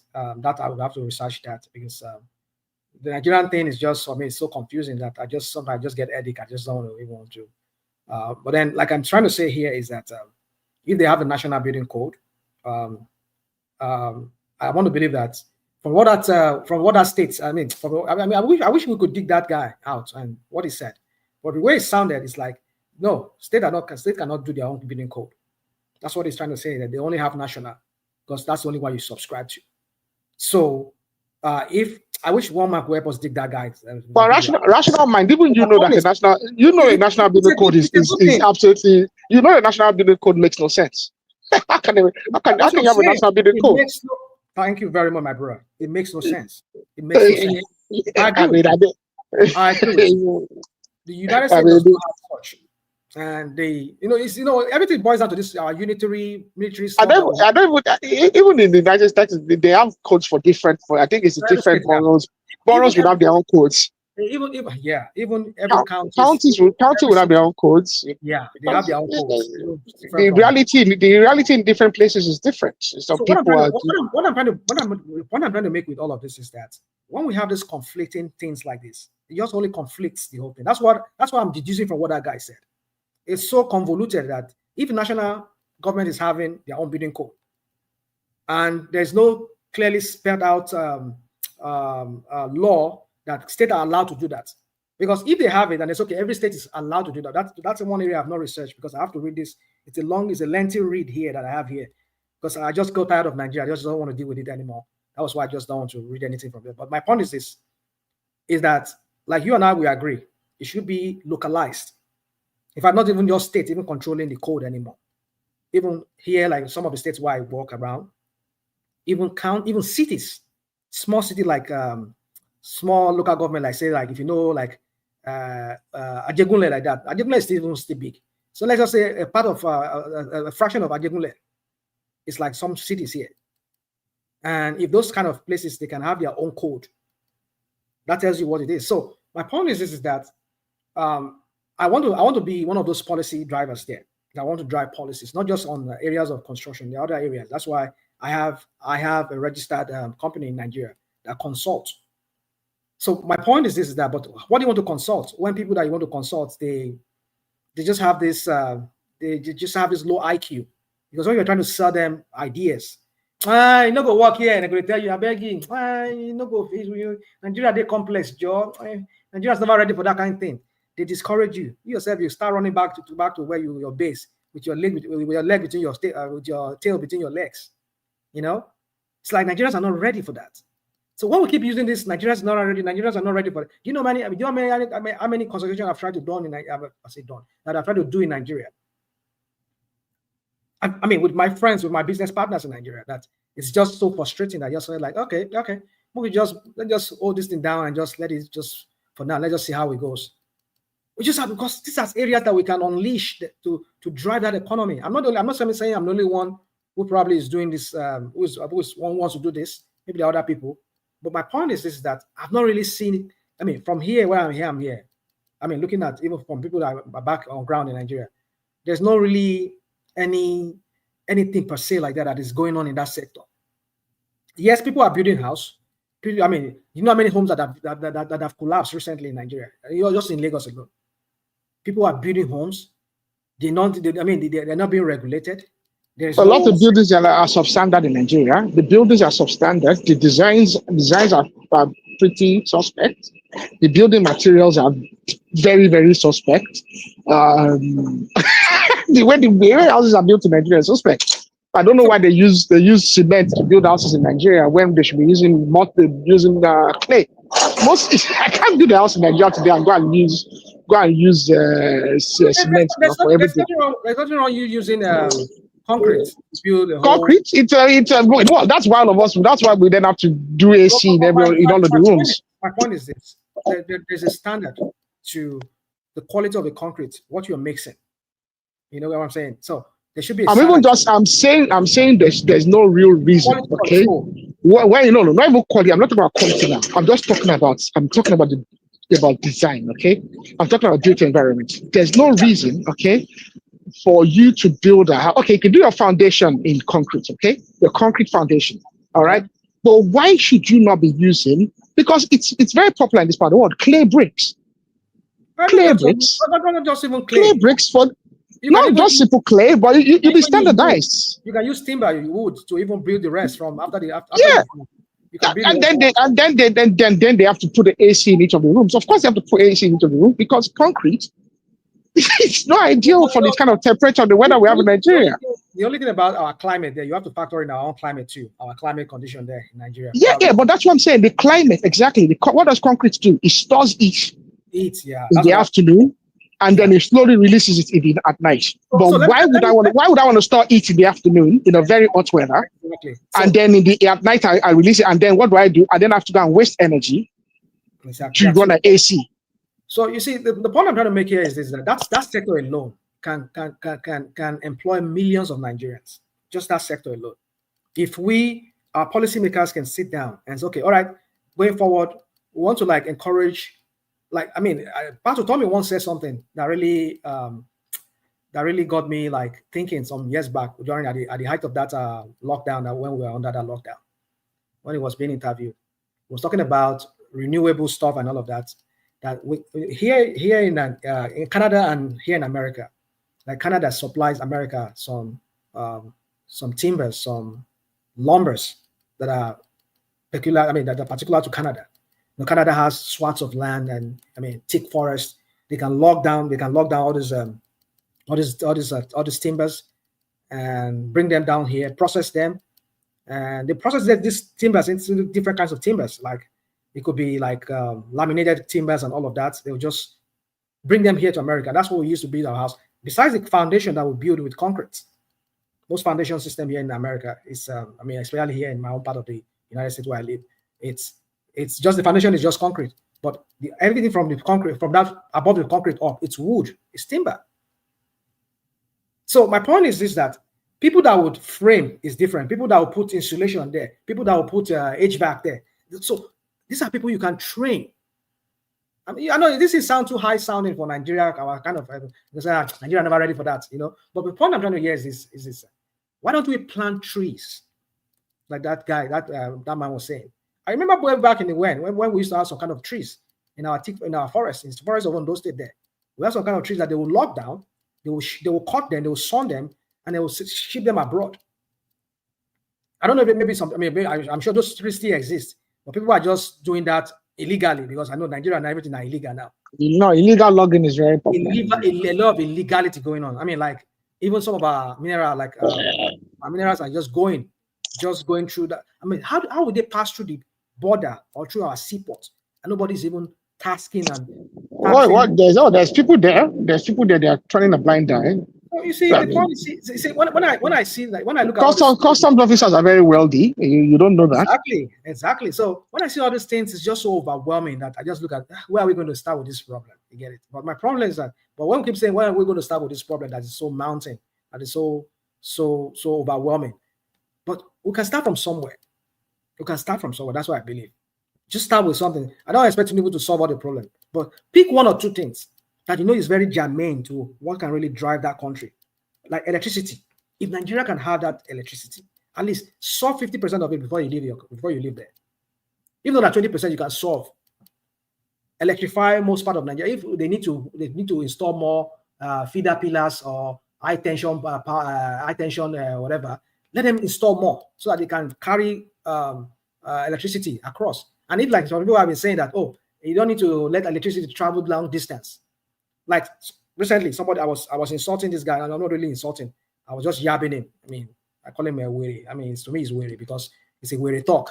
When people come and they tell you that they want to install 4 nuclear power stations, they will mount them in strategic areas. One in Akwa Ibom, one in Akogi. That was what I read. It was, I didn't read that too. They mount them several. So that way, if the one in Kogi is supplying North Central, it doesn't have to travel all the way down to Lagos.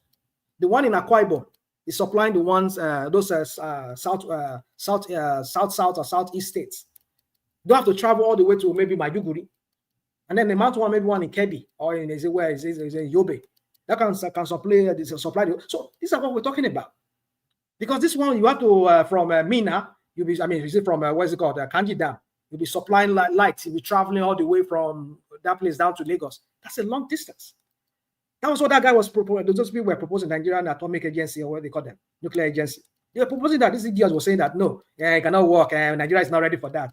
Do it modular. I mean, like crap. You see, these are the people that also want that country to move forward. I think nuclear, for me, nuclear. I think because we already discussed this ahead. We've not trained individuals sufficiently. There we go again. We don't have enough sufficient technical training. I think for us to develop the nuclear plan, I think we will first have to plan ahead, make sure that we have competency in terms of training, make sure that we train our people to be able to maintain it. Hold on. And so the plan of action to have nuclear should also have a plan for training, for training individuals that be able to maintain it. Because rational mind, you know the problem. You know the problem. There's a risk that if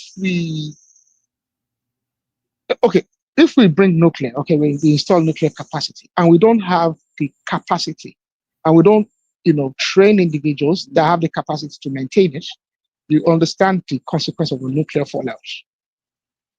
Oh, come on. You see, this is what you people do always. Because rational mind, the alternative is this. Rational mind. The alternative is this. We're going to install nuclear, and what we're going to do, we're going to have to bring expatriates to manage it. Hold on. Yeah, I just said to you now that Nigeria has Nigerian nuclear agency, whatever they call them. Let me go. I have to Google their name. In that report I posted here some few days ago. Nigeria has. These people, they are also captured in the budget. They receive salaries. Exactly, they're useless. Hold on. These guys, they've existed. Right from when Obasanjo was there was when they set up this agency, because it has been a forward-looking kind of a plan that Nigeria has had, that at some point we might have to switch to nuclear. But they're not forward-looking if they've not. What training capacity have they done? Have they implemented? What training programs have they implemented? People who are in that agency, they are professors, nuclear scientists. No. The nuclear scientists and the professors are not going to run the nuclear power plant. No. Hold on. I know they might be involved what I'm trying to say is this. Yes, I understand what you're talking about, but what I'm telling you is this. You know this, and I know this. The nuclear scientists and the professors would not run the nuclear power plant. I'm not expecting them to run it. They would only be involved in the conceptualization. They wouldn't even be involved in some of the. But what I'm telling you is this: what have they done? What training? What systems are they put in place to make sure that we have technicians who are trained to run nuclear power plants? Let me explain that to you now. Now go and read that. If you go to the Punch of some days ago, Adelabu Penkelemes Peculiar Mess, when he met with the nuclear whatever, just Google it on maybe Punch or some other Nigerian local newspaper would pop up, and then you can read it. I think they've already have investors or whatever that would invest in those areas. Those investors will also bring expatriates. Land. People that are willing to commit their money into something, they must have done. In fact, they use the word, we've done our visibility studies. When people tell you that they've done their visibility studies, it tells you know what it means in a project management. When people say they've done their visibility studies, especially in Nigerian colloquial. This is our jargon. But it's jargon English in Nigeria. It's not literally Nigeria now. You know that. And it's okay. I just like to use Nigeria when it comes to the way they use. They like to use this high sounding word. It's poor use of the word in Nigeria. It infuriates me because they don't really mean it in a way. What I mean, they don't really mean it. They just want to use those buzzwords. But let's not go there. That's not what my point. My point is. The feasibility study is. Let me just say. Let me just make this question. A feasibility study is flawed. I was saying something. Okay, go on. Go on. I beg you. So, he said they've done their feasibility studies. You know what that means? When somebody said they've done their project management, they say we've done our visibility studies. They've done all the homework as to how it's going to be set up and people that are going to man it, they're going to run it. They've done all of that. That's what it means. So if they've done that, it tells you that there's nothing. They just need the Minister of Power and Steel or whatever crap you call the guy, for him to just give them the go ahead. Okay, talk to the presidents. Okay, assent to it. Go ahead. Like this is a modular refinery. Just give them the license and let them operate it. That's all they need. That's another investment that is being brought into Nigeria. But no, this guy says, no, we're not ready for that. Because they want to continue this status quo of making Nigeria these millions of dollars or billions of dollars from this crap of electricity, band-aid and band, whatever crap they call it. They're not ready to solve Nigerian problems. So my point, that's the point. But they'll still have band A and band B, even if they have nuclear. I'm telling you, rational mind. If they have enough electricity to transmit, if they have the transmission capacity and the distribution capacity for every single Nigerian to have all the energy they need, they are still going to run band A and band B. Because even in this part of the world where we live, they run band A and band B. Oh, come on, dude. You see, people here, no. Rational mind. I don't know about you. Rational mind. I don't know about you, but I have the capacity to subscribe to a number of energy providers. The energy providers do not charge the same. Wait, rational mind. Now let me finish now, okay, Jonah. Finish. I have the opportunity to subscribe to different providers. The different providers do not charge this. What are you talking about? Is it like some a la carte where you can select? Is that what you're are you? In my part of where I live, where I live. Okay. You don't need to tell me where. I'm not saying where I live, where I live, and I know that is the same for my neighbors and quite a number of people that I know. What? I have the opportunity to select as many as 10 different energy providers. 10. Are you sure you're in the United States? Are you sure you're in the United States? I don't live in the United States. Okay, I can. But when I you say you're in the United States. That's what you said. Is that what I'm saying? No, I said where I live. I didn't say United States. Okay. Okay, I live in Europe. I don't live in the United States. But what I'm telling you is this: the service provider, my electricity service provider, I've changed it. I've changed my service provider almost every. I've used 3 of them in the last 4 years. So and they label them band B. Is that what it is? What I'm telling you is this: they don't. They don't use the word band A, band B. They don't use the word band A, band B. Well, let me tell you how it works. Okay, let me tell you how it works. Love Nigeria from afar. No, I'm not talking about Nigeria now. Rational mind. I'm not talking about band A, band B. I'm not talking about Nigeria. It has nothing to do with Nigeria. I'm just telling you about. I know it's different. I know it's different in other parts of the world because I know people that don't have the opportunity. Like band B, that's what you do over there where you are. No. Yes, I said it's like. I didn't say it is. I said it's like. So let me explain how it works. Okay. I have changed my provider about 3 or 4 times in the last 5 years. Even within the same provider, I've changed my service plan across the same provider at least once or twice in that period as well. So what they do is this. I believe the transmission network is similar to what they do in Nigeria. This transmission system is majorly government run. So they have the government. They have a government owned company that looks after the transmission network. They charge the service providers kind of like a service charge for them to maintain that company. I don't want to go into details, but the regulation it's quite. But they do a fine work. They do fine work really. They do fine work. It's government owned, but it's run almost like a private entity. The company that manages the transmission network. The service providers are like discos. And they also offer kind of night rates. Some of them have like they have green alternatives where you can have like so some people have solar panels, and if you have a solar panel, you might be able to sell some of them back and They have rates for you. So they have different rates for different kind of customers. The different customers will tailor their lifestyle, and they will. So for instance, I used to be on a 24-hour plan. My unit price per kilowatt hour was the same across the 24 hour. Okay. And then I changed after a while because I noticed that my lifestyle, the times of the day when I needed energy, was quite different. And then I went from using a solid fuel heater to using a heat pump system, one of these eco heat pump systems. And then I installed underfloor heating in the house and all that. So I realized that I could actually benefit by changing to a night and day smart. So I changed to a smart meter with a night and day. So essentially, it's essentially like band A, band B, because I have the option to change my provider, number one, and I have the option to change the service level. My brother, don't come and be doing this. Don't do this thing here.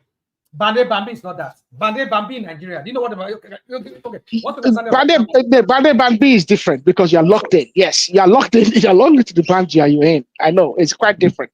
But what I'm saying is that's why I used to say the word like, because apart from that, so what's even the rationale behind that Bambi or by that LMS guy or the guy?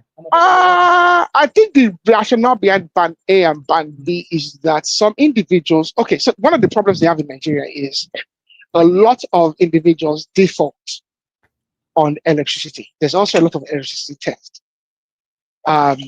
So what they did is this: there are some areas where the individuals are wealthier, they are able to pay for electricity, and they are willing to pay a higher premium for what should be normally readily available. They are willing to pay a higher premium for it.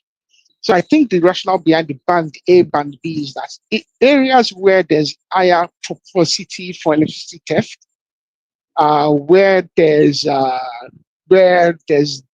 different individuals, where people default servicing their electricity bills, they can be a band B or band C. They will provide. It's terrible, really. It shouldn't happen, really. It's a poor logic, really. But this is their rationale. Those individuals, they can be a band C or band D or band B. They will be supplied less electricity. They become essentially like a second-class citizen. It's kind of like a first-class, second-class citizenship kind of thing. That's what it is. No, that's what it is. Really, that is really what it is. But I think the reason, what has motivated it, I think, is partly because there's a lot of defaulting in this.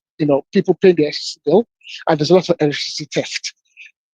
So that, I believe, is the reason that they've done that. The electricity theft, and they can't do anything about it. You yourself, it now. My gain now, you just call an electrician guy in your neighborhood, you come and help you reattach, and that is it. It's a failure actually by the discourse, because part of the privatization was that they were going to supply smart meters to all Nigerians. There was a time they were charging people, okay, to have the smart meters installed, although they were meant to be provided by the discourse.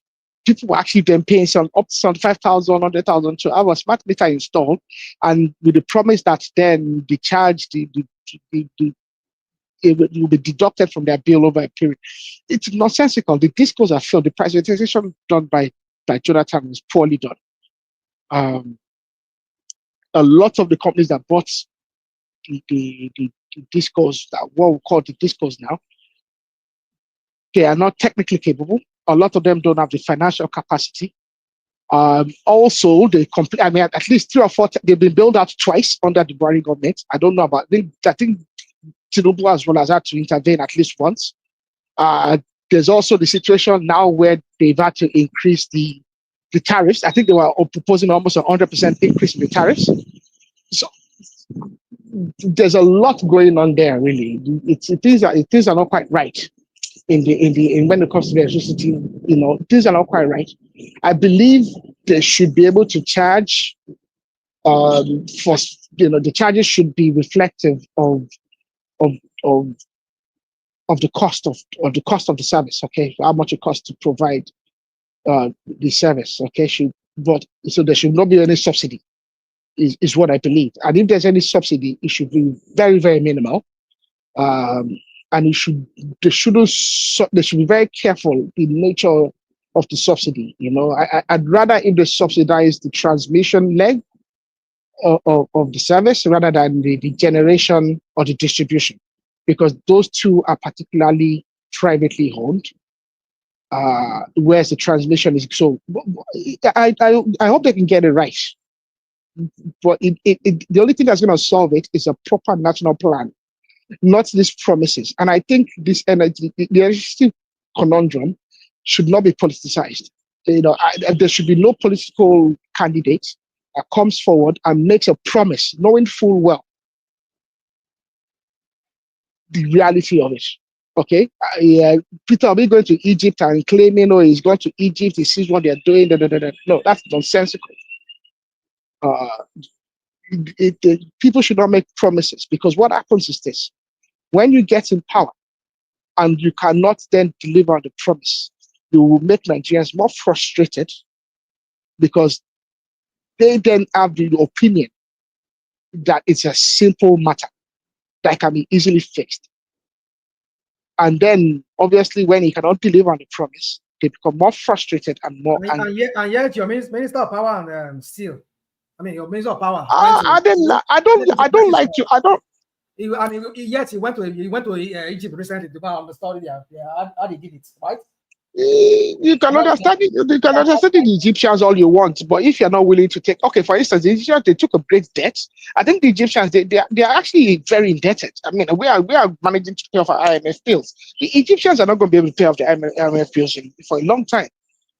They built themselves a new capital city. They did all these outlandish projects and this and that. Yes, apparently the economy is buoyant and this, but they're greatly in debt.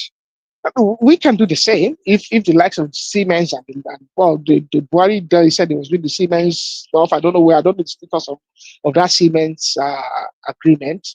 How far that's, I don't know what is it you doing any positive results? That's I don't know.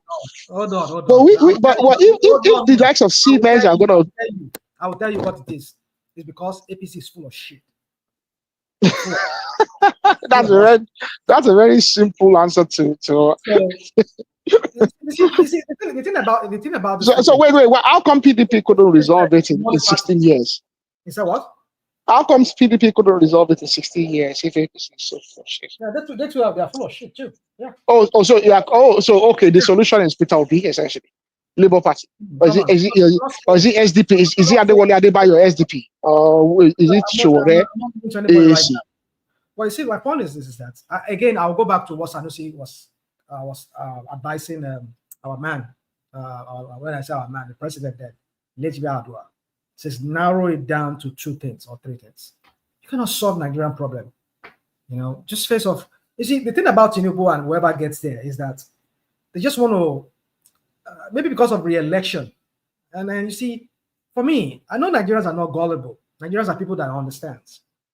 Even though if your opponent tries to make things look like, you're a total failure. But at least, if you can impact them in some ways, something that is impactful. I know Nigerians can use that. They see that. Building a road that is not going to be free to people. What are you building that road for? Not as if it's going to be free for me to, not as if I'm going to benefit because when you say something, you say I'm benefiting on something, it means that it's free, it's gratuitous. It's free for me. It's free to me. But if I'm paying for it, so what's the big deal about what you did? If I'm paying for that, for me to ply that road or to use that infrastructure. So I don't know what's big thing about what Tinubu is trying to do. When people come here, he's building road from Lagos to nowhere as he's building. What's the point of the road? If I'm going to be paying to provide that road, I know that they're going to be about almost like 4, 5, almost 7 toll on that road.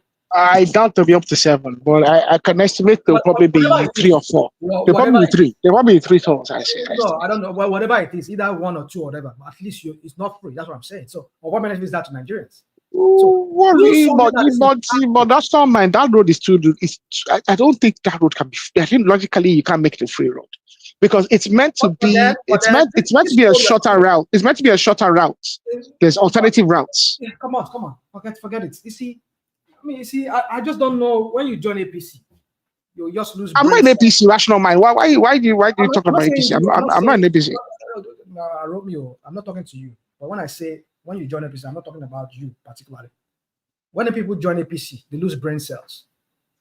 They can't think right anymore. Because everything they see from the prism of it's Tinubu that is there. Even though he's doing the crap, they want to support him. I'm not my own kind of Yoruba person is not like that. My own kind of Yoruba person, I'm not like that.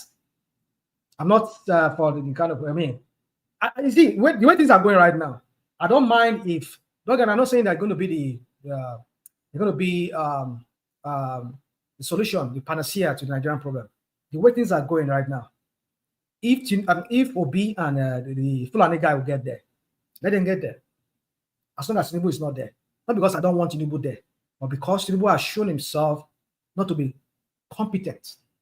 He's just there for state capture, to propagate himself, to enrich himself and his family and his son-in-law and whatever people there under him. We've seen so many crap done that has never been done by any president in that country.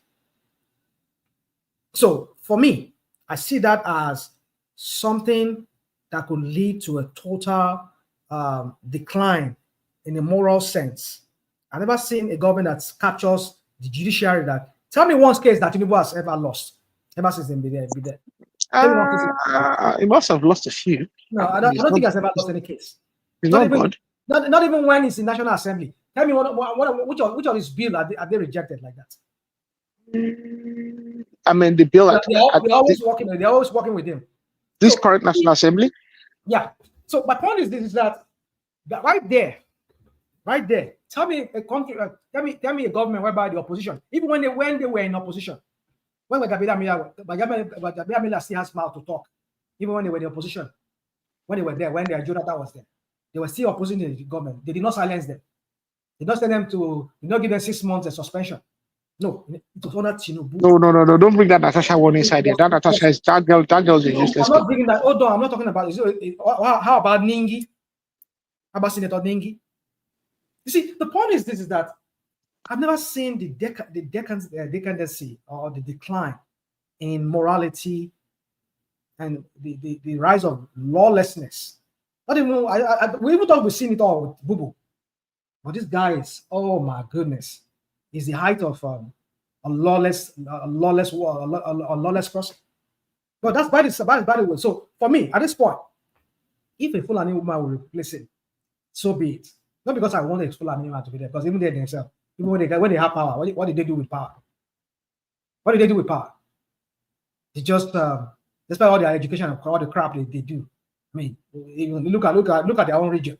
Continue rational. Tony Magbunde, you rational mind. Tony Magbo, my point is this: is that anybody except Tinubu, not because I hate him, but because of his kind of politics. Tony don't talk say the Fulani, so he is gradually eroding the moral value. Some kind of there's any vestige of value. Don't let rational mind boo you there. Na lie all the thing the way they talk na lie. And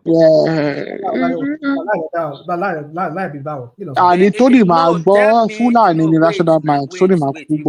You've been talking. Everybody, I've been listening to you. That what? Why are you exaggerating things? What has he done that that we have never seen in that country? Tell me one thing that he has done. So, and you said you sat down here and you said you were listening. I mean, you heard what I said.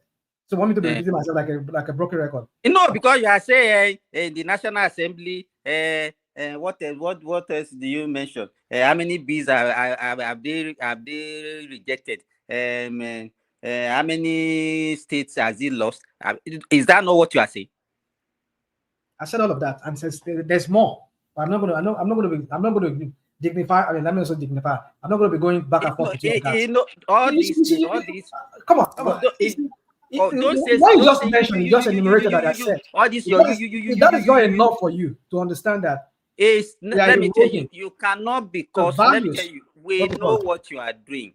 We know what you are doing. We are not young not to know what has happened in that country. So it maybe people that doesn't know, maybe you can boo somebody like Aro and be telling him stories that are not true. But what I'm saying is this: Yes, now that's what you are doing. And the young man can. So what is it now? What is it? What is it? What is it? I'm obviously being very decent now. I mean, like, I can't just be said, you know, I'm just being decent. It's not Simba I, was decent. I didn't say that, I Rashman. say I mean mo sọ̀rọ̀ mi ò sọ pé ìwọ ló sọ èmi mo sọ ẹni mi ló ti jáde mo sọ nípa àwọn eléyìí àwọn APC eléyìí àwọn eléyìí wọ́n gan runá sórí iná wọn máa ń jó ni so but tó bá listen sí Rẹ̀mí I mean tó bá listen sí Rẹ̀mí àti Simba you just be losing brain cell. You see, my point is this: it's just either you realize it or not. But rational mind, anyone that listens to you as well will lose brain cells now. Is that what? Well, let them lose. Anyone that no problem. You see. Have you looked at the panel? Everybody don't disappear now because of you. At least you and I were having a conversation. So nobody loses interest. It could be you and I. Maybe we were talking gibberish. That was why they left. But my point is this: I just believe that it's because nobody's on the platform to add to what we're talking about besides you and I. But my point is this: is just that my point is what I'm just trying to say is that you see, at the end of the day, the country is on a steep decline. I don't see people. I mean, look at how it behaves. Your own citizens. I mean, like today, was it today? They killed four, five military personnel in somewhere in Borno State. Everybody just went dead silent. You did not hear channels or any of those bigger media companies and media house in Nigeria report it because Tinubu is in power. They're not reporting because you're attacking us. You're attacking us. You see, Aro, you can see now what he just said now. What is the sense in what he just that allegation he just made now? Does that make sense? Even you that you are saying, does that make sense to you?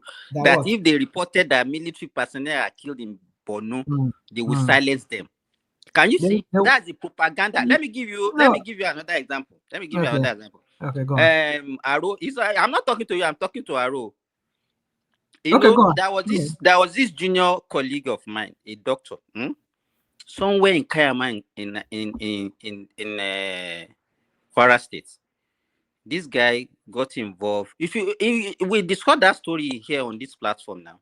That he went to Benin. That he said there was one vehicle that he stole in Benin on his way to, somewhere in Osun. That was when he was captured. That I think that thing happened around 2022.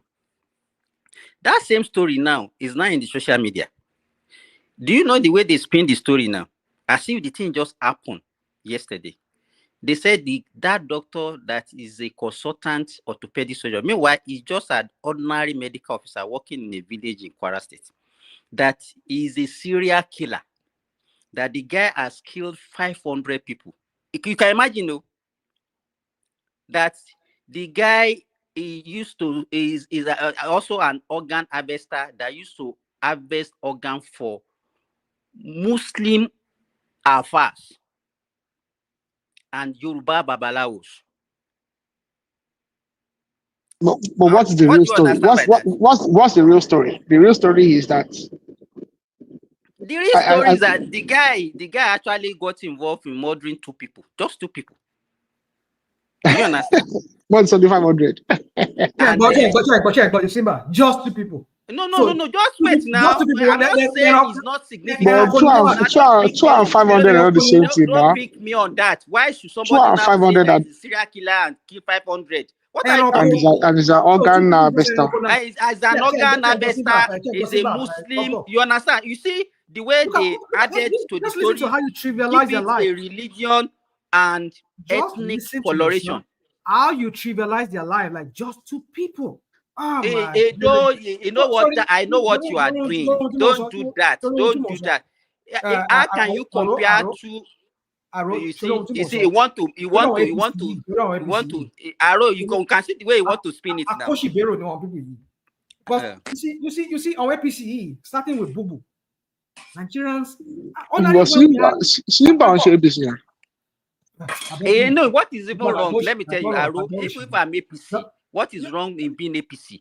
When do we started demonizing political party in Nigeria? If not because of all these people like Rational Mind Are we not in the same country when PDP was there? They are removing. But If this it's Tinubu not as that, bad as this. I beg, let me talk. Okay, talk. We were there when during Obasanjo, when Obasanjo was removing every Senate Senate president, president. like you understand, was killing all the political enemies and all those things. Did they say? Did they demonize? How many states? Let me talk.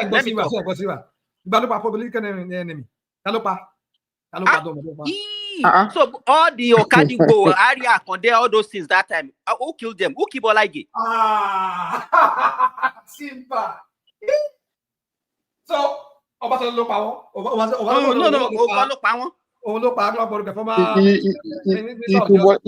Ikubora yẹn lọ́wọ́ ń lò ó. Ẹ má jà sọ̀rọ̀ dúró.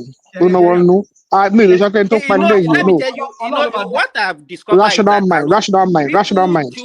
They choose what they wanted to believe. You understand? Rational RM. If that kind of thing, let me tell you, if that kind of thing happened to an opposition politician today, as we are talking, how would they say it? What would they will immediately Simba, they say Tinubu. Simba, our life is investor of RM. Baba is someone that is very close to my child. I mean, to my extended family. Iku ye no one know RM. Let's just leave it at that. Iku ye no one know. There's We are nothing. not. Let me tell you, Aro. RM, don't let us discuss it. Fine. Don't let us discuss it. Fine. In the public space. No. RM, the fine details of that. So many. Even this man that just died. Let me tell you this. Go and read his book. This Ayo Adebanjo that just died. He said it. He said Bolaige was killed by government. By government. So does it confirm, yeah. Confirm. So what are you saying? So I don't even know. You know, when people listen to this rational mind, the way it's not even you are not even rational in your thinking. Government. You understand? No, Aro, let us spin it. Let us spin it that for the fact it that happens you just see a big opposition leader now being brought down. Even ordinary defection, they are saying is the one causing it and all those things. You understand? You can see their mentality. Oh, you see now? You see? You can see what I'm telling you now. You can see the way it's thinking. Look at what happened in Edo State. How they rigged their election. A clear-cut election that somebody else won. How they manipulated this whole thing.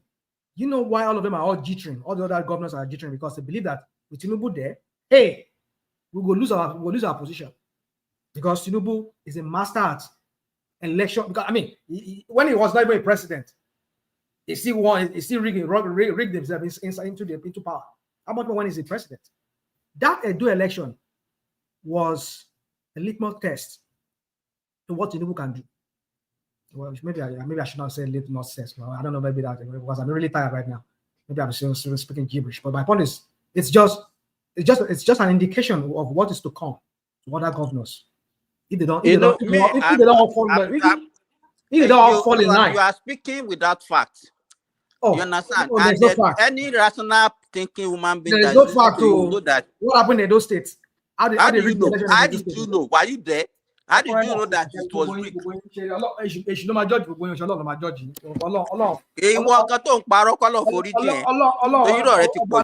You lie a lot. You say something that you don't know. You rationalize a lot, which is not good.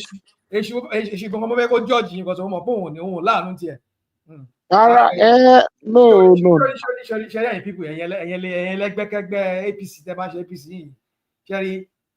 see, Nigeria, I've never seen Nigerians. How do I say? They become so numb. Our friend here, Simba, who is even someone who saves lives. Let me not I don't want to put him in any spot. Someone who saves lives. I just say two people. They go Meiji. You can just two people. But two or say 500 now. What I was trying to say is that you see, this is how it begins. You know what he's doing. He will neglect that one, Aro. Is that one I wanted to pick? That is the way they behave. You understand? How could somebody change a whole story? You didn't see anything wrong in that, though. Under this demonic party called APC, Nigerians become so numb. to people's suffering, to people's people being killed under Bubu. We just saw the killing minefield in Nigeria. Yeah, no, that's not true. Gradually, we just like that's not true. We hear of Kaduna killing. We hear of guys just killing. Well, it is what it is, and that is how we became. But she need nothing by Nigeria. No, you yourself, you're one of them too. You're one of them. If you want to hear the truth from me, so that's fine. Only Korimero to actually win. You see, this is how these people condition our minds. No. What I'm saying is this. I refuse to be conditioned. Yes, we all I come here and talk about the crap of these people. I think you should pay one man. You should pay one man for the right to vent your anger over here every day. So I should not say he's doing you a great service. It's a mental. I mean, you should pay one man. Listen. I'm as sane. Look at my. I'm not saying you're insane. I'm just saying one man is keeping you sane. That's what I'm saying. Oh, really? No. So I only come here once in a while. No, I'm a sane man. I have a job to keep. I have a life to live. That has nothing to do with your job. I know you're talking to me. I'm talking about my own side. I don't know about other people because you're making it sound like maybe I'm going insane with my. No. I'm not saying you're going insane by going. I'm saying this is a ranting panel, and you should pay one man. Somebody was saying that I'll continue crying. Yeah, let me cry. I come here, I cry. I will say my own. It's a ranting panel, so you should pay one man for running this service. If one man is running the service, you should pay him for the service. If you say it's a ranting parlor, it's up to you. But for me, I don't look at it ranting parlor. It's just for here while we're here to talk about the shenanigans of the crap these people are doing in Nigeria. These mediocres that you call leaders in your country. We are not in disagreement about that. A lot of them are mediocres. That's very unique. That's very unique Nigeria. You come here, you promote like Tinubu, who's just an imposter. If everybody want to be leader. Wait, if we can't talk about our leaders generally, if we talk about our leaders generally and put all of them in the same, but not saying you pick somebody out as if he's the only demon among them. That is the problem that you have. Okay, you cannot come here and be saying that anything but you can tolerate. You tolerate somebody like Atiku that we know his story, and you want to come here and say that you love that country. You rational mind. Rational mind is an obedience now. Let me say something here. One thing I don't like is this. You coming here castigating people that like Tinubu or maybe they like APC. And you coming here and telling everybody that APC is bad, is worse, is blah, blah, blah. Every adjective that is bad in this one, you use it to qualify them. But your own that you are supporting is the holier than thou, is the best, is number one. And you also see yourself as an elderly man, as the holier than thou man, you are the best, you are a saint. No, life is not like that. Leave that one to the rest of the people to judge you or to seek or to tell you their opinion about yourself.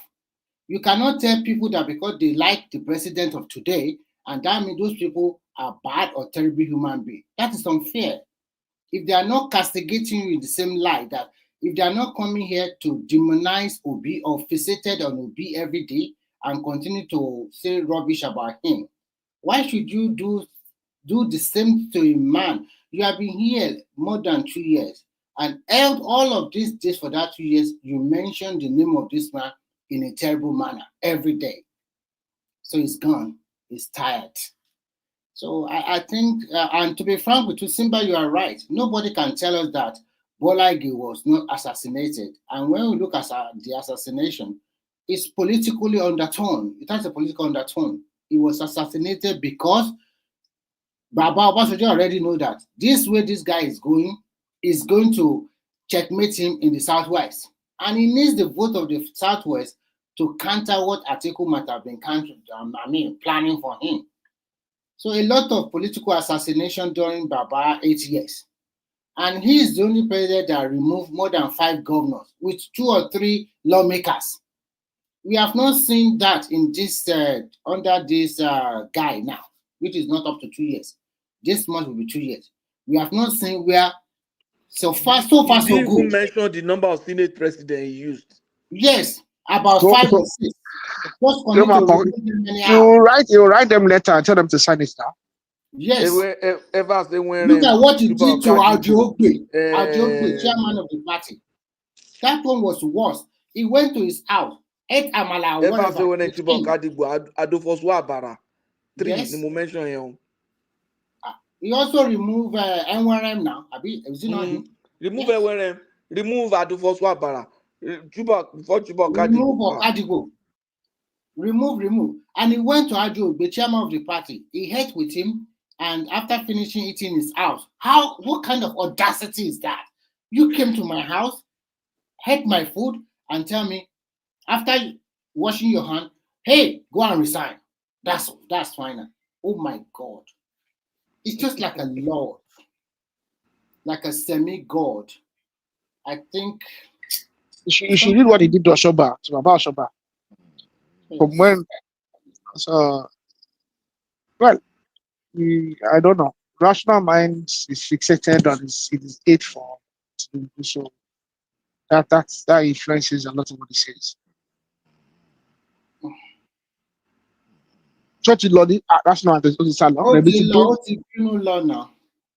I think, the first time I came here and I was making my contribution and I used the word, why are you so fixated on him? I wish he's here. And he flare up because I've been listening for 1 month before I joined them on the platform. I was surprised. How can somebody be fixated? And during those times, it was that they have the election. He said, don't worry, he's not going to win. The guy won. They are not going to, then they went to the court. The court is going to throw him out. The guy won. Again, he said, no, they are not going to swear him. They swore him in. Come on, man. What's this? Hatred is just too, I don't know, whatever. What I just know is that whether we like it or not, this guy will be your president either for 4 years or for 8 years, whether you like it or not. Only because it's the hatred is too much. But whatever the life continues, let me mention something for all of us. So, you know, there is somebody who had been president of Nigeria that we always forget. Who is that? Nwankwo Orizu. Nwankwo Orizu. President of Nigeria. I never even heard about that. Nwankwo Orizu was the acting president of the Nigerian First Republic. Yeah. From late 1965 to the coup of January 1966. And they never mentioned him, even in the history book. Nwankwo Orizu.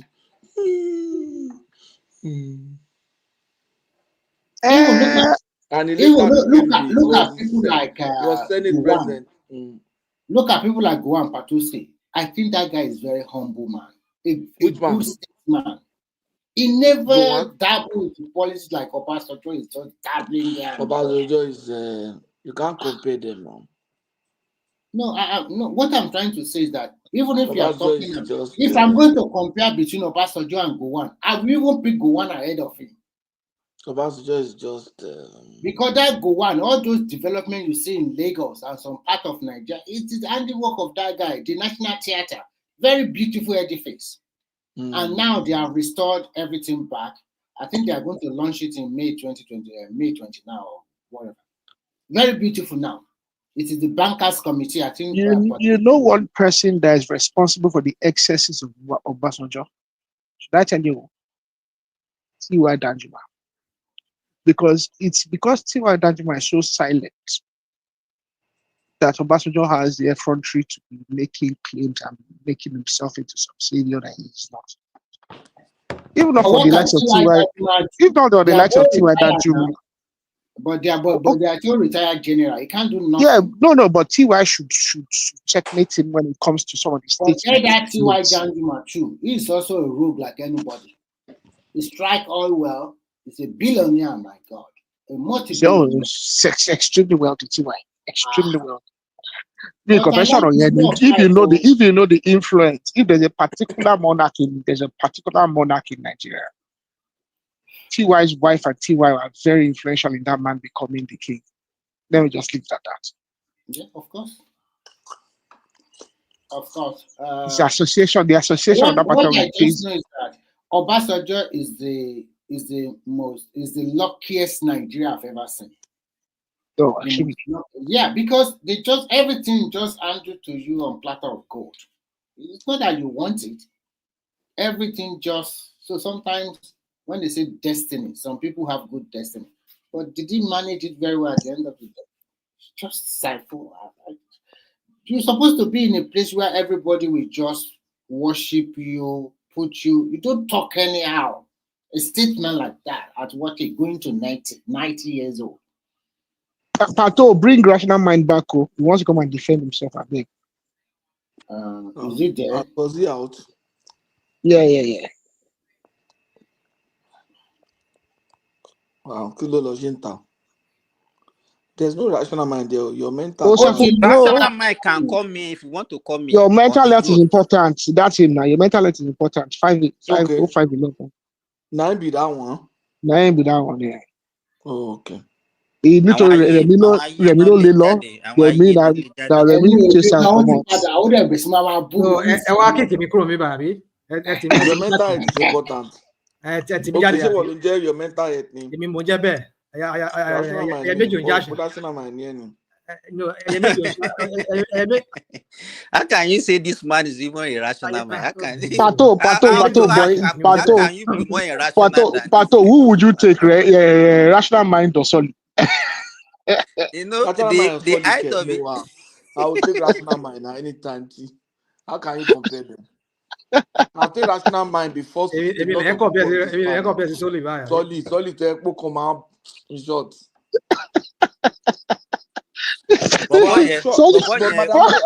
As Madam AI left. Yeah, she left. Yeah, rational mind is there. Why? Now what? Rational mind don't know Madam AI left.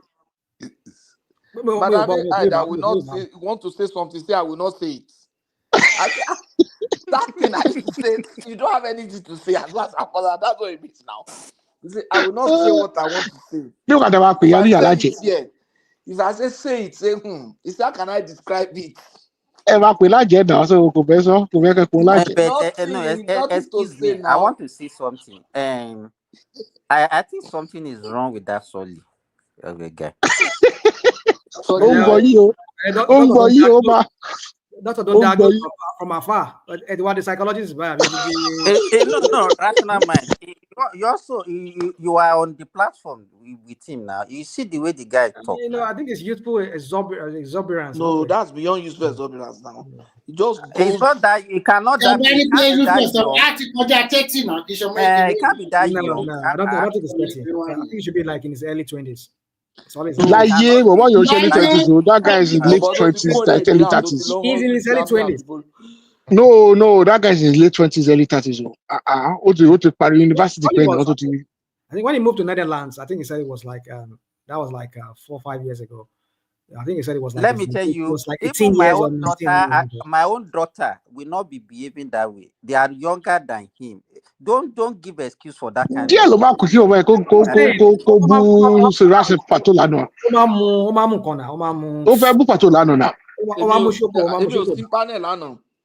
No, Shebi was you are disgusted at him yesterday. Now I remember I was listening.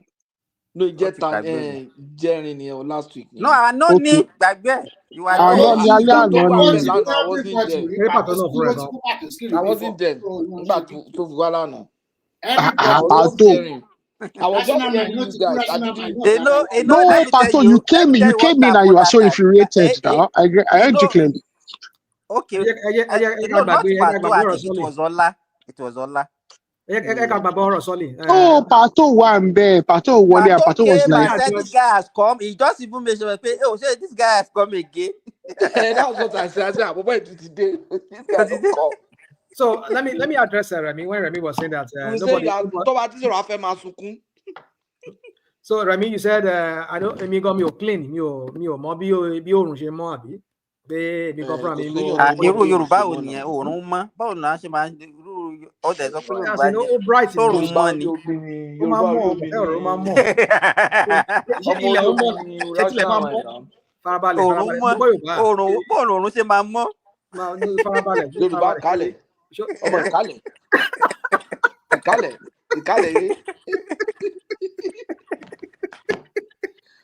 Àwọn mágè. Ta ló kọ́ lédè ká bẹ́ẹ̀. No, national my Patoski gbọ́ Yorùbá jọ ẹ̀ lọ jẹ́ ká sọ kí ló tó sọ lẹ́nu. Ó kí gbórin kọ̀fọ̀tọ́mágè ni. Kọ̀fọ̀tọ́mágè. Orin kọ̀fọ̀tọ́mágè. Mo ti gbọ́ ẹ ọmọ kálẹ̀ dáadáa.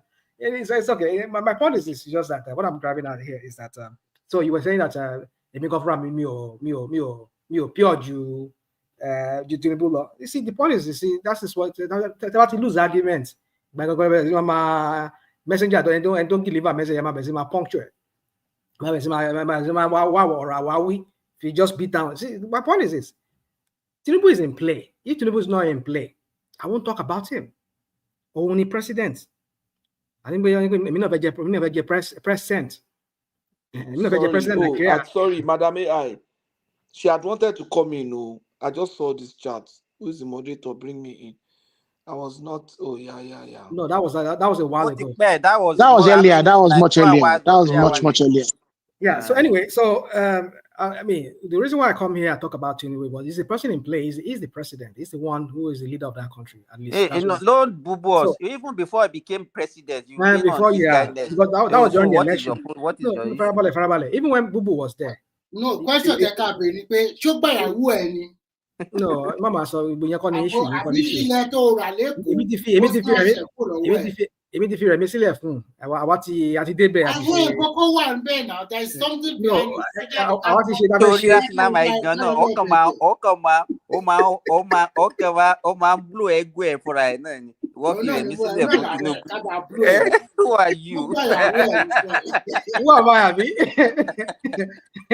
Ẹ̀yin báyìí ló padà dáàbò lọ sí Nàìjíríà mọ́ sí. But olówó ló gbà ìwọ ọ̀lẹ náà. Ẹni kó bá wa lórí platform yìí.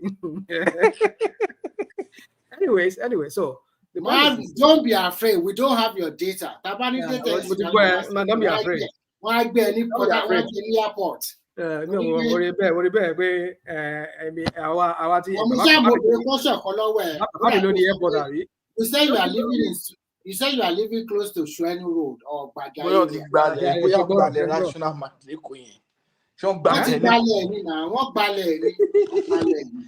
Anyway, so my point is that this person in play. That's why I come here and talk about him. I mean, like you're saying, even during the election, because he was in play as well. He was running to be as president of Nigeria. If you were here before the election started, Bubu was my target here. Every time I come here, I talk about Bubu. So why were you people don't have a problem at that time? But that's because it's a Yoruba man that is there now. And I'm talking about a Yoruba man, so I should not talk anymore, right? People you got no, before election, I know you talk about it now. You did not even want him to win the election now. So I don't want, because this I know that this crap was going to happen. This whole crap is going on. Which crap is happening? Rational mind. How is it painful for you? We won the election. No, sorry. Question. How do you feel? That time he won the election, you are not happy. You continue to be. I wasn't happy. Yeah. Listen. No, hold on. Then we went to the Supreme Court. You said you are so sure they are going to remove him. They are going to do another election. He won again, and then you still continue to push. And then there's a final one. There's a final one. You continue to push hard in this platform that they are not going to swear him. And when they swear him, how do you feel? Do you feel so embarrassed?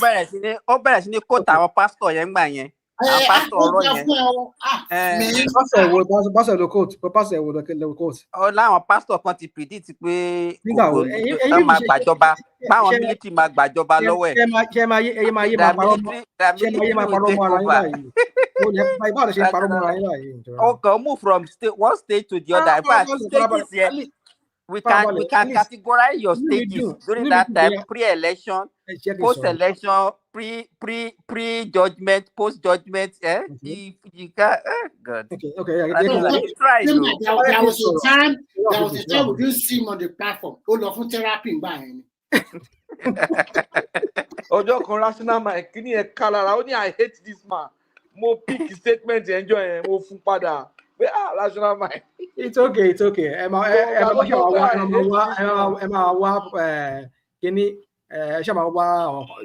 My point is that. But rational mind jẹ́ kí sọ̀kan fún ẹ.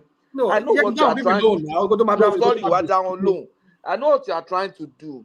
I also take that position at times. But the point is that Anton presents is as terrible as this man, if not more.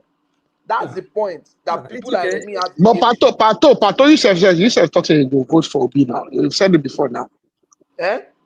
You've said you vote for people as well now. You've actually I said the man. I said the way you are doing it. That's not what I'm saying. Baba my Pato me they pay Pato ni. Hold on, let me tell you why. At that time, when food prices were up, I said the feedback I'm getting was this. I said this man continued this way, I will vote for Obi. That is making me feel bad for campaigning for him. That was the way I felt. And when the food price came down, I was one of the first to come to this price. I spoke with my brother. I let mommy pay me. But ẹ̀gbọ́n mi tó yẹ pé ó máa ń kọ́ mi kí n send or something. Òun fúnra rẹ̀ ló pò mí ní àǹkọ́ ti easy DNC o. You know I would expect we can send anything more. But yeah, you know that kind. You could not say that person. Nobody say they look for your money. Things were tough.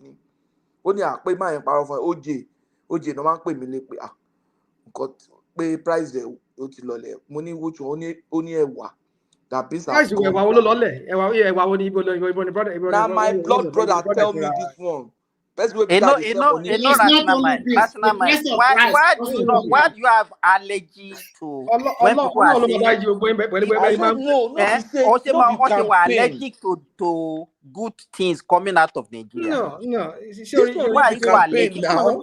My brother, why they say money to? He tell me say it's not even like that. No bother to let me tell you, I patronize Nigerian markets. That's where I spend my own money. I will patronize you. I will patronize. My whole family. Wait now. The difference between you and your own family is not in Nigeria. My own family are in Nigeria. You understand? So you cannot nuclear families in Nigeria. No be saying. So it's not all these people that you pay to call you for money. I spend my own money in Nigeria. So it's a difference between you and I. So and I know, let me tell you this. As at this time of last year, we are buying maize for 550 naira per kilogram. 750 this time of last year. Now we are buying it for 330 naira. You understand? And the same thing goes for all other food. Let me tell you, in my family, we used to have a budget for Ilia that is coming probably in the next 3 weeks. The budget that we had as at this time of last year was more than what we have this year because of the decrease in food price. If I tell you that you know that you will not believe us, we say okay because we are pro Tinubu, that's why we are saying it. But that is the fact. If you like, believe. If you don't like, believe. You know, that was what I was telling people. Nigerians don't need education. People choose whatever they want to believe. Anybody who want to believe in negativity, let them be flying with it. Anybody that want to believe in positivity, let them go with it. That is it.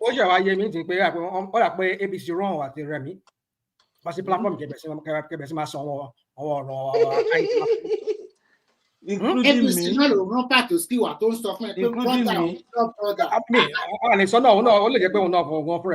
My elder brother, where they send money to? He tell me say I think you are not sending. No. Okay, let me ask a question, Patoski. But rational mind, Yoruba need rational mind now. Oh, there's a pack bank paro. Agbalagba ni pato now.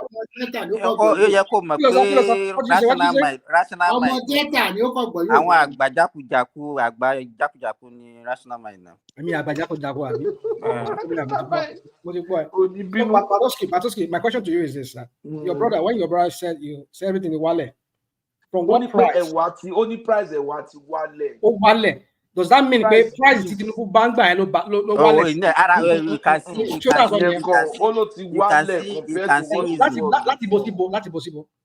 I think it was whether Ike or that, Ike or that Kekere. I can't remember the price.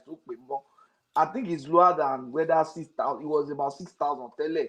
I think it's way less than that, almost half of the price now. But you know what I'm saying is that ordinarily, Kalara Tani Mani Roko Niso, but this somebody that èmi máa ń ju nǹkan sí wọn gbà mí tí nǹkan because it's a widow now. A máa ń pè nǹkan tí wọ́n á ní nǹkan tí wọ́n máa send kò ń béèrè but tó bá ti sọ pé nǹkan wọn bó bá ti ń sọ̀rọ̀ ẹ̀ máa ti mọ̀ pé ẹ̀gbọ́n yìí ò fẹ́ béèrè nǹkan so I'll send. indirect way tó fi máa béèrè náà nìyẹn tó fi máa béèrè nìyẹn pé nǹkan ti díẹ̀ nígbà àti ẹ̀ sọ̀rọ̀ débẹ̀ ló ní ó jẹ nǹkan mà ti wálẹ̀ o pé ṣé mo mọ̀ pé ẹ̀wà ti wálẹ̀ ń sìn you know ordinarily kí ló sọ fún mi yẹn pé kóòdù ó fi kóòdù sọ fún ẹ pé àwẹ̀ pé o ní need me o ní need me like I used to. He's my immediate elder brother. I'm not disputing that father. It's not your immediate elder brother. What I'm saying is that the same father, the same mother. Way of telling you that I also step down. How I feel school here now. Okay, all right. But my point is so not be say you see. I'm not saying don't get me wrong. I'm not saying things did not drop. That's not what I'm saying. Yeah, I'm happy that you are correct that. No, don't get it twisted that because I said this is not drop. National Mouth didn't change. You are changing. Me change. You are changing, huh? Before you become different. Now you Cherry people, come on, sorrow. And you getting sorrow. Position very fast like that. But this slow down. You can't promote this slow down. I mean, originally for me, that's why I'm more ní agbára ẹ̀mẹ́rin márùn-ún mi agbára. I'm finish. Èmi náà APC lèmi náà rí àti president. Go and get sorry. Choose all of us. So we keep quiet. It's okay. You know, Folly was happy yesterday when Folly was happy yesterday when Solly was ranting. In fact, he was even encouraging him. One thing that surprised me about Folly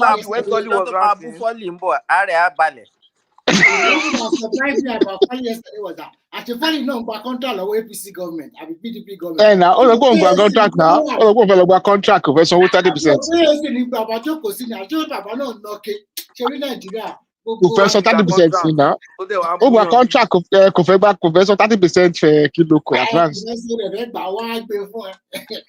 So bó ṣe rí everywhere nìyẹn in the world one way or the other even for America gan Donald Trump ṣe fẹ́ gba gift of luxury aircraft from Qatar. National mind ní sọ̀rọ̀ sí yẹn tí Nàìjíríà nìkan lè máa sọ. Luxury aircraft òun ló gbé fún ọmọ ògbé fún ìlú o gbé fún America òun ló fẹ́ gbé fún ọ. Ó ṣe ń bọ̀ wá sọ́dọ̀ wa àṣé kò tiẹ̀ ti wà lọ́dọ̀ wa báyìí. Ṣé aircraft náà? No, ó gángan. Donald Trump. Ó ń bọ̀ sí Qatar. No, ó ń bọ̀ wá sí Saudi. Òun ló máa gbé fún ọ ẹ má ṣe má lọ sí kìíní yẹn na Donald Trump tó bá ti ń kúrò ní gọ́ọ̀mẹ̀ntì tó wá kúrò lọ́fíìsì ó ń gbé plane yẹn lọ ni o. Ó di di plane ẹ̀jẹ̀ ló kò sí corruption ẹ wò ó abeg jàre. Ó di di plane tí ò ṣe fi pamọ́. You know what I heard? I think what happened with that plane is I think ó lọ sí Saudi ìkọ́nà àwọn prince àwọn royal yẹn ló ní plane yẹn ó wọnú ẹ̀ ó láìkẹ́ bí ìyẹn ṣe kọ ìyẹn kan sọ pé aṣọ fẹ́ gbà ìyẹn mọ̀ kan tó máa gbà lọ́wọ́ ẹ̀ ní ọjọ́ iwájú. Are you aware of what he just did in America? You know they have this law that if any American company gets involved in any form of corruption or whatever, you know he has repealed it. He has repealed it now, he has repealed it. So can everybody corruption galore, right? But I can't deal with American companies, which is true anyway. And deal with American companies, how you won't feel what you want. Me, I will almost do that too. Yeah. I mean, at least please that is here now. He will not talk now. He will keep quiet. Okay? No, because he got talk, you know, in a way. Oh my, lost them way, my world. You are crumbling. Let me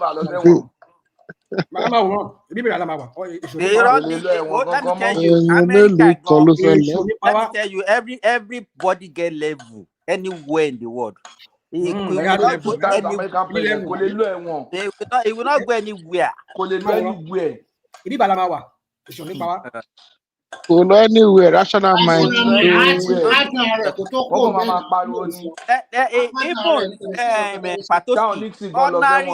Ordinary footballers, all those basketballers that we pay tax, The only thing they sent them to community whatever, or they pay service. If it's another person, they will jail though. Forget it. There is no justice anywhere in the world. It's just the justice is only for the poor and the masses. Patoski, I want to even ask a question. All those Abacha loot, how long does it stay in the Western world? More than 35 years. And they are now giving it back to us on condition. Our own money, and you know that this money was stolen. And you now kept it in your own economy for 30-something years. What there's any not one in UK, you know, tell them rishi. You know, African leader, they are corrupt. Our banks to win one on my lobby pay. Ẹ jẹ́ ká fi ọ̀bọ ilé o. Okay, jẹ́ kí parọ́ kan fún ẹ, Rẹ̀mí. Bí Nàìjíríà ṣe wà ń sìn, kí àwọn African leaders kan jí owó wá, kó wá gbó sí ibi. Ó rò pé Tony ní lọ bá Tinubu. Consider relationship tó wà láàrin wọn àti Tinubu. Ìlú mélòó ṣé kò ní lọ bá Tinubu pé yes, you are right. You are right. But gbogbo àti teachers lọ gbó wá sí Zenith Bank now. Now. Can you about so John or to buy the bank? Who go back? So Basile.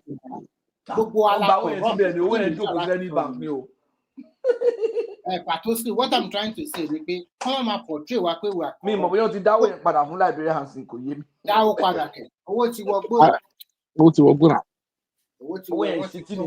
He's sitting in Zenith Bank. Somewhere in Tinapa, in Cross River, not look big Chancellor Singba now.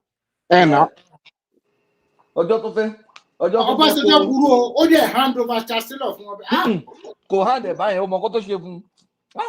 Ọjọ́ tó fẹ́ kọ́ wa mú Chancellor, wọ́n ní àpé ó free sí, kó lè máa rìn, kó lè ṣọ́ pé Tinapa ẹ̀ ló yẹ kó wà bí house arrest.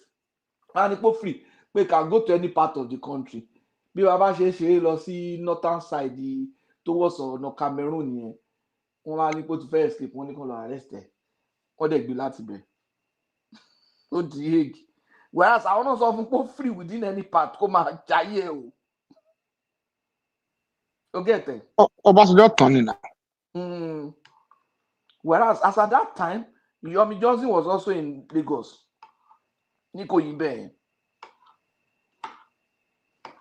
Wọ́n mọ̀ Ọbaṣẹ́jọ́ ló mo rí interview ẹ̀ kan.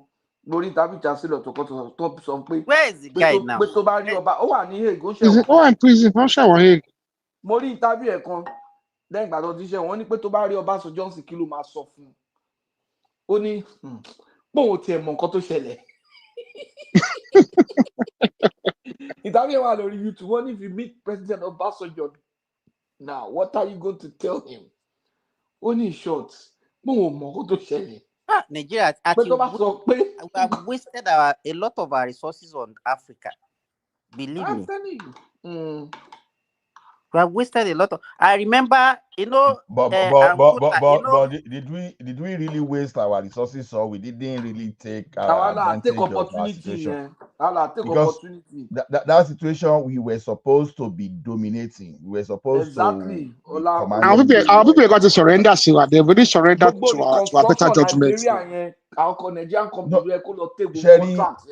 Share our military honestly, especially the military between 1983 and 1993 cost the one country because they brought our GDP down, they reduced the strength of our military. Why did you stop at 93? What about Abacha? Sorry, Abacha not the Mufeka, that's it should be 98, sorry, 99, not even 98, 93, 99, yeah, between 90. Because Gawon ṣiṣẹ́ nǹkan actually Gawon problem Gawon ni pé ó ní owó yẹn ò kò mọ bó ṣe máa ná, and he still did some things, but like the IBB but boy yẹn kàn dismantle na yóò kàn weaken Nigeria military for his own selfish. Ká ní pé Abacha ló wà ṣáájú ẹ̀. ló weaken wọn jù o. No, it was me of her discuss. No, IBB weaken Air Force now. IBB local district to Air Force. As a military police. Your Obasanjo that's why I said between 1983 and 1999. So be Obasanjo. Okay, kilo báyìí Ọbásanjọ́ ṣe wiki in Nigeria. I'll give you. To buy this is interview, I want. Former chief. Ọbásanjọ́ because ó fi pé àwọn kan anybody to bá ti taste political power rí pé is a threat to democracy. So Ọbásanjọ́ ó dẹ̀ retire everybody that's ever been given a political appointment. Whereas some of these officers not from political appointment, they were involved in coup. Those political appointments were postings. Tí wọ́n lè refuse gone in some cases. They were postings. You will now see a young officer, someone like Ewan, Sam Ewan. He was a group captain that time, or air commodore. That guy, they say, was one of the best fighter pilots in Nigeria ever produced. Oh, they retired at 50 something. These are people that you would have kept them in Nigerian armed forces. They would have been up, would have given them the opportunity to pass on the basic training. You now created a gap. So knowledge gap, skill gap, or retire naval, all of them very good naval officers.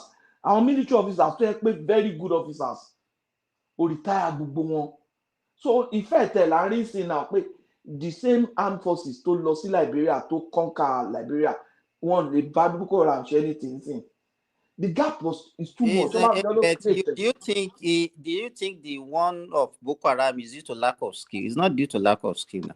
Forget about that one. Nobody is responsible. It's lack of discipline. It's not that one. They know what they are doing with that one. Politics, Abi. Politics in it. Forget about it. Mi ò mọ kan tí Patoski mi ò mọ what thing so. Because when I said the IBB wait now, Baba, wait. The thing is this. When I said they reduce the military capacity, it's not about the one of the soldier. What's the business of soldier with our politics? If Obasanjo did not retire all those people, there's tendency that we won't be in this democracy now because they wanted power too. So he just removed these guys. So are we saying these guys should keep political soldiers in the office? Because we should see the result. I'm saying Baba again Soro. I'm saying when we used to have many forces.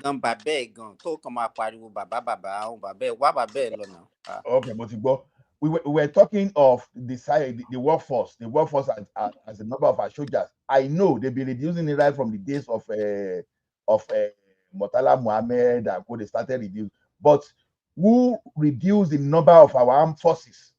That they started removing them. Under who? Niatiria and young military officers started of cash in the Dejibo. So all those things under who you want to be seeing transfer our equipment while Kakiri. Second mechanized division Ìbàdàn di Korofo tọ́sọ̀ Òkìtìpá di Korofo tọ́ mú gbogbo àwọn kí lórúkọ equipment wà níbẹ̀ tọ́ bẹ̀ sí relocate wọn kúrò just because they wanted to sustain themselves in power. Wọ́n dẹ̀ gbogbo amọ̀tà àbáyátá they say in the name of pé kí wọ́n má bàa gbàjọba wọ́n dẹ̀ relocated lọ sí èsì border town. So those are the things we are talking about. Under ta ni gbogbo ibi tí wọ́n ti ń produce àwọn ìbọn kékeré ṣe Nigeria means we wan produce ìbọn now. But Ola. What you are talking about is that because we started this discussion that we didn't take that advantage that time. The military, do they have that sense of saying, okay, we are doing this, what can we benefit? The only thing that they are just looking at that time is, okay, we have the military power, let us go and help these people. And whatever we can also loot through that, we loot. That's it. They are not looking at the advantage for the country. You understand? Exactly. And they don't have that skill. Let me give you, I used to have a friend. That guy was even ordinary police officer. Those guys, they got rich through those military peacekeeping that they used to go and do. Of course. Ordinary police, he was in Angola for just 3 years. Immediately the guy came back from that Angola, he resigned from police and he started multi-million naira business. I don't know how they do it in the civil service, but I want to believe it's like that in almost every area because in the banking industry, if they come out to get paid, if they posted you to area like Ghana, at least you'll be earning extra code daily. Atiku, that your salary will still be going. So it just like, let me give an example now. It is possible that there was a time they will post you to Ghana to go and work there, and you'll be earning close to $500 per day. So that is so at the end of your salary will still be going. You understand the implication of that? To buy one temporary thing, you know, to buy more transfer permanent. Ìgbà yẹn nígbà yẹn in fact ṣebí mo gọ́ọ̀kì ara mi nígbà yẹn ṣebí ìgbà kan wà tán ni kí n wá lọ kíní tí mo lọ ń ṣàgídí because wọ́n fẹ́ kí n lọ Ghana gbà yẹn but ọ̀rẹ́ mi ní ẹ̀ bí wọ́n Ghana ìgbà tí mẹ́gbàá kúrò. Àní bọ̀bọ̀ kan wà tó jẹ́ pé they have to beg wọ́n ní láti command ẹ̀ padà ó jókòó pa sí Ghana bẹ́ẹ̀ ni for more than 3 months ó kàn ìyẹn kan ha $500 daily lọ ní hàù tẹ̀ ní. Tó bá lọ báyẹn tí o mọ̀ tó bá lọ báyẹn wàá máa pa owó yẹn but tó bá ti transfer ẹ lọ sí Ghana ó ti yàtọ̀. Even if they still transfer you to Ghana ó sì better Nigeria in some sense because number one ẹni tó ń sanwó lé Nàìjíríà tẹ́lẹ̀ nísìnyí you start living in the kìlódé. Wàá máa gbé wọn kódà kí wọ́n ní staff quarters àbí guest house. The staff quarters so yẹ pé guest staff quarters guest house so yẹ pé ó better where you be living in Nigeria and your positions it depends on your position sometimes. Now kéèyàn tó lè get car in Nigeria nísìnyí ó lè jẹ́ you have to become a full manager before you get that car. But then you don't need to be a full manager before you get official car. You understand? So the thing is, it's not for benefit. So only go there. No ṣe wà fáwọn yẹn. So I can say it can be because it was like a general policy as at that time. You know. In fact, Ola, that was why I just concluded that it was a waste. We just wasted. If you remember, Arishikola under Abacha regime in that same Liberia, that we are spending almost $1 million every day supplying food and everything to Nigerian soldiers in Ekomok. Yeah, to me it was not opportunity. But a lot of military people made money there now because they made money through delivery oil, epo, diesel contracts. They made money. That was what I'm saying. That they just see it as an opportunity. Exactly. Because before that time. Sorry, but in Nigeria, Liberia, in return. It shouldn't even be it shouldn't be we be blaming Nigeria. It should stop blaming ourselves. Okay, let me tell you what that thing should have done for us. That thing should have given us military experience. It should have helped us to set up some kind of military hardware production. If you look at if we're using the opportunity, but now, Sub-Saharan Africa, weapon Nigeria. So those are the kind of opportunity we missed. Nigeria can manufacture gun, can manufacture armor personnel carrier. We should be giving them all those things. That's just a drawing this in apart from that, how is that feasible? When you guys will be complaining that Nigeria cannot invade Niger, the flex Mozua. All those reconstruction contracts. But I think our leaders they just did it and withdrew and came back. They are doing it just for optics. They are just doing it for strategic. And you know the funny thing, those nationalities now, you can see there was a day one useless Sierra Leone came here and started abusing us here. I appreciate talking back to Nigeria. Bóyá àwọn bá ti pa ancestor báyẹn tó fi ń pariwo láìṣe láni yìí ó ṣe Nàìjíríà. Bóyá àwọn bá ti pa uncle ẹ̀. We can see we wasted a lot of money in Angola. We wasted a lot of money on South Africa. We wasted a lot of money on Liberia. We wasted a lot of money on Sierra Leone. We wasted a lot of money on Gambia. Those are the ones I know. And I remember there was a time we also went to Democratic Congo. Yeah. We're in Congo. So I don't just know, but we just missed the opportunity, to be honest. I think our leaders were not smart. Gbogbo àwọn tí America ń lọ yẹn, àwọn ibi tí America ń lọ yẹn. Look at the They are deal. taking Look at oil, the they are deal taking that diamond, they are taking US want to sign with this thing now with Zelensky. Ukraine. Of Ukraine, course. yeah. It's not free now. It's not free. So I don't even know where I was, and you know, I don't even for somebody like Gowon that even had don't buy your business. They want to need drug in office early anybody. Don't buy your business. Diamond, about business now. Somebody like one, it was there during the oil boom. He has a lot of money, but what did he do with it? Nothing. Well, I can tell you. He confessed publicly now. Go on.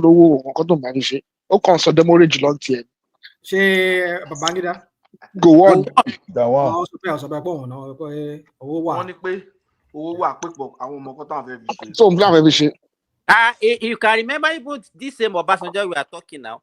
UAE came to him and said you should come and invest. He said no, we will go and invest in the desert.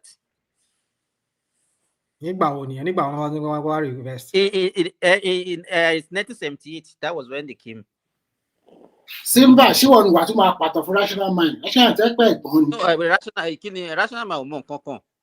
Ẹ̀gbọ́n tí ò mọ dò ni wọ́n tún máa béèrè. More data tí mo ní lọ́wọ́ as at 1977, Nigeria had active 133,000 active personnel in the Nigerian military. More the Pajano, much more Pajano láti join now. We will go no more to 400,000 not the need. Yeah, although there was a time that Nigeria troop was close to like 250,000, right? But as at lẹ́yìn ìgbà tí Babangida data tí Babangida tẹ̀ fílẹ̀ ni mo tẹ̀ ń wá, but up to now I think they are about 100,000 now according to the data. We really don't need a big stand. We don't need a big standing army. We don't need a big standing army. Less than 300 or 500,000. Yeah, 500. But even at that, we should have reserve. Give people an option. You know, if short service. To buy people don't fish NYC, you only fish short service. To buy the university, and they call 3-4 years short service. Just 6 months now. No. Short service one now. Short service you. Oh wow, but I'm saying that instead of NYSC, they can give people option for reserve. Let them have a reserve. Come on, reserve. They'll be fully trained to be reserve. Just so in Egypt, that's what they do. Any of their graduates, when they finish, they go and do 1 year compulsory military training. In Finland, if you try that in Nigeria, armed robbery will go to happen.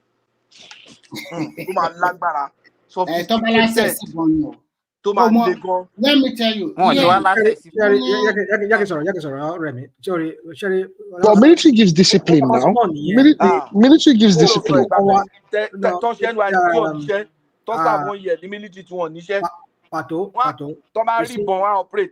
Well, you see, that's the problem. But to buy 1 year, military, join military. Not military. Military just of military. Gbogbo àwọn tó ṣe NYSC ó gbọ́ yẹ àwọn tó ṣe jambu ni ṣé àwọn tó ṣe NYSC sorry I can land point tí wọ́n bá jáde tó bá sọ pé kẹ́ train ni can NYSC ní in a year can NYSC ní maybe 300,000 graduates tẹ́ kó wọn lọ camp tẹ́ train gbogbo wọn mélòó ni military fẹ́ absorb kí military absorb ká ní pé military absorb 150,000 nu wọn ní batch yẹn another batch wá military absorb 150 tẹ́ bá ṣe 10 batch 1.5 million soldiers. Kí lẹ fẹ́ fún wọn? Bá lẹ fẹ́ ṣe? Then you have to leave them. Now you have trained people to carry gun, to operate weapon and everything. But you don't need to do 150 now. You can do 10. You can do 10 or 15 now. 1,000 a year. How many be copper? You see, Pato. You see here again. This is what this is. Again, this is how we began. I mean, myself and Aro, this is how we began this thing at the beginning. You see, Nigeria has a lot of potentials. We can unleash that potentials. What I mean here is, when I mean the potentials is that the economic potentials of that country with that population, we can unleash that.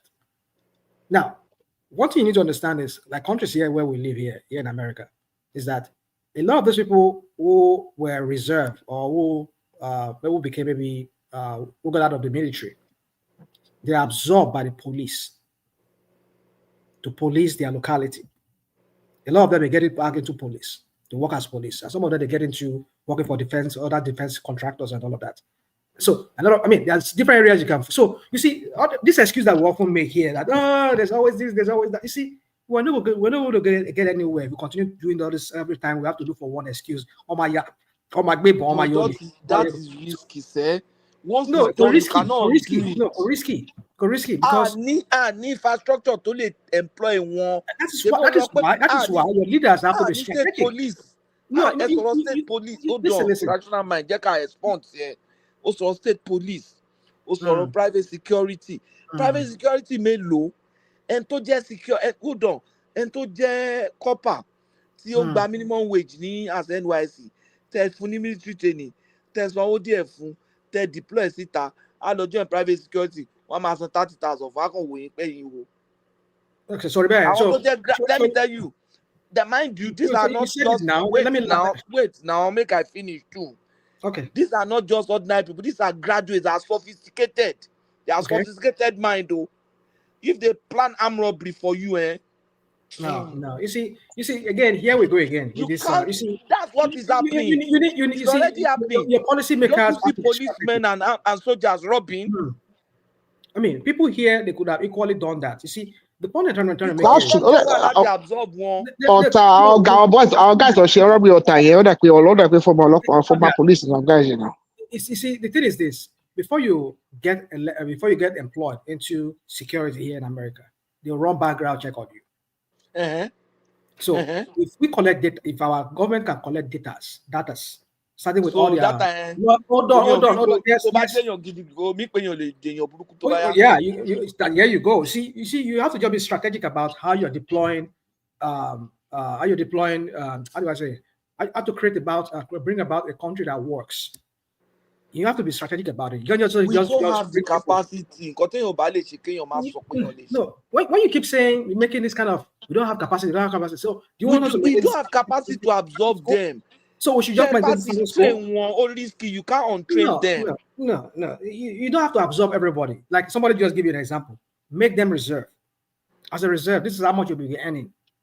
Just be on a reserve. When we need you, we'll bring you back. We'll bring you in. I mean, people talk about employing 50,000 youths. So what happened to those 50,000 youths? Let's just deploy them to other things. 50 million youths, rather. Non-military. You see, okay, let me give you an example. We used to, that's what I said to you. A lot of the people who retire and who after they are done with service here in America, a lot of them get absorbed into many things here. Now, we used to have Army Corps of Engineers. You remember that? We used to have that. And I think in Nigeria still have, I don't know if they still have that. Nigeria still has Army Corps of Engineers. Now, and they train them. This is our power line that is having problem. There's certain army, a section of the Nigerian Army Corps of Engineers that they can deploy to go and start installing those things. That's what you can do, because some of them, when they are in training, when they are in service, they get trained in many areas. Which power line? I think our Army Corps, they specialize in bridges. Our dams, they can install it. They can install things. No, they have that, but I think they specialize in bridges and a lot of bridges. It could be dams. They have a Corps of Electrical and Mechanical Engineer in the Army. That's what I'm saying. So that's the branch of the Nigerian military. You see, because we have non-entities running those institutions. No, actually, they have some brilliant people there. I think I know. No longer anymore. They used to. Everything now is politics for them. They have a lot of brilliant people. No, they used to, but they no longer have them. They no longer have them anymore. At least up to where Jonathan was. At least I know they have doctors. They have very good doctors. Simba. I know they used to have very good doctors, but I can't speak. Yes. Do you know this army? This of cardiologist of Vajay, Major General Vajay. No. He invented the Nigerian Army. What they do is this: they will employ you as an MBBS fresh graduate. Yes. Then they also send them for residency training. Yes, now. That's how my brother joined the army now. They produce specialists and all those things. Now. Of Vajay, the cardiologist Ovaje invented an autologous blood transfusion machine that takes the blood from you during procedure and refines and recirculates the blood back to the patient. And that equipment, that machine was certified. I think was certified by World Health Organization. He also invented a retracting syringe, injection and syringe or something.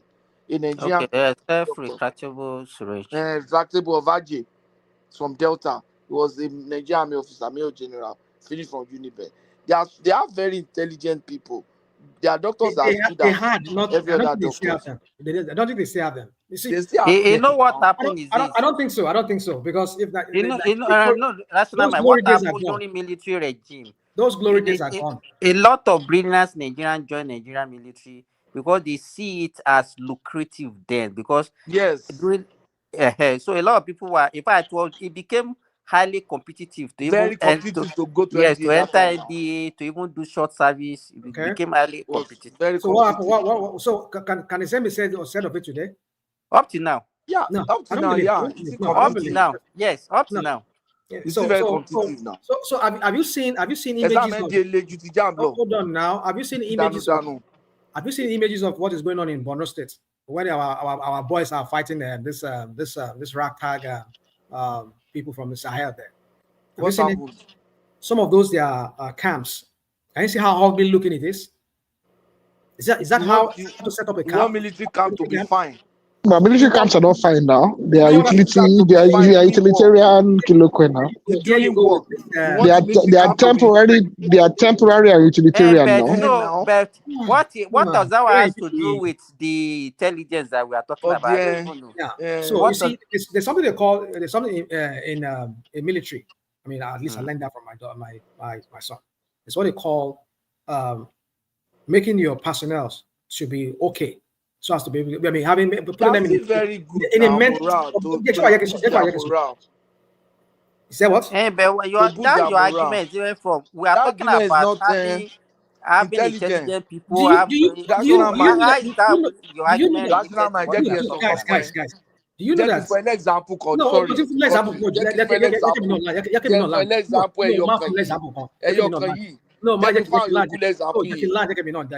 Okay, land point. I gave you an example of Nigeria Corps of Engineers. You gave an example of camp to dot in there are many areas among the Nigerian Corps. Nigerian Corps.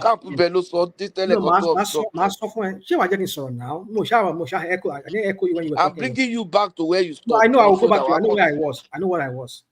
There are engineers. There are architects among them. These are people that will design how a camp should look like, how to set up, how to mount and unmount all these things. When there's a need for logistic or whatever. So where are all these guys? Where are their service to make the personnel? Some people they just to study each personnel and look at the gadget that you need to wear. So for the fact that you don't see those things, does that mean that if it's not because of capacity, because it's because of resources that maybe they don't have enough resources? Yeah, you go. Give all these stupid excuses. And people rational mind. Hold on, rational mind. Sorry, ọ̀rẹ́ mi. Ìwọ ló yẹ kó bí sọ́ọ̀lì, ọmọ ẹ ló yẹ kí sọ́ọ̀lì jẹ́. Rational mind. Bí kẹ́kọ̀ọ́ máa abuse, ó rà pé ọ̀gá ló bí. Rational mind jẹ́ kí n sọ̀kọ̀ fún ẹ. Ọ̀rẹ́ mi, friend, my childhood friend gangan, is the current GOC of Atiku Div. That guy went to Harvard University. So to tell you that they have intelligence, the guy is the current GOC of Atiku Div. The Major General was just deployed there. He was the commandant of Nigerian Army School of Infantry. That guy went to Harvard University. Patoski, Nigerian Army spend a lot of money in training their people. He was in India. Not only he was in Harvard. Outside the country. In fact, you cannot. Let me tell you, all those officers that you see, there is none of them that has not had any foreign training. None. Patoski, your friend spent 4 years in Harvard, or just my went friend there for what? Came to Harvard for 1 year. Okay, 1 year in Harvard is a lot of training now. But you have had invested. That's just him. So many people. They do training. No, not Pajawiri. Somebody 1 year is Pajawiri. Okay. I think I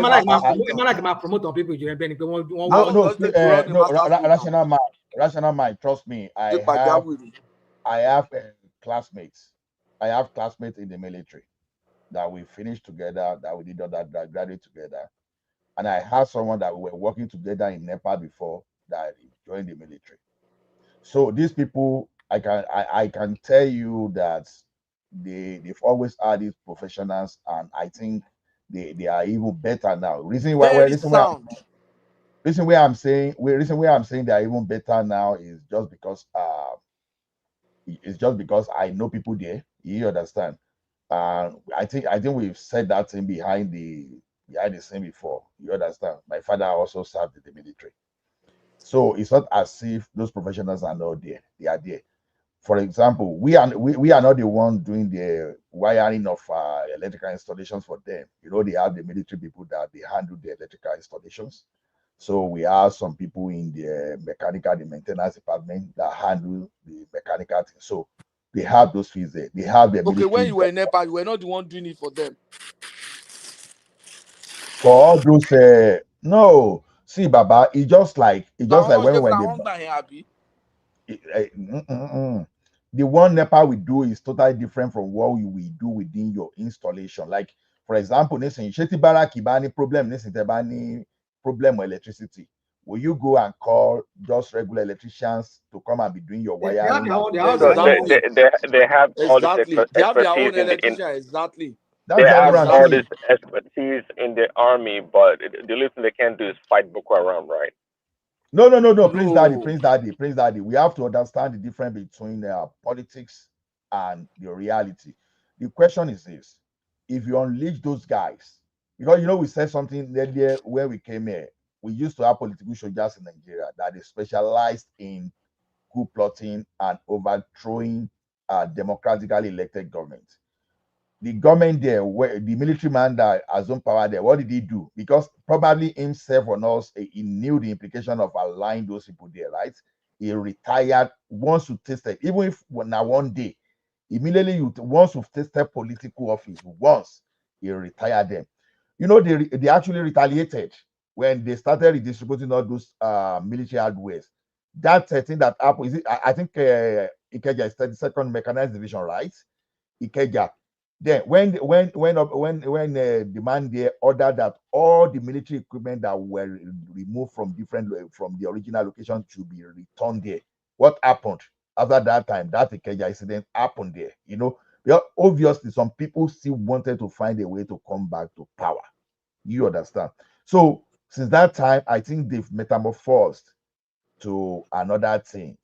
Like if you go to all this crude oil theft, you will find some kind of some people from our military architecture there.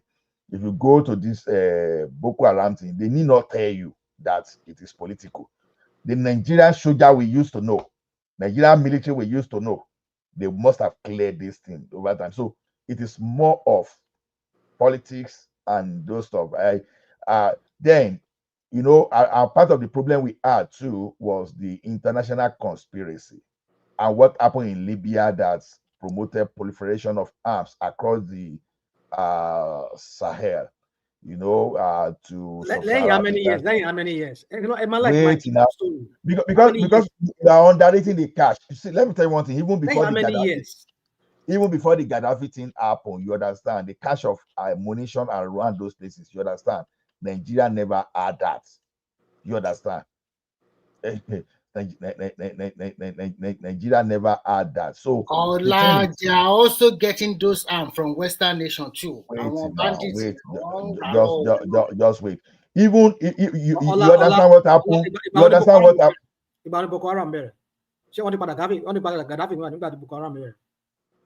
See, but Boko Haram that time was not as sophisticated as what we witnessed after Gaddafi now. Boko Haram, you know, Boko Haram reached its peak. They reached the peak in Nigeria in 2013, when we now needed the America to help us with some weapon. And you know what happened? You see now, when I say politics now, I will paint it for you to see clearly now. You know, America, they block us from accessing the necessary weapon to fight. And when Nigeria was not even going to buy from South Africa, the politician was still the one that still tipped off South Africa that, oh, they were carrying money, no, that they have to go and stop the private jet they were using to go and pay for those arms. So you will see the politics there. The question is this: why we Nigerians, when Nigerians even wanted to go and buy weapon from the black market, why will be Nigeria be the one standing against them? Right? That happened. We all witnessed it. We all, even if we didn't witness it, we all read everywhere that time. So the thing is this: we know that when you say it is politics, it is. Then when Jonathan hired Funny mercenary to fight, you said you hear what some people say. They say persecution they gave Boko Haram is the persecution against the northern people. Did you hear that one in the country that's supposed to be moving forward? If you don't believe that Boko Haram thing is a political, then I don't know how to explain based on those facts available in the public that we can say. Then with time, what happened? Boko Haram now changed structure. We now started seeing some kind of banditry and a lot of things happen. So it gravitated to the level of people now running after our resources. So where you see resources and you don't have military that can produce a weapon that is not apolitical, that is what you find in Nigeria. So in a normal sense, if you purge our military and you leave professionals there, honestly, the banditry and Boko Haram we're witnessing in Nigeria will reduce.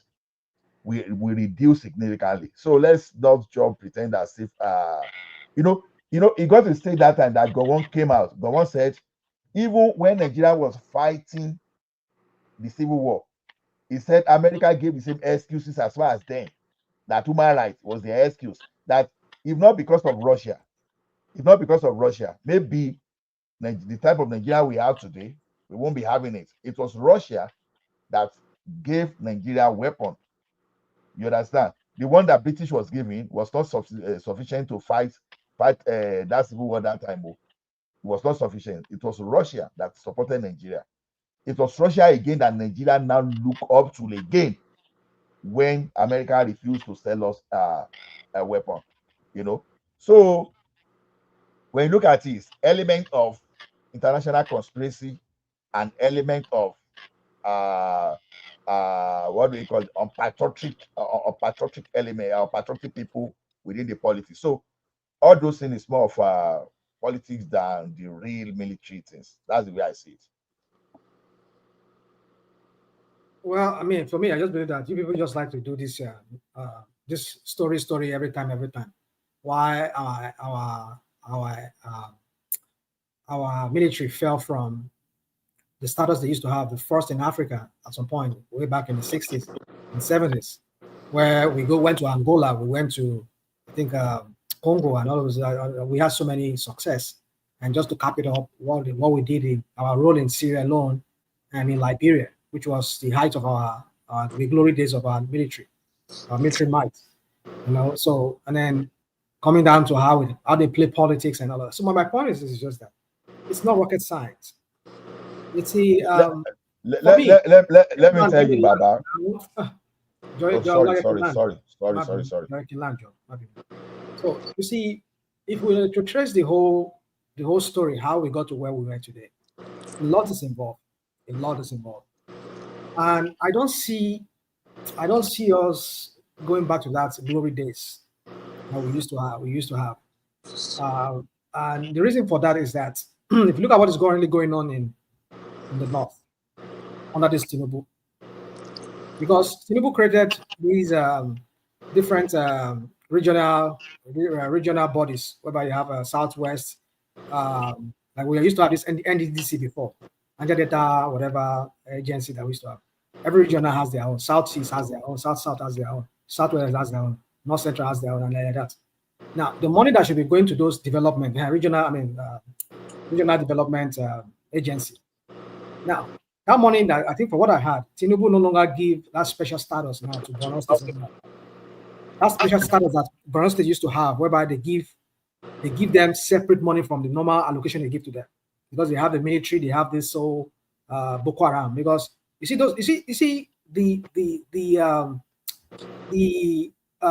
the corruption. Sorry, can you come again? That aspect is not clear enough. Can you put more? But they have a development commission, rational mind. They don't need a special dispensation.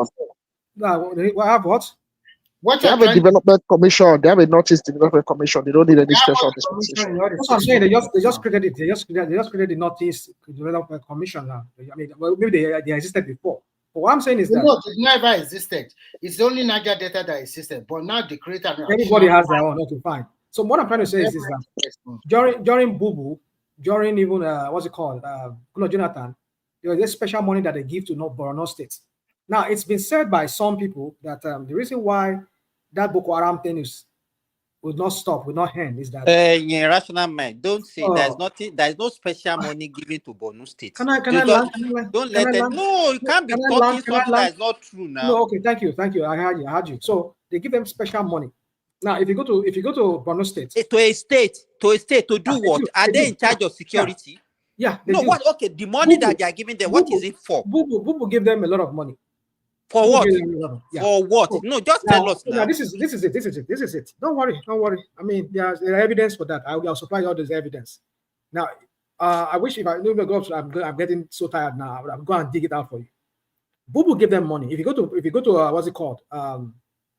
To Maiduguri. But one thing you have to realize, it's not only Borno State that Boko Haram out. It's not only Borno State too. So why are you saying that it's only Borno? Let me laugh. Now, if you go to Borno State, there are several housing units that they built there. That was federal government money that they give to them. And they built those housing units so much. In fact, there was a guy that came here some year, like 2 or 1 year ago. This guy that usually come from Borno State here. This Fulani guy. I said he's married to maybe, I think he's a Papi. Is that what? Is it Hassan? Maybe Hassan. So Hassan told us here that they built those houses. Now, there's a special money that they used to give to Borno State. But now, the way Tinubu does it now is that those commissions now will be responsible for all of those things. Now, they see that as, that is why if you look at the relationship between governor of Borno State and Tinubu administration, maybe this Shetima issue, maybe it's all part of them too. It's kind of strained. If you look at the rhetorics that this guy, the posture of Zulu towards Tinubu, you can understand that all is not right between them. Now, this is my own conjecture here, is that I'm seeing that the reason why this insurgency started coming up again is so that they can show to Nigerian government or the federal government that, look, we still need help. We need help to combat all of these things. We have a lot of refugees. We need that special money that we used to get under Bubu. Those special money we need to continue coming because we need to take care of our people. We need to house them, put them in whatever. So that is what I think is going on. So it is, like somebody said, let me go back to what I was about saying a while ago. It is some kind of a way of some people trying to make money from the federal government, because the more that war lingers, that insurgency lingers, the more money that we pump into Borno State. Borno State has no economy. They have no economy. So the only economy they have is the federal government's presence there through all this money that is going in there, either through all these international NGOs and through the federal government giving them special money for reconstruction or whatever things they say they have going there, besides their allocation. But if that insurgency is defeated, then there's no more money going for them. So go and find your level, go and look for a way to pay your bills yourself. That's why they need that insurgency to continue. So that is what I've heard, and that is what I think. Okay, let me respond to what you just said. One, Borno State is not only Boko Haram state. Borno, Yobe, Adamawa, they are the 3 states that are invested with Boko Haram. That is one. So there is no special money given to Borno, only Borno State. There is special money. Especially for Borno. Wait. Let me say this. What I'm saying, just get me. I'm not saying that government doesn't. What they did is for all the 3 states that are affected by Boko Haram. It's not only Borno. And it's not as if it's irregular money that they pay them monthly. So that is one. Two, you said Borno State doesn't have any economy is because it's only because of Boko Haram that is not true. If you look back before Boko Haram, in fact, Maduguri used to be a very thriving city because it serves as a link between Niger Republic, Chad, and the northern Cameroon, where they used to do a lot of trade between those countries. In fact, they do a lot of farming in the Lake Chad Basin. So it's wrong for you to now say because they are benefiting from Boko Haram, that's why their economy was even better before Boko Haram started than now. So don't come and just be giving us all those your conjecture that you say that is it's not true. So all this one that all this the thing that people are saying is because maybe they are not getting that money before, that's why Boko Haram is that's not the issue. The money that they are spending on Boko Haram is actually going directly to the Nigerian military. Nigerian military, they are the one that actually benefiting, and it's not even the junior officers, it's the guys that are actually benefiting from all this insecurity. And that is why there is politics within them, and even the politicians, they have their own shares of the blame, and the international community. And that's why you cannot actually blame Boko Haram. Look at it like normal conventional war between two countries that we say, okay, I have this capacity. So you cannot link the inability of Nigeria to curtail Boko Haram to the capability of Nigerian military. That's what I want you people to know, because that was what Prince Daddy was actually insinuated earlier. I think one good thing that Nigeria need to do over time, I'm someone that believe we should be using technology to track things. You see the revelation when the Niger Delta people, when they handed over, when they surrendered during that amnesty. Look at the number of artillery trailers they used to load weapons. All those sales weapons. You see that most of those weapons these people were using to prosecute the militancy came from the Nigerian military. Were you surprised? Did anybody read the detail that time?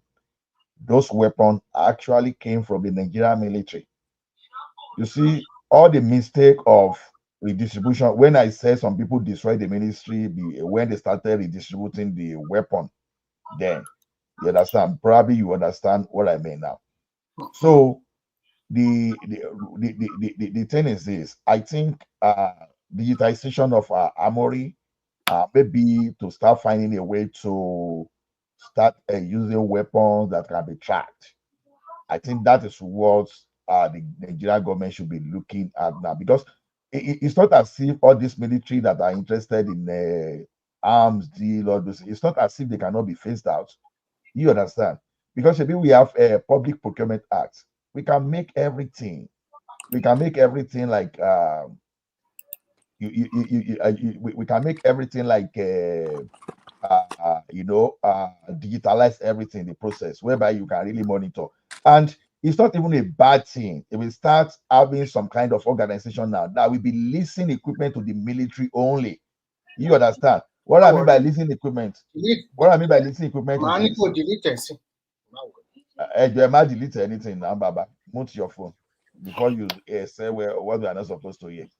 So the thing is this: there's nothing bad if we start having some kind of innovative idea whereby, okay, the military are the one procuring. We can have some kind of situation whereby we start leasing equipment, rather, if it's possible, or we have some agency that we procure equipment that the federal government will back directly. That those people that will back, they will not be military. You understand? Maybe directly from the presidency, or if it's the governor of the state, in case of the police. I just list all those equipment. Ola, do you remember there was a time they said that anytime they even have a plan to go and attack those guys, before they get there, they've already gotten the information. There are saboteurs even within the army themselves. Yes, that are giving information to these guys.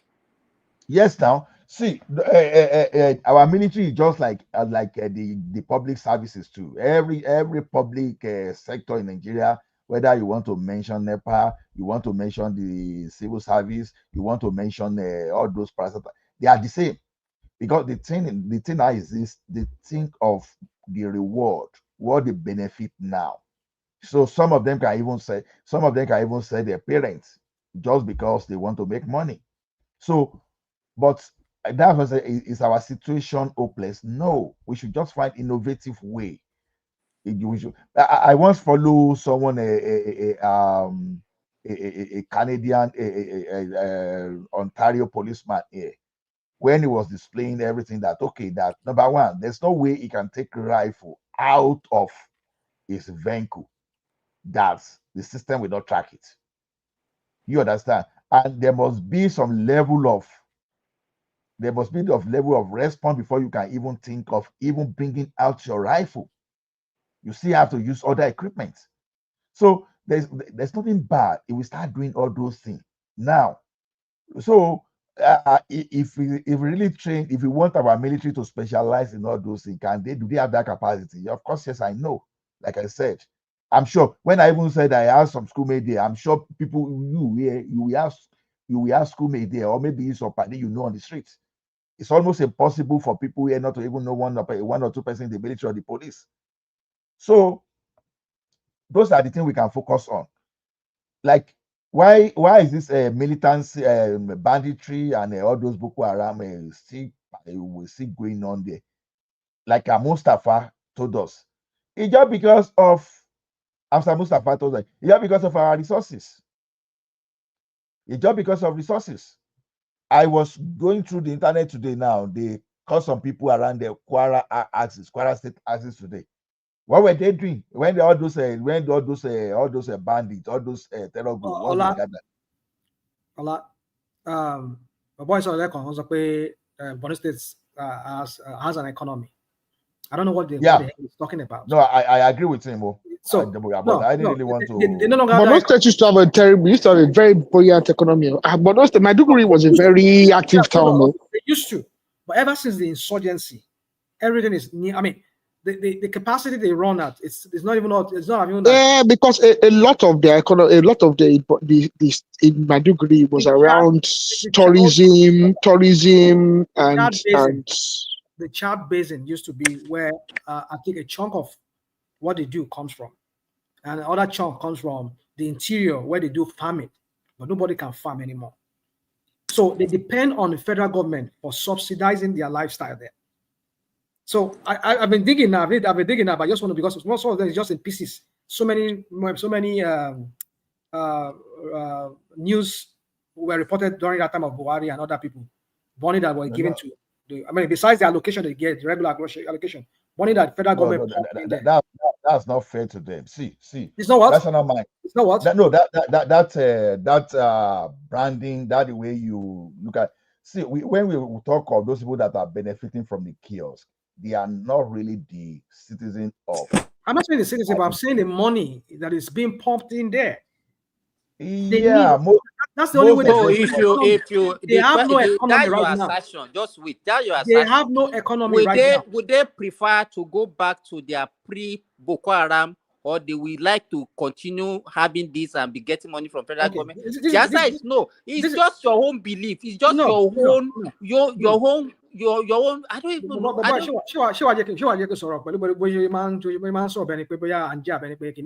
You can say whatever you want to say. It's not my conjecture. It's what's out there. It's what I won't come here and tell you what I did not read. If it's my own conjecture, I'll tell you. But there's a lot of nonsense to be read out there now. There's no run any. You see, here you go again. You see, when people say we cannot go by what is history, what is out there, or what the. I can document something and call it history, and it'll be a lie. I did not write it. I'm talking about the. And anybody can document it, and it'll be a lie still. The different news prints that came over time, ever since the insurgency, the money that the federal government, there's a lot of them. When you Google it, just type it in, money from federal government going to Borno State, you see a whole lot of different newspapers that were reported over time about the different aids that the federal government gave to them to help assist people that were running from Boko Haram, to help resettle them, to put them to buy mats for them, to buy stove for them. These are the money going in there into Borno State. I think those people prefer to be living in mats and stoves in a refugee camp. Dude, let's not do all this thing. I mean, let us try and listen to each other and understand each other. All I'm saying is that there are some powers that be.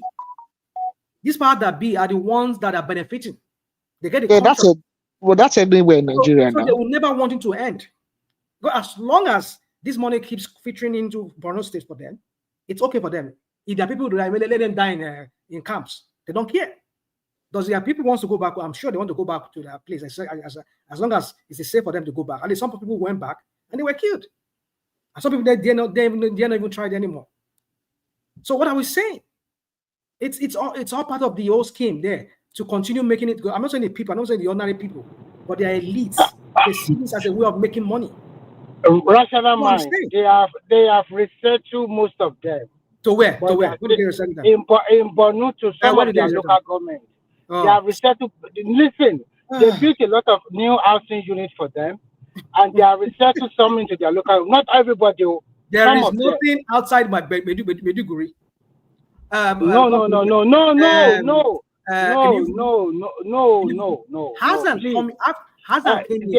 Hassan came here and told you that there's nothing outside Maiduguri. Nobody even dared to step out from Maiduguri. I don't know. I don't believe that. Well, I think what they do now is they settle people. They settle them in local government headquarters. They settle them in local government headquarters because people can't go to villages. Outside Maiduguri, what are you people talking about? What you change the brand?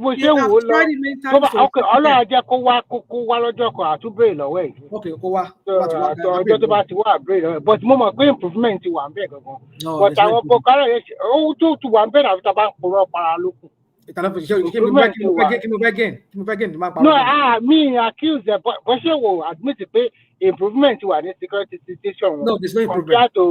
Compared to like 4, 5, 6 years ago. A few hours ago, I was talking about it here. This guy. The fear one isolated case. No, there's no isolated case. This is what you people do. This is what you people do. When this idiot in Aso Rock has failed, again. Idiot in the book. Sorry, I'm going to let me go and people. I'm going to let me go. I'm trying to trivialize things. No, I trivialize them. Because all time to last is on the go. So isolated case. Just one case. Then Bogo Bonu thing going on here. So one isolated case. Why should I Bogo Bonu? No, let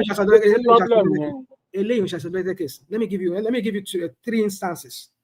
Just last week, we heard about the bombing in one of the cantonment there. Was their barracks there. So people say, oh, it was the heat. Then later we found out from what the rep members from that area, that lady that was speaking in the House of Rep, and the other guy that spoke before him or after him, that they said that these ragtag terrorists, they have drones that has a weapon mounted on it. All right. You see, this drone situation, it started in Ukraine, and I knew it was going to come to Nigeria. What they do is simple drones. They take simple drones, okay, and they put grenades, and it's something that the Russians and the Ukrainians were doing. And I knew that tendency will back up in Nigeria. I don't have all the far, but I'm just giving. They just put a grenade. Azan was here. Sorry. Azan was in this platform like 3 or 4 days ago. I asked him a lot of questions. I asked him about the security situation in Borno. This is what he said. He said before, Boko Haram, the total population was about almost 180,000 personnel or whatever they have. But because of infighting among themselves, they have been decimated to about 8,000 now. The figure he gave now from 180,000, he said some of them got the amnesty program. And then they said most time what people don't know is that it is this Boko Haram people that lead most of Nigerian soldiers to all these Boko Haram enclaves in the forest. He said for now the security situation has improved. But this guy only the security has improved. But recently there are some fracas in some part of Borno. But what you are trying to say to us today is that Borno as a state, which is a very large land area, is no more safe. And I'm trying to tell you is that it's not that they don't shell any local government. Even Maiduguri is safe more. Maiduguri, it's safe. It's safe. Why are you saying it's not safe? Oh my goodness. I wish this Azan is listening to us. The recent shelling that happened, what did it happen? The recent shelling that happened, what did it happen? There's nothing about shelling. It's about what you talk about just now about bomb. It wasn't a bomb. It was the recent thing I heard about that place that has always been hot. Why all these years? Why didn't we hear of an explosion of that sort? Why now? It doesn't matter now. It's not that one man eradicate what totally bad. No, But unfortunately. there was a time these people they were shelling my Maiduguri. They got very close and they damaged some electricity installations. I wrote just a few hours ago, almost like 6 Nigerian personnel were Yamoto. We saw that. Yes, that is true. That's true. So what about those ones? Are the media not reporting? You know that last week, Nigerian Defense Headquarters came out that they eliminated 1,000 terrorists within a space of 5 days. Where are the bodies? So where are the bodies? So you don't believe them. You don't believe your Nigerian army, but you believe the terrorists. No, I don't believe. You see now. So you see now. I'm seeing the impact of their actions on. That is why you are so balancing now. No, I can see how the Nigerian army is suffering setbacks. That's to tell you that that's not a sign of a military that is winning the war. That one can happen when you are fighting unconventional war, because this is unconventional war. And you cannot eliminate all of them like that. Remy, Rational, if you want us to talk about this, and don't try, because we know what you are trying to do. You just want to try and ink it. You are just trying to ink all the blame on one person. That's okay. That's what you are trying to do. We all know the issue of Boko Haram. We know how they operate. We know all the problems that the country has been having with them. Okay. But now you are just trying to narrow it down. Because the money that they used to give them, boo as used to cut Tinubu, refused to give them, and that is what is causing all this one now. That's what you are trying to do. Wow. But we all know that is not the reason. Well, the point I'm trying to make here is this: if you want to make that conjecture, that's your problem. I mean, my point is this: is that this guy is clueless. He's incompetent. You see? Yeah, he's incompetent because you're creating a regional development agencies in your budgets. You did not capture what impact, like what project are they going to be doing in their locality. Is that not the purpose of it? That they should go and investigate what they need. Oh yeah, they should go and investigate. When did they create this regional? Well, what I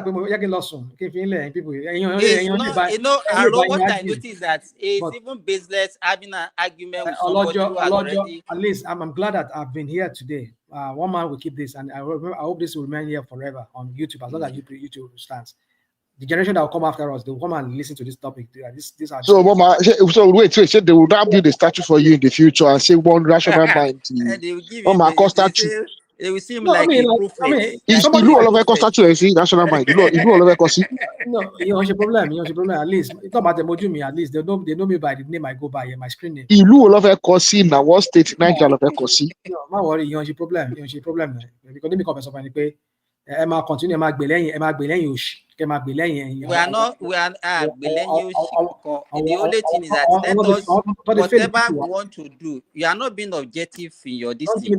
We know we are bad leaders. Let us talk at all of them. But how can you even descend so low for you to even come here and tell us you prefer any other person except your man. At this point, I don't mind if Atiku come back. You can use. Pato has gone. Let him come back. This man. Hold on. Even himself, if he comes back and he continues with this crap that I'm seeing, I will also talk about. It's a lie. You won't do like that. So you have jettisoned will be very fast like that. What I'm saying is, let me engage you, rational mind. What I'm saying is this. In sincerity, why do you prefer Atiku to Tinubu? No, not as I prefer Atiku. You see, sometimes desperate times it requires desperate measures. I see Tinubu as turning down our country. Nigeria has gone under a real deep decline when it comes to values. Our values are already eroded. With this Oloibruku party that call themselves APC. No. Give facts only. Bro, people like mistake. question tó kọ́kọ́ bẹ̀rẹ̀ ni pé why tó fi òbí sílẹ̀ tó pick Atiku kọ́kọ́ dáhùn yẹn náà látẹ̀sọ̀ wá kọ́ bí Atiku àti Remi, hold on. ìyẹn ni kọ́kọ́ dáhùn ìyẹn ni kọ́kọ́ dáhùn. Remi, hold on. I'm asking him because there are facts that Tinubu is performing. And I don't know why he wants to be. So, yeah, no, my worry. I will tell you why I want either Obi or Atiku at this point. If both of them team up together, no problem for me. Not because I like them. Sometimes you might need to do some evil to accomplish some good. If obedience to rational mind, why you lie? Jackie, sorry. If the good we're going to accomplish is going to be through these evil people, these two so-called evil people that you people call, so be it. But not Tinubu, because I've seen the way Nigeria is going. Under Tinubu, and people were mistake. You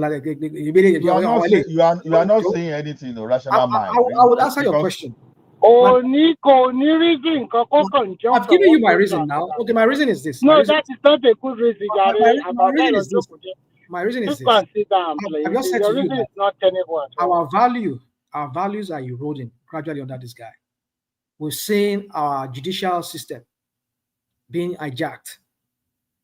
And we see all give us example how it was being all the conflicting rulings that we've seen. What kind of give us case study? Give us a pattern. I was listening to my former governor. May God just I don't know wherever he is.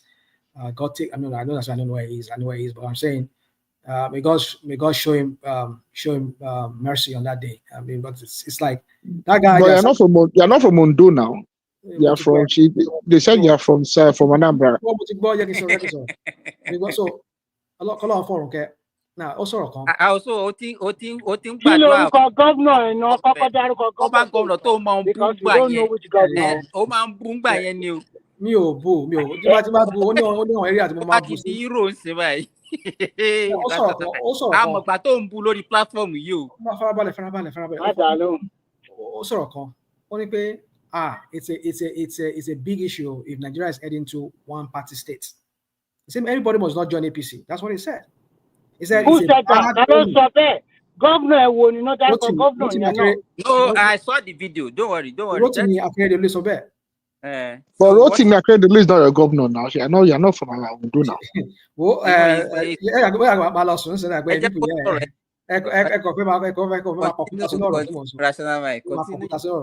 so my point is that we're heading into this one-party state. How? It's frightening. It is frightening. It is frightening. You're not seeing it. Well, if you're not seeing it, I won't say more than that. That's our people. You can't talk literally like that. Now you're highly intelligent more than that. But people give now reason for your choice. Now that now people without no sense. There are people now subscribe to this personality worship that you people do every time you're on this platform. That you worship Tinubu, either he does crap, he doesn't do crap. People will, you not criticize him, you not even tell him the wrong thing he's doing. It's frightening. And then when people like me have to do it, attack. Because you are not criticized objectively. It's always negativity every time. Why are you like it's true? That is the truth. Mo fi Ọlọ́run ṣọ́ ẹ mo ṣe Ọlọ́run wọn lépìsì yẹn.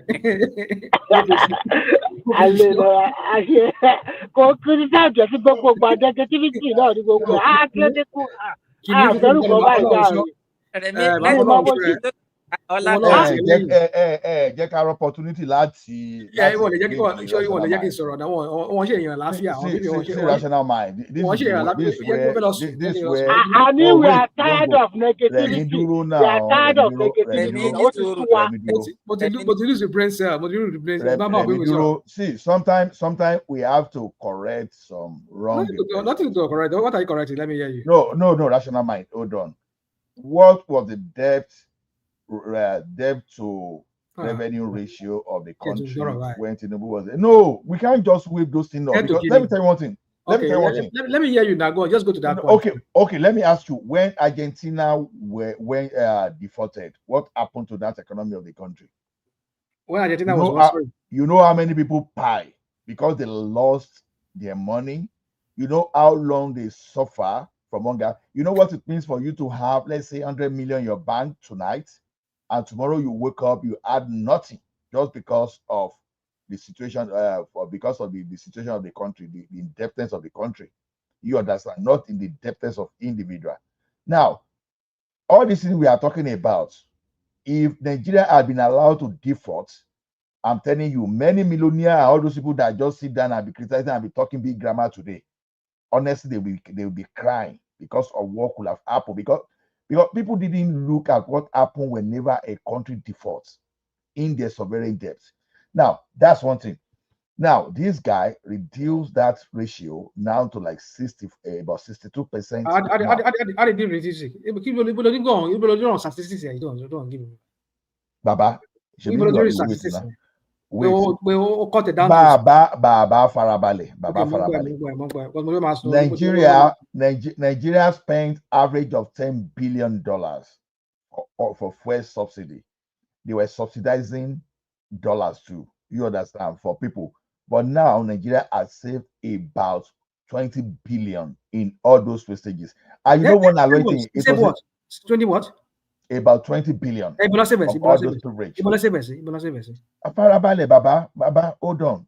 You know, I'm not the spokesperson for APC or Tinubu, but I just tell you fact when the fact is necessary. Then I will just change my mind when I know that the thing was not going the right way. So the thing is this: when these guys saved, this how he saved. We were using $10 billion to subsidize, right? Now, not only that you were using $10 billion to subsidize, you were borrowing in addition. You know, one thing is for you to be subsidizing, you are using your earning to subsidize. Another thing is that, okay, after that, you now borrow in addition again to now add it, right, to subsidize. Okay, now, the same way, the foreigns that accrue to us through all those our foreign dealing, we were giving to individual. Now, making them billionaire overnight. Floating naira. What's saved? Where is that? Where did they save that money? 20 billion. When what do you understand by economic savings? Because you have to understand there's a big difference. Save now. Wait now. I'm trying to give you the instances. Economic savings, accounting savings, don't mix them together. You save money in the bank, it's totally different when you save money economically. They were spending that money on subsidy before. They are no longer using the money for subsidy, and that's savings on its own. Then how are they applying the savings is another question you want to ask. Now, the revenue, the fact has increased for the states. Secondly, we paid off the capital of the IMF loan. Not only that, we were able to find a way, both borrowing and what we are, to pay the outstanding of the repatriation of money for the foreign airliners, and not only airliners, as some businesses that foreign investors that were in Nigeria that were able to take their money away. So doing all those stuff is not just a magic. Now, don't forget again, under this government, they've been able to set up student loans program. Whether it is perfect or not perfect is another thing entirely. But are they disbursing money? Yes, they're disbursing money. So a lot of things are, in fact, I said it yesterday, and I will repeat it today. Since 1999, at least, where I can categorically say I can see what is happening, because I don't want to go back to the days of Awolowo and co. Since 1999, this current government has been the most disciplined when it's come to the matter of fiscal. Discipline. What was always discipline? Huh? They are the most fiscally disciplined. But because like I told you, now they are the fact not supporting it. They are not now. They are not spending on subsidy. They are saving on subsidy and at what cost? At what cost? Forget the cost. Forget the cost. Let's just. And you forget the cost. I mean, what I mean. Ola, okay, what do you mean the cost? Do you know that today most of Nigerian states, they have been paying their debt? The guy has paid over 92% of their debt. Listen, your Ondo State have paid 56% of their debt. That means it frees a lot of money for them to do more infrastructure and do good things for their people in each of these states. What do you call that? Has it ever happened in Nigeria before? No, it has never happened in Nigeria before because this one is the first time. Oh, no. That is the truth. Most of them are moribund. Most of them. I mean, you don't want to hear the truth. Let me tell you something. Rational mind. Let me tell you something. But hold on. You'll be saying something. Let me rebut you. You said something about savings. I agree with you. I agree with you that sometimes savings can be that. It can be that not really that. Okay, you are saving money into the bank or somewhere in a coffer, but that you sparing yourself of borrowing money or using that money for that thing. You save in that sense. Like I agree with you in that sense. But my point is that now they are not borrowing money anymore because I know half of the money for what they use in paying those subsidy back then, partly of it is from our revenue. It's not all that. It's not the money they borrowed.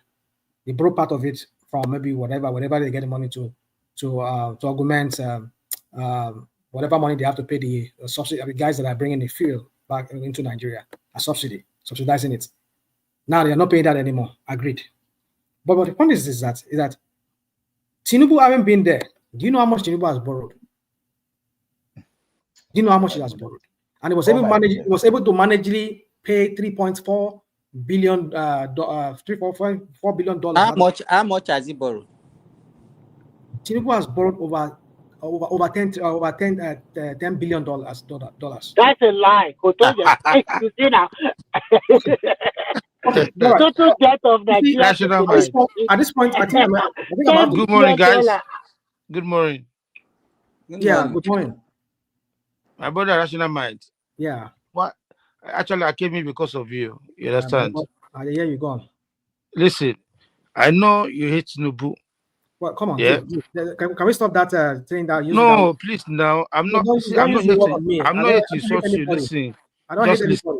Yeah, don't start with that hate. When you start with that hate, I know where you're going from. That's your okay. Yeah, I just want you to be truthful sometimes. You know, you just say something now that's not even true. You don't even know the figure, but you just throw something out there that Tinubu has borrowed. You don't even know the figure, whether 1,000, 2,000, 1 million.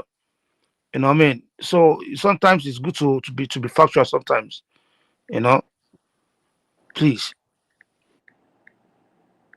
That's what I want to say. Oh, is that what you want to say? You just came here and told me and said I'm not factual. Then you're not factual at all. You're not. So what figure do you have? What figure do you have? What figure do you have? I never said Tinubu has borrowed. Did I mention any figure? You're the one throwing figure out there. You said I just throw out the figure. Rational Mind, let me tell you something. What are you talking about, dude? I thought you have a contrary figure from what I have. You don't have anything. And you're telling me that I should not say anything. Let me go and dig it out for you. I'm going to dig it out for you. Hold on. Look at it this way. This is the fact you are going to look. You don't even need to look too far. It's not a sin to borrow money. The question is this: when you borrow to the point of almost spending 100% of your revenue for debt repayment, even if Tinubu has borrowed, right?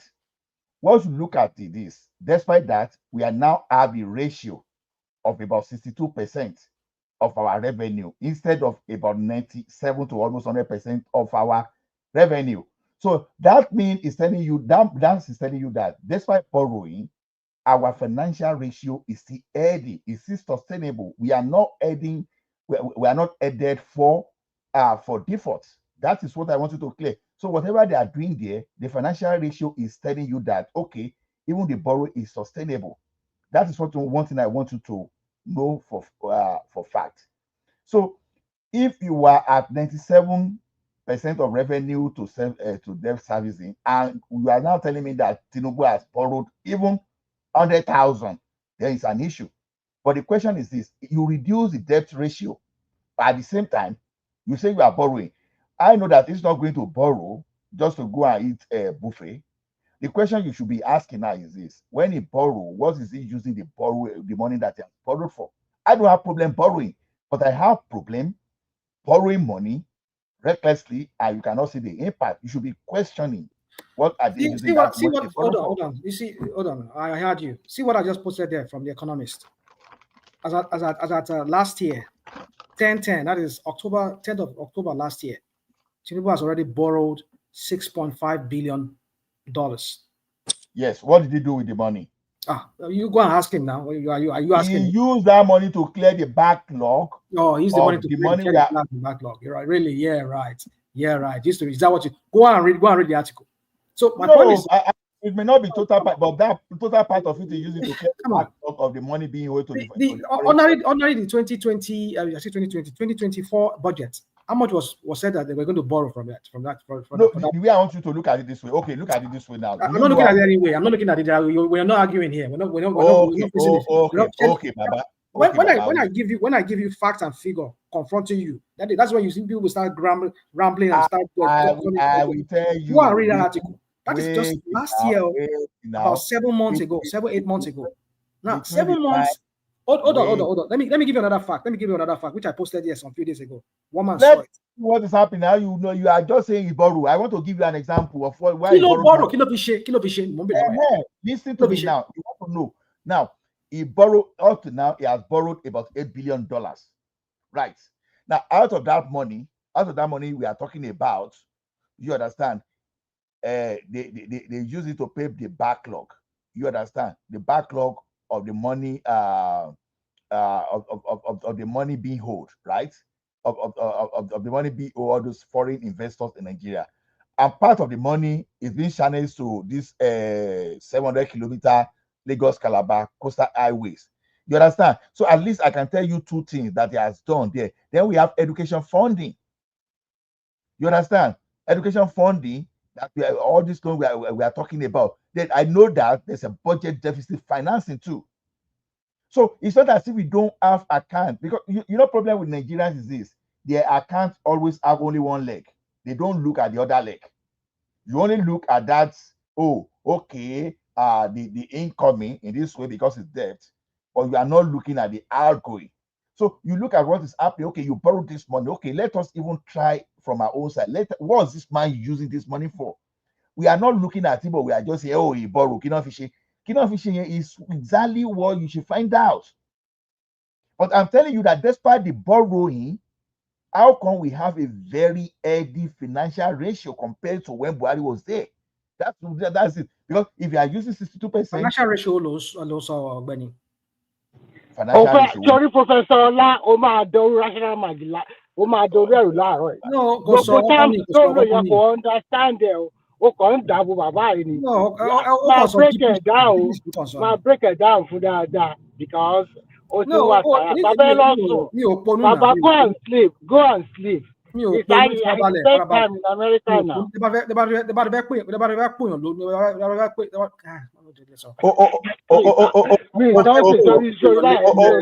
Okay, rational mind. I will tell you. Let me see whether I can just go and dig it out. So my point is, I just piece another. I have the details of allocation of the borrow fund.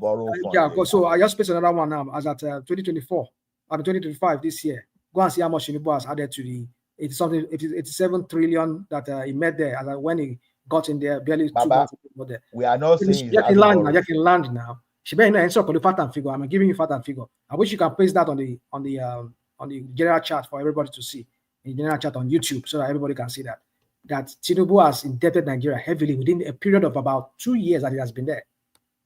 Just okay, let me give you this one. Just when he paid $3.4 billion from the COVID whatever crap they call it. Immediately after that, he borrowed almost 8% of that money again. Loan from World Bank. I posted it here a few days ago when we were arguing about this borrowing. Give us the amount of the loan that he got immediately. He got about 200 and something $million. Almost $300 million for. So you are talking about last week, right? Was it last week? Yeah, I think last week. Yeah. Yeah, of course, last week. I love Google and see my So the point I'm trying to make here is that World Bank killing some people, you know. And what is it? You were here when what's his name? This senator from Borno State, not Porukwe. What is that guy's name from Borno State? Senator, not Porukwe. this guy. Ndume.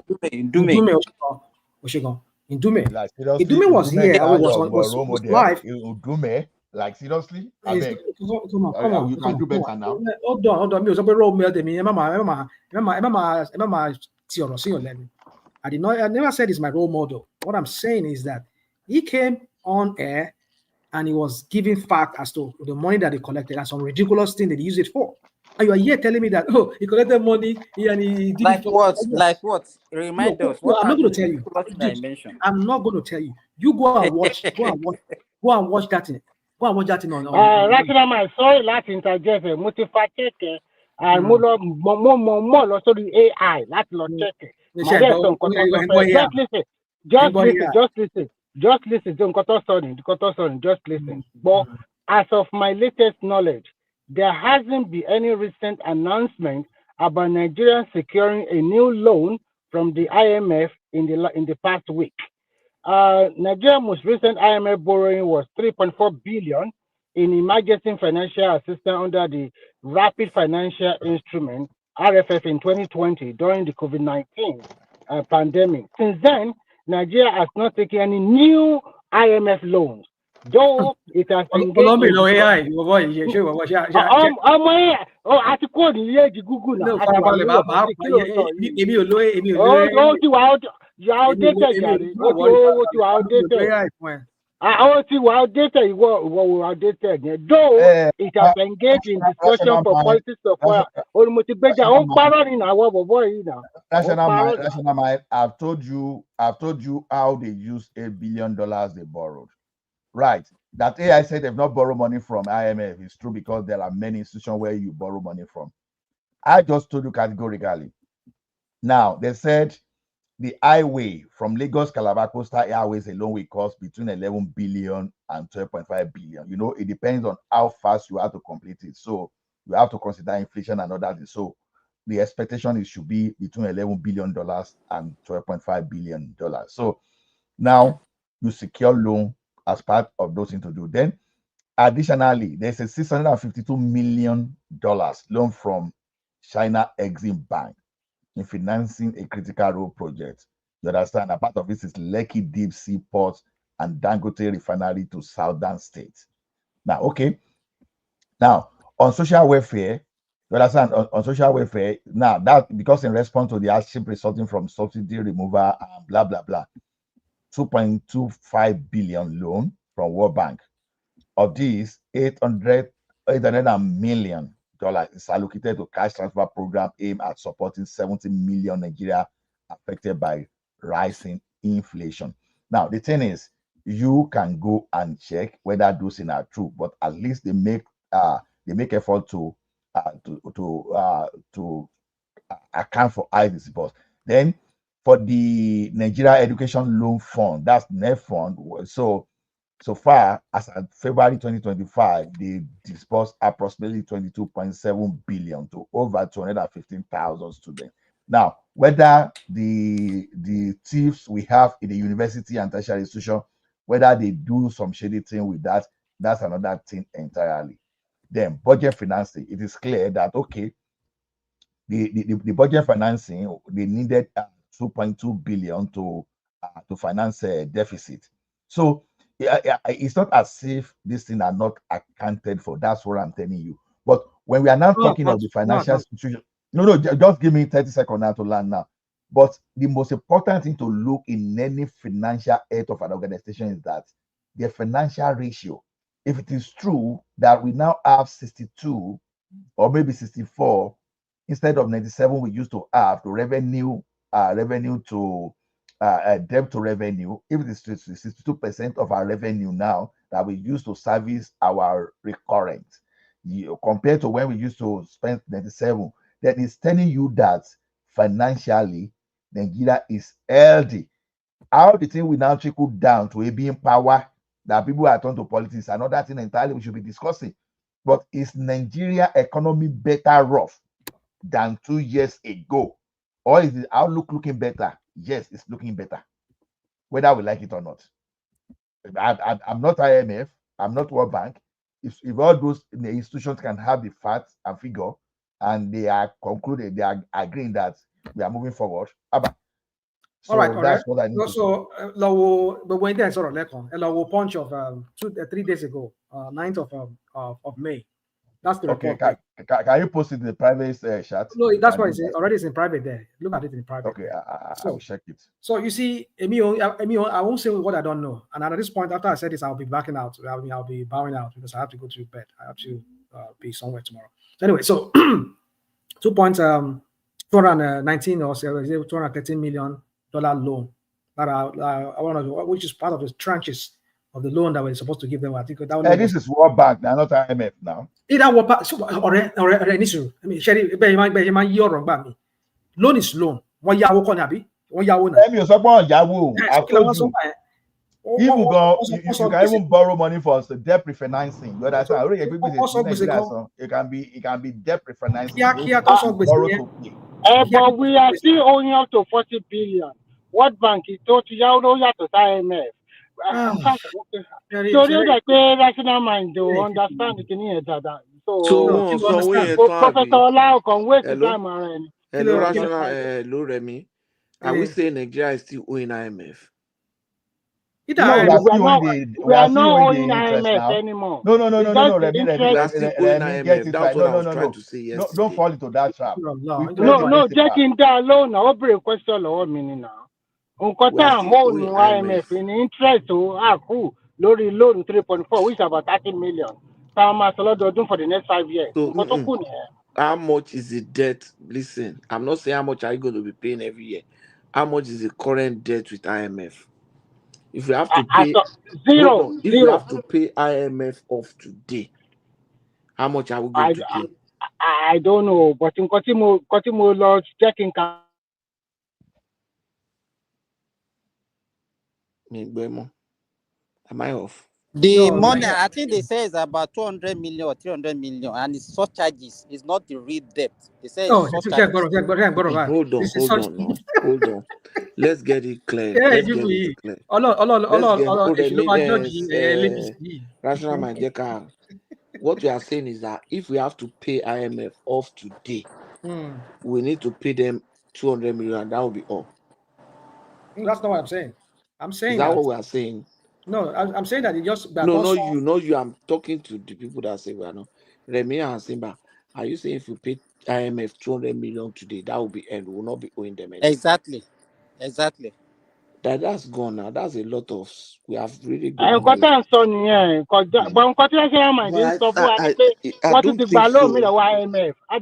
Okay, let me check. I think it's more than that too. I mean, kill on people in Solerin. No, Patoski. Tinubu borrowed almost $10 billion. Over $10 billion. Yeah, to see. World Bank. There's some other thing. It's only IMF that give loans. African Development Bank, one there. Euro Bank, one there. What about over $10 billion? That's what I'm saying. Over 10 billion. It's not regardless of let's check it now. The last one that was online, 6.5 billion. Either African Development Bank in you. Wait. He's borrowing money. Nigeria is owing more. Wait. Nigeria is owing more than when Buhari was there. Get that point right. Number one. What Nigeria has done is this. Nigeria has able to increase revenue. The revenue that used to revenue are they increasing? Baba wa farabale wa de come now. Increase. Ask yourself a question. How did Nigeria debt to revenue ratio come down to between 60%? Okay, I'll give it to you. Let me give it to you now. No. See, don't pretend that you don't know about financial ratio. Don't pretend you don't know. I didn't know school, but finance there. Finance subsidy. Nigeria no longer finance subsidy again. They no longer discount forex. Yeah, I think boy. No, that's about $20 billion in a year alone. You are not getting it. That's no. No. Wait, let me explain it to you. Nigeria was spending. Get it. Because you are counting is always one leg, not two legs. Okay, now the thing is this. Nigeria was losing about $20 billion on subsidizing forex and providing subsidy on gasoline every year.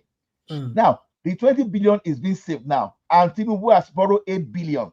So that means that, okay, you save yourself 20 billion, you borrow 8 billion, you have surplus of $12 billion. That is why the economy is improving. It's a simple mathematics. Okay, economy will not improve. Sorry, maths. No. No. Okay, 20 billion minus 8 billion. Hold it? Hold on.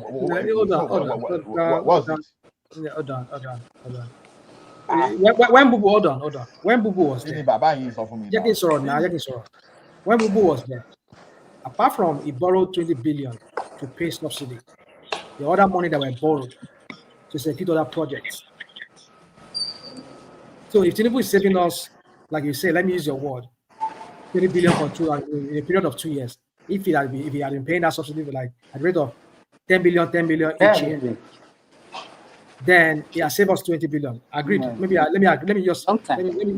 me say I agree with you on that.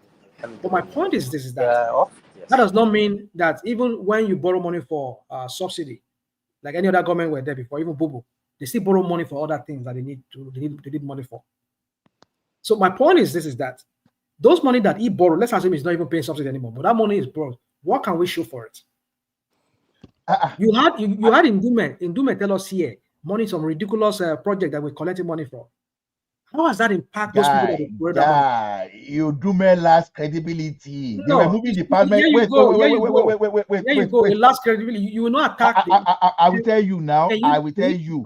Can you I will tell you. Okay, when what you said. Wait now. They were moving department. They were moving department of government from Abuja, Abuja to Lagos. Department that was supposed. You go again. No, why would you be saying where we go now? You go again. Yeah, we want to discredit it. I will tell you this thing. Now, you were moving a department that was supposed to be in Lagos. Okay, you were saying supervisory department for banking, and headquarters of these banks are in Lagos. Now, some people now live in Abuja. They are now getting outstation allowance coming from Abuja to come and be monitoring what is in Lagos. Now, Kiamu wanted that service, wanted that thing gone. He now brought that.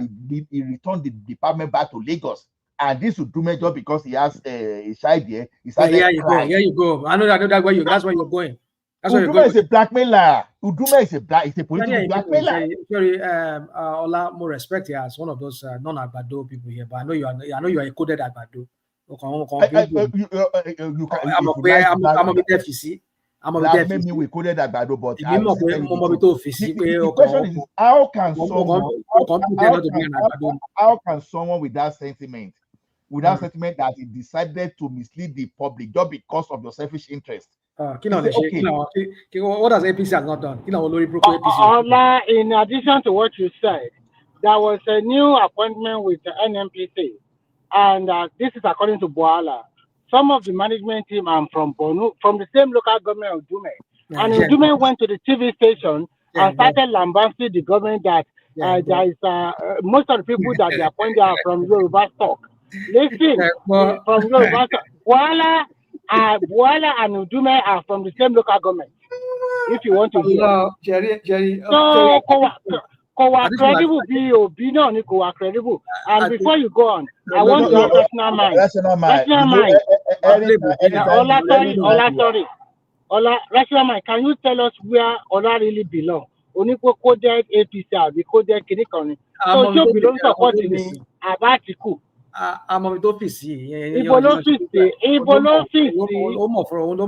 mean, by their work, we shall know them. Okay, don't you think it's your best Rational mind. Sorry, I've just found out something. Go on, please. I've been checking. Nigeria is no longer on IMF borrowers list too. Where did you find that? IMF.org. So on IMF. So $10 billion. Hold on. I'm just looking at IMF.org now. Okay. On list of countries that are owing monetary fund. I saw a list of countries. They say total IMF credit outstanding 30th of April. Then one saw the one that is outstanding as at 12th of May. So this is current as at yesterday. This is as at 12th of May. IMF loan outstanding against each country. But IMF, we're not talking about wait. I'm not talking of the entire IMF is not the only borrower that borrows. now. I mean, people that We all borrow, know. that borrows Nigeria. We all there is know. World Bank, wait there is now. Cook, there is No, get Answer continue. now. So the same thing most saw. Money IMF. We all know that Nigeria is owing other organization. Even Nigeria is owing domestic. So we are saying that they have paid off the IMF. Now I was even trying to tell Ola, was it last week? They didn't pay all. But now I've come to realize that Ola was right. They actually have paid. Now I'm looking at the list of debtors to IMF, and Nigeria is no longer there. They are listed alphabetically here. And I can see. I mean, I'll confirm that later, but I just don't. No, I'm telling you, it's true. These people's propaganda is so much that you don't even know which one. Even when Namibia. I'm seeing Namibia, even when they're saying the truth. Even when they say the truth, I can't even believe that anymore. I saw Niger is supposed to come in after Nigeria is supposed to come in after Niger. Then the next one is North Macedonia and Pakistan, like that. So Nigeria is no longer on this list. Okay, that's fine. That's fine. You're not there. You shall find that ever paste a link here because for people like Thomas, need to paste it. Paste it. Ever paste Jare Mama that Thomas. Oh, you go apologize to any Ola. Apologize for him. No, apologize to Ola again. Because most of Ola Remy, nìkan mo máa apologize if I'm wrong yìí. When I'm wrong, I tell you, say guys, I'm wrong. Sure, but the pastor say the report the boss and could apologize. Don't feel agitated. But I should have apologize. Apologize to private. Apologize to Gini Moye. It means I'm going to Nigeria. You also tough for the Nigeria get busy. And anything farabalẹ̀ náà yẹ́kìn sọ̀rọ̀ náà ẹni pé èmi sọ pé Nàìjíríà jẹ́ ọ̀yìn jẹ́ àwọn institution ní gbèsè ẹni pé wọ́n jẹ́ IMF báwo ṣe máa mọ̀ bẹ́ẹ̀ wọ́n jẹ́ IMF àbí wọ́n jẹ́ World Bank. You don't look at it with you look at your financial. No, I look at kí ló sọ fún mi kí ló look at it báwo kí ló sọ fún mi wọ́n look at it. Look. Now, if you want to call me a debtor, private chat here. Motiri. Last one. I've seen it. Rational mind, this is what I'm saying. If my debt to revenue ratio is 10%, okay, I may be owing 1 million. I will be owing $1 million, and my debt to revenue ratio can be like say 10%, or let me say 5%. And someone may be owing 20,000, and his debt to revenue may be 105%. So the fact that I'm owing $1 million does not make me at risk like someone that is owing $20,000. Someone that is owing $20,000 in this particular situation is more indebted than me. So what I'm saying is this now: Nigeria financial ratio now has improved from 97% to about 62 to 64. So it does not matter. Even Nigeria is owing more than under Buhari. That's not the situation we are talking about. But we are financially healthier than under Buhari. We are not at the risk. How can we be healthier when you had it? Dude, what are you talking about? How can you be healthier? We healthier because we have more revenue and ability to pay our debt, right? No, you see, you people say a while ago. I mean, Prince Daddy.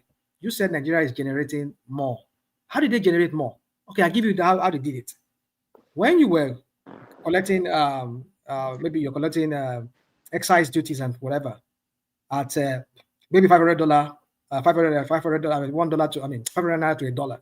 Now, because you have devalued the naira, now they are buying naira. They're buying naira with $1 at 1,600 or 700 naira per dollar. Why would that money not be plenty from what it used to be? No, that's not what we are saying. Rational mind. Revenue should not increase. Rational mind. Hold on. Rational mind. Can you hear me? Go on, please. Yeah, that was part of my argument yesterday. If you listen yesterday, that I said there's a nominal increase as well, but it does not rule out the fact that there was a real increase. Oh. I said it yesterday, Remy, you remember, and I think Prince Daddy was there, that when Enimati was saying that that what was going to the state was high. And I said, okay, don't you think that part of it also could be part of the nominal increase? People like Simba said no. They gave me reasons why they thought that that's not what is responsible. And I buy some of their reason. But I still say that nominal increase is part of it. But it doesn't rule out the fact that one, we have increased our tax bracket. Two, we have increased our oil production. Three, we have Revenue collection has improved greatly. revenue. Also, I think Yeah, that's a big revenue factor. collection has increased. And Has but improved. Simba gave the best answer in regards to the weakness of the naira relative to the dollar, and he said even though it's almost 3-1 increase, 300% increase or devaluation of the naira, the cost of inflation is not at the same rate as the And not, weakness of the and, naira. and not Therefore, just that, we are making some savings. You understand? Nigeria, to me, yeah, from not paying Nigeria, subsidy, just like Ola said. and from not Right, at this point in time, there are a lot of variables at play which you're unable to comprehend. So if you're not What is there to an comprehend? economist, What's there to so comprehend? What are you talking about? no, what we are saying is that Your voodoo economics. no rational mind. Let's educate ourselves. That's comprehend. What we are saying is that you have a point when you say there's a nominal increase, but we are saying beyond that nominal increase, there are also some other increase in terms of IGR, in terms of increase in oil production, and then revenue collection, improvement that's in their IGR. services. And then we have been able to make some savings also. Now, coupled with the fact that we have now paid our debt, you see, that means we have more room to borrow more because our loan to revenue ratio is higher now. We have reduced the loan. We have also increased the revenue. To increase that ratio, is either you reduce the loan or Let me ask you you a increase question. the revenue. But But let me ask you. we have improved on both legs of it. Hold on. You said something now. You said you said you answered about me. Now, a while ago, was it Kini Fufu or somebody else said that? Oh, we borrowed money to pay back our loan. We borrowed. Maybe somebody said it. I said you can borrow money to pay back your loan. So yes. can borrow. My point is this. Níbo ni Tinubu ti rówó tó fi san loan tó san? I just told you now. Ṣé IGR wa no. Okay. Ìfarabalẹ̀. Ṣé IGR wa tẹ́ pé ẹni pé when you people come here, you say whatever they make, they share it among the states. Yes, rational mind, you decided not to listen to apparently either he borrowed money. I told you that this government has been the most fiscally disciplined regime since 1999, and I gave example. You remove fuel subsidy and you remove naira, you float naira. You no longer subsidize foreign for people. And in between the two, you've saved about $20 billion. Yeah, subsidizing naira. Wait, hold it there. And you went ahead again. You fulfilled their financial obligations to the foreign investors. I mean, direct investors like all those airlines. They were able to repatriate their money. That fiscal discipline. Now, so when you look at that thing has actually contributed to our growth, right? Now, what I'm telling you is this. Let's see, the $20 billion we're using to satisfy those currency and subsidy, they just all don't come from borrowing. Some, I believe, come from the IGR internally. Exactly. And now, those revenue sources are now relieved from paying that. Those are not necessarily even IGR. The same, we used to earn dollars and we use that one to give subsidy to satisfy all these big guns that are into subsidy sham. Now, on subsidy alone, we were saving 10 billions. And don't forget that part of 10 billions on subsidy before, we used to borrow too, to even fulfill that 10 billion subsidy. Right. Now, when you subsidize your dollars too, you understand, you save, you are spending money. So you save money there too. So a lot of factors go into it. So when you even add the IGR to it, that means it's going to be more than $20 billion. That is why, because rational mind want to say, okay, because the naira has devaluated. Don't forget that we are paying foreign debt. So when naira is devalued, it's supposed to be more difficult for us to even pay foreign debt. But the question is this: despite the devaluation of naira, we were still able to pay foreign debt instead of us groaning under that weight of debt. You understand? So when you look at those parameters, we won't be saying, oh, it has been Oga, when you are done, let me explain something to Rational Mind. When you are done, you raised the yeah, question. I'm done. Maybe we Rational understand Mind, it better. you raised a question. You said that how were they able to pay if they are some after they've shared all the revenue among the states? You remember you raised that. What was left? If you maybe you didn't hear this information, the federal government reached agreement with the state that a percentage of their revenue will go to debt servicing. And that is why, if you look at the loans that the states are owing now, a large number of the states are already paying their loans, the loans that they are owing to all these foreign partners. Oh, okay, hold on, Petoski. So now it's No, making let me sense land it. because Let me land it. So they're already paying part of the loans that they are owing to this foreign that because they reached agreement with the federal government that they should take the loan at the source, their own share of the revenue at the source to pay this loan. So all these things make up all this 30 billion, this money that is paid to IMF. It's not just federal government that paid, because federal government, any loan that is taken by the state is by sovereign guarantee of Nigeria. So if they say Nigeria has paid, it also means that Tinubu and all the states, they have paid that much. You understand? So that is the way, that's how they were able to pay. Not that, oh, they just collected the money and shared everything. No. Just to answer that your question, Rational Mind. Well, I don't know that part for the exactitude of No, that. it's in the news now. But I want to believe that that's what it is. Like It's in the news. It's in the news. But then my point is this: that like I've said here, I hold that view that so although I paid about my Jefferson, no, so I've said it. These people, there's so much lie to Nigerian people that even when they are saying the truth or they do something right, it's very hard for people like me, who are naysayer like me, who's so skeptic about everything they do, for to really see what they are doing as being no, anything. you accept that you're a naysayer. Well, I mean, why you can say naysayer? I use the word in the Free National Mind. but it's okay. My point is this: is just that until I see the fact to all of these things, or I'll be able to verify. Let me use the word verify all these facts. I'll just send the link to the private chat of the IMF. Yeah, that one is IMF, the one you posted. IMF.org. No, we have not paid back World Bank. I know we're not paid World Bank. That's why I'm saying that we're still owing, we're still heavily indebted to some institutions. Sure. And I mind you, we are still owing. Some of the bonds. We are still owing 94 billion.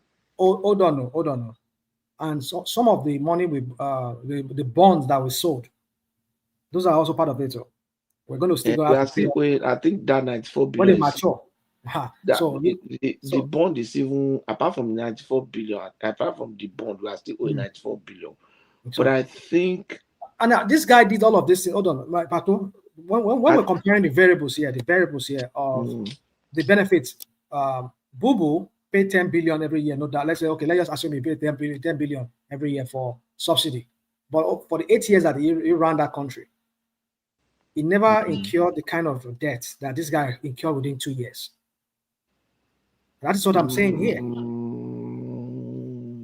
8 years of Bubu. That's why they pay subsidy to all those crap. No, I think some of he never incurred the kind of debt that this guy ran. No, I think some of you know why?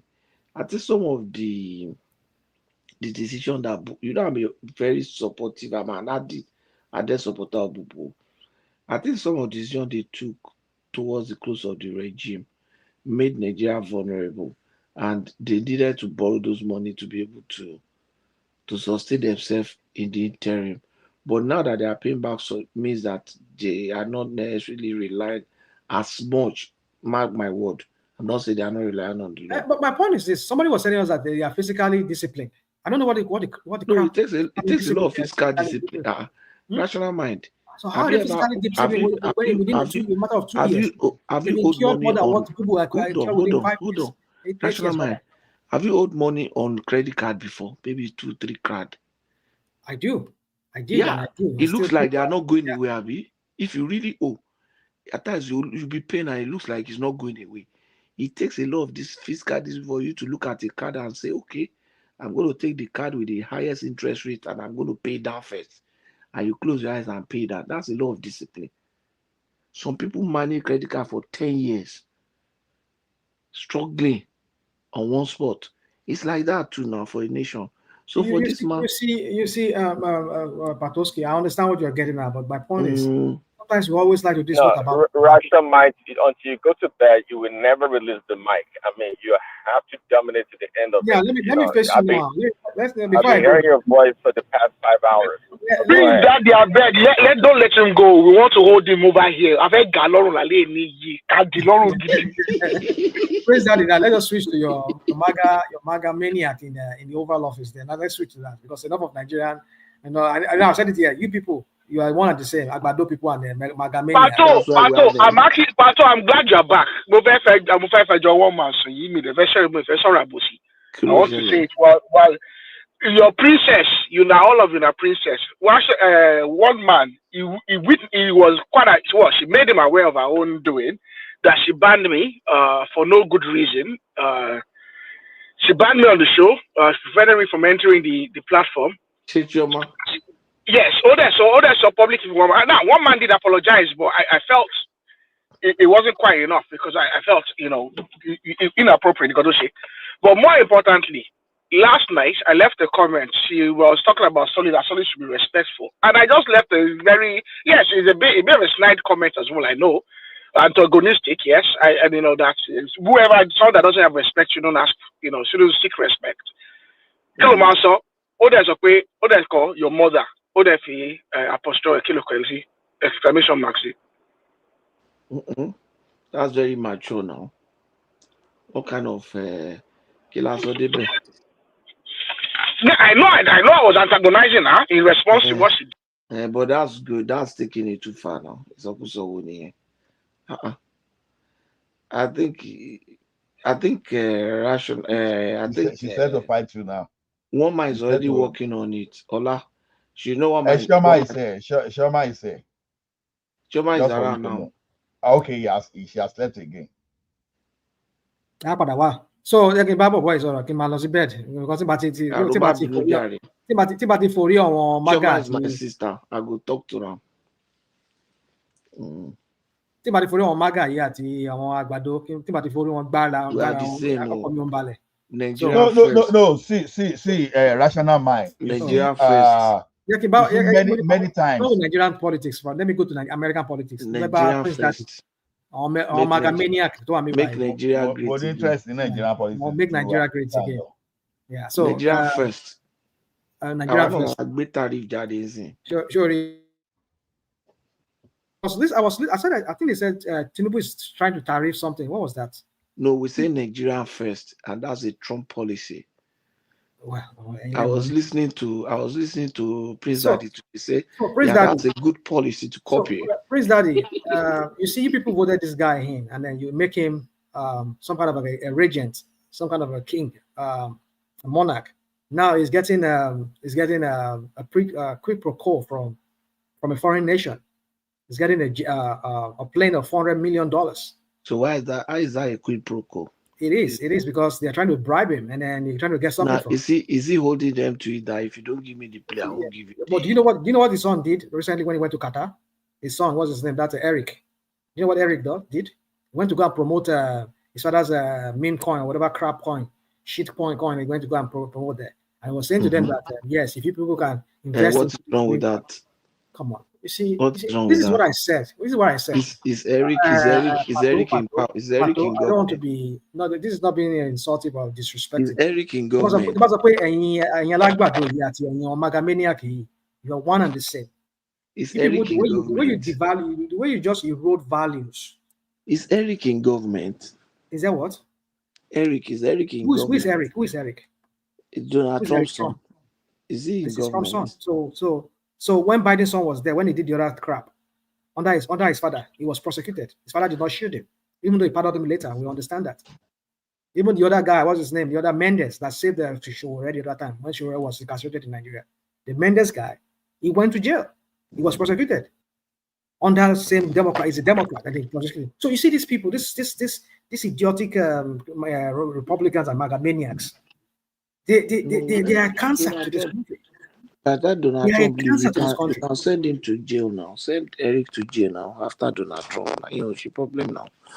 It's not something we should be discussing.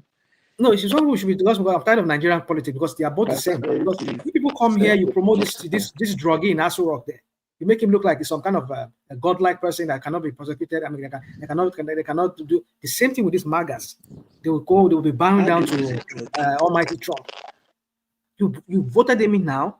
Instead of you people to accept that you people did a big mistake bringing this guy. A lot of your people, he has been deporting so many of these Hispanics that voted him in. A lot of them, they're having their regrets now.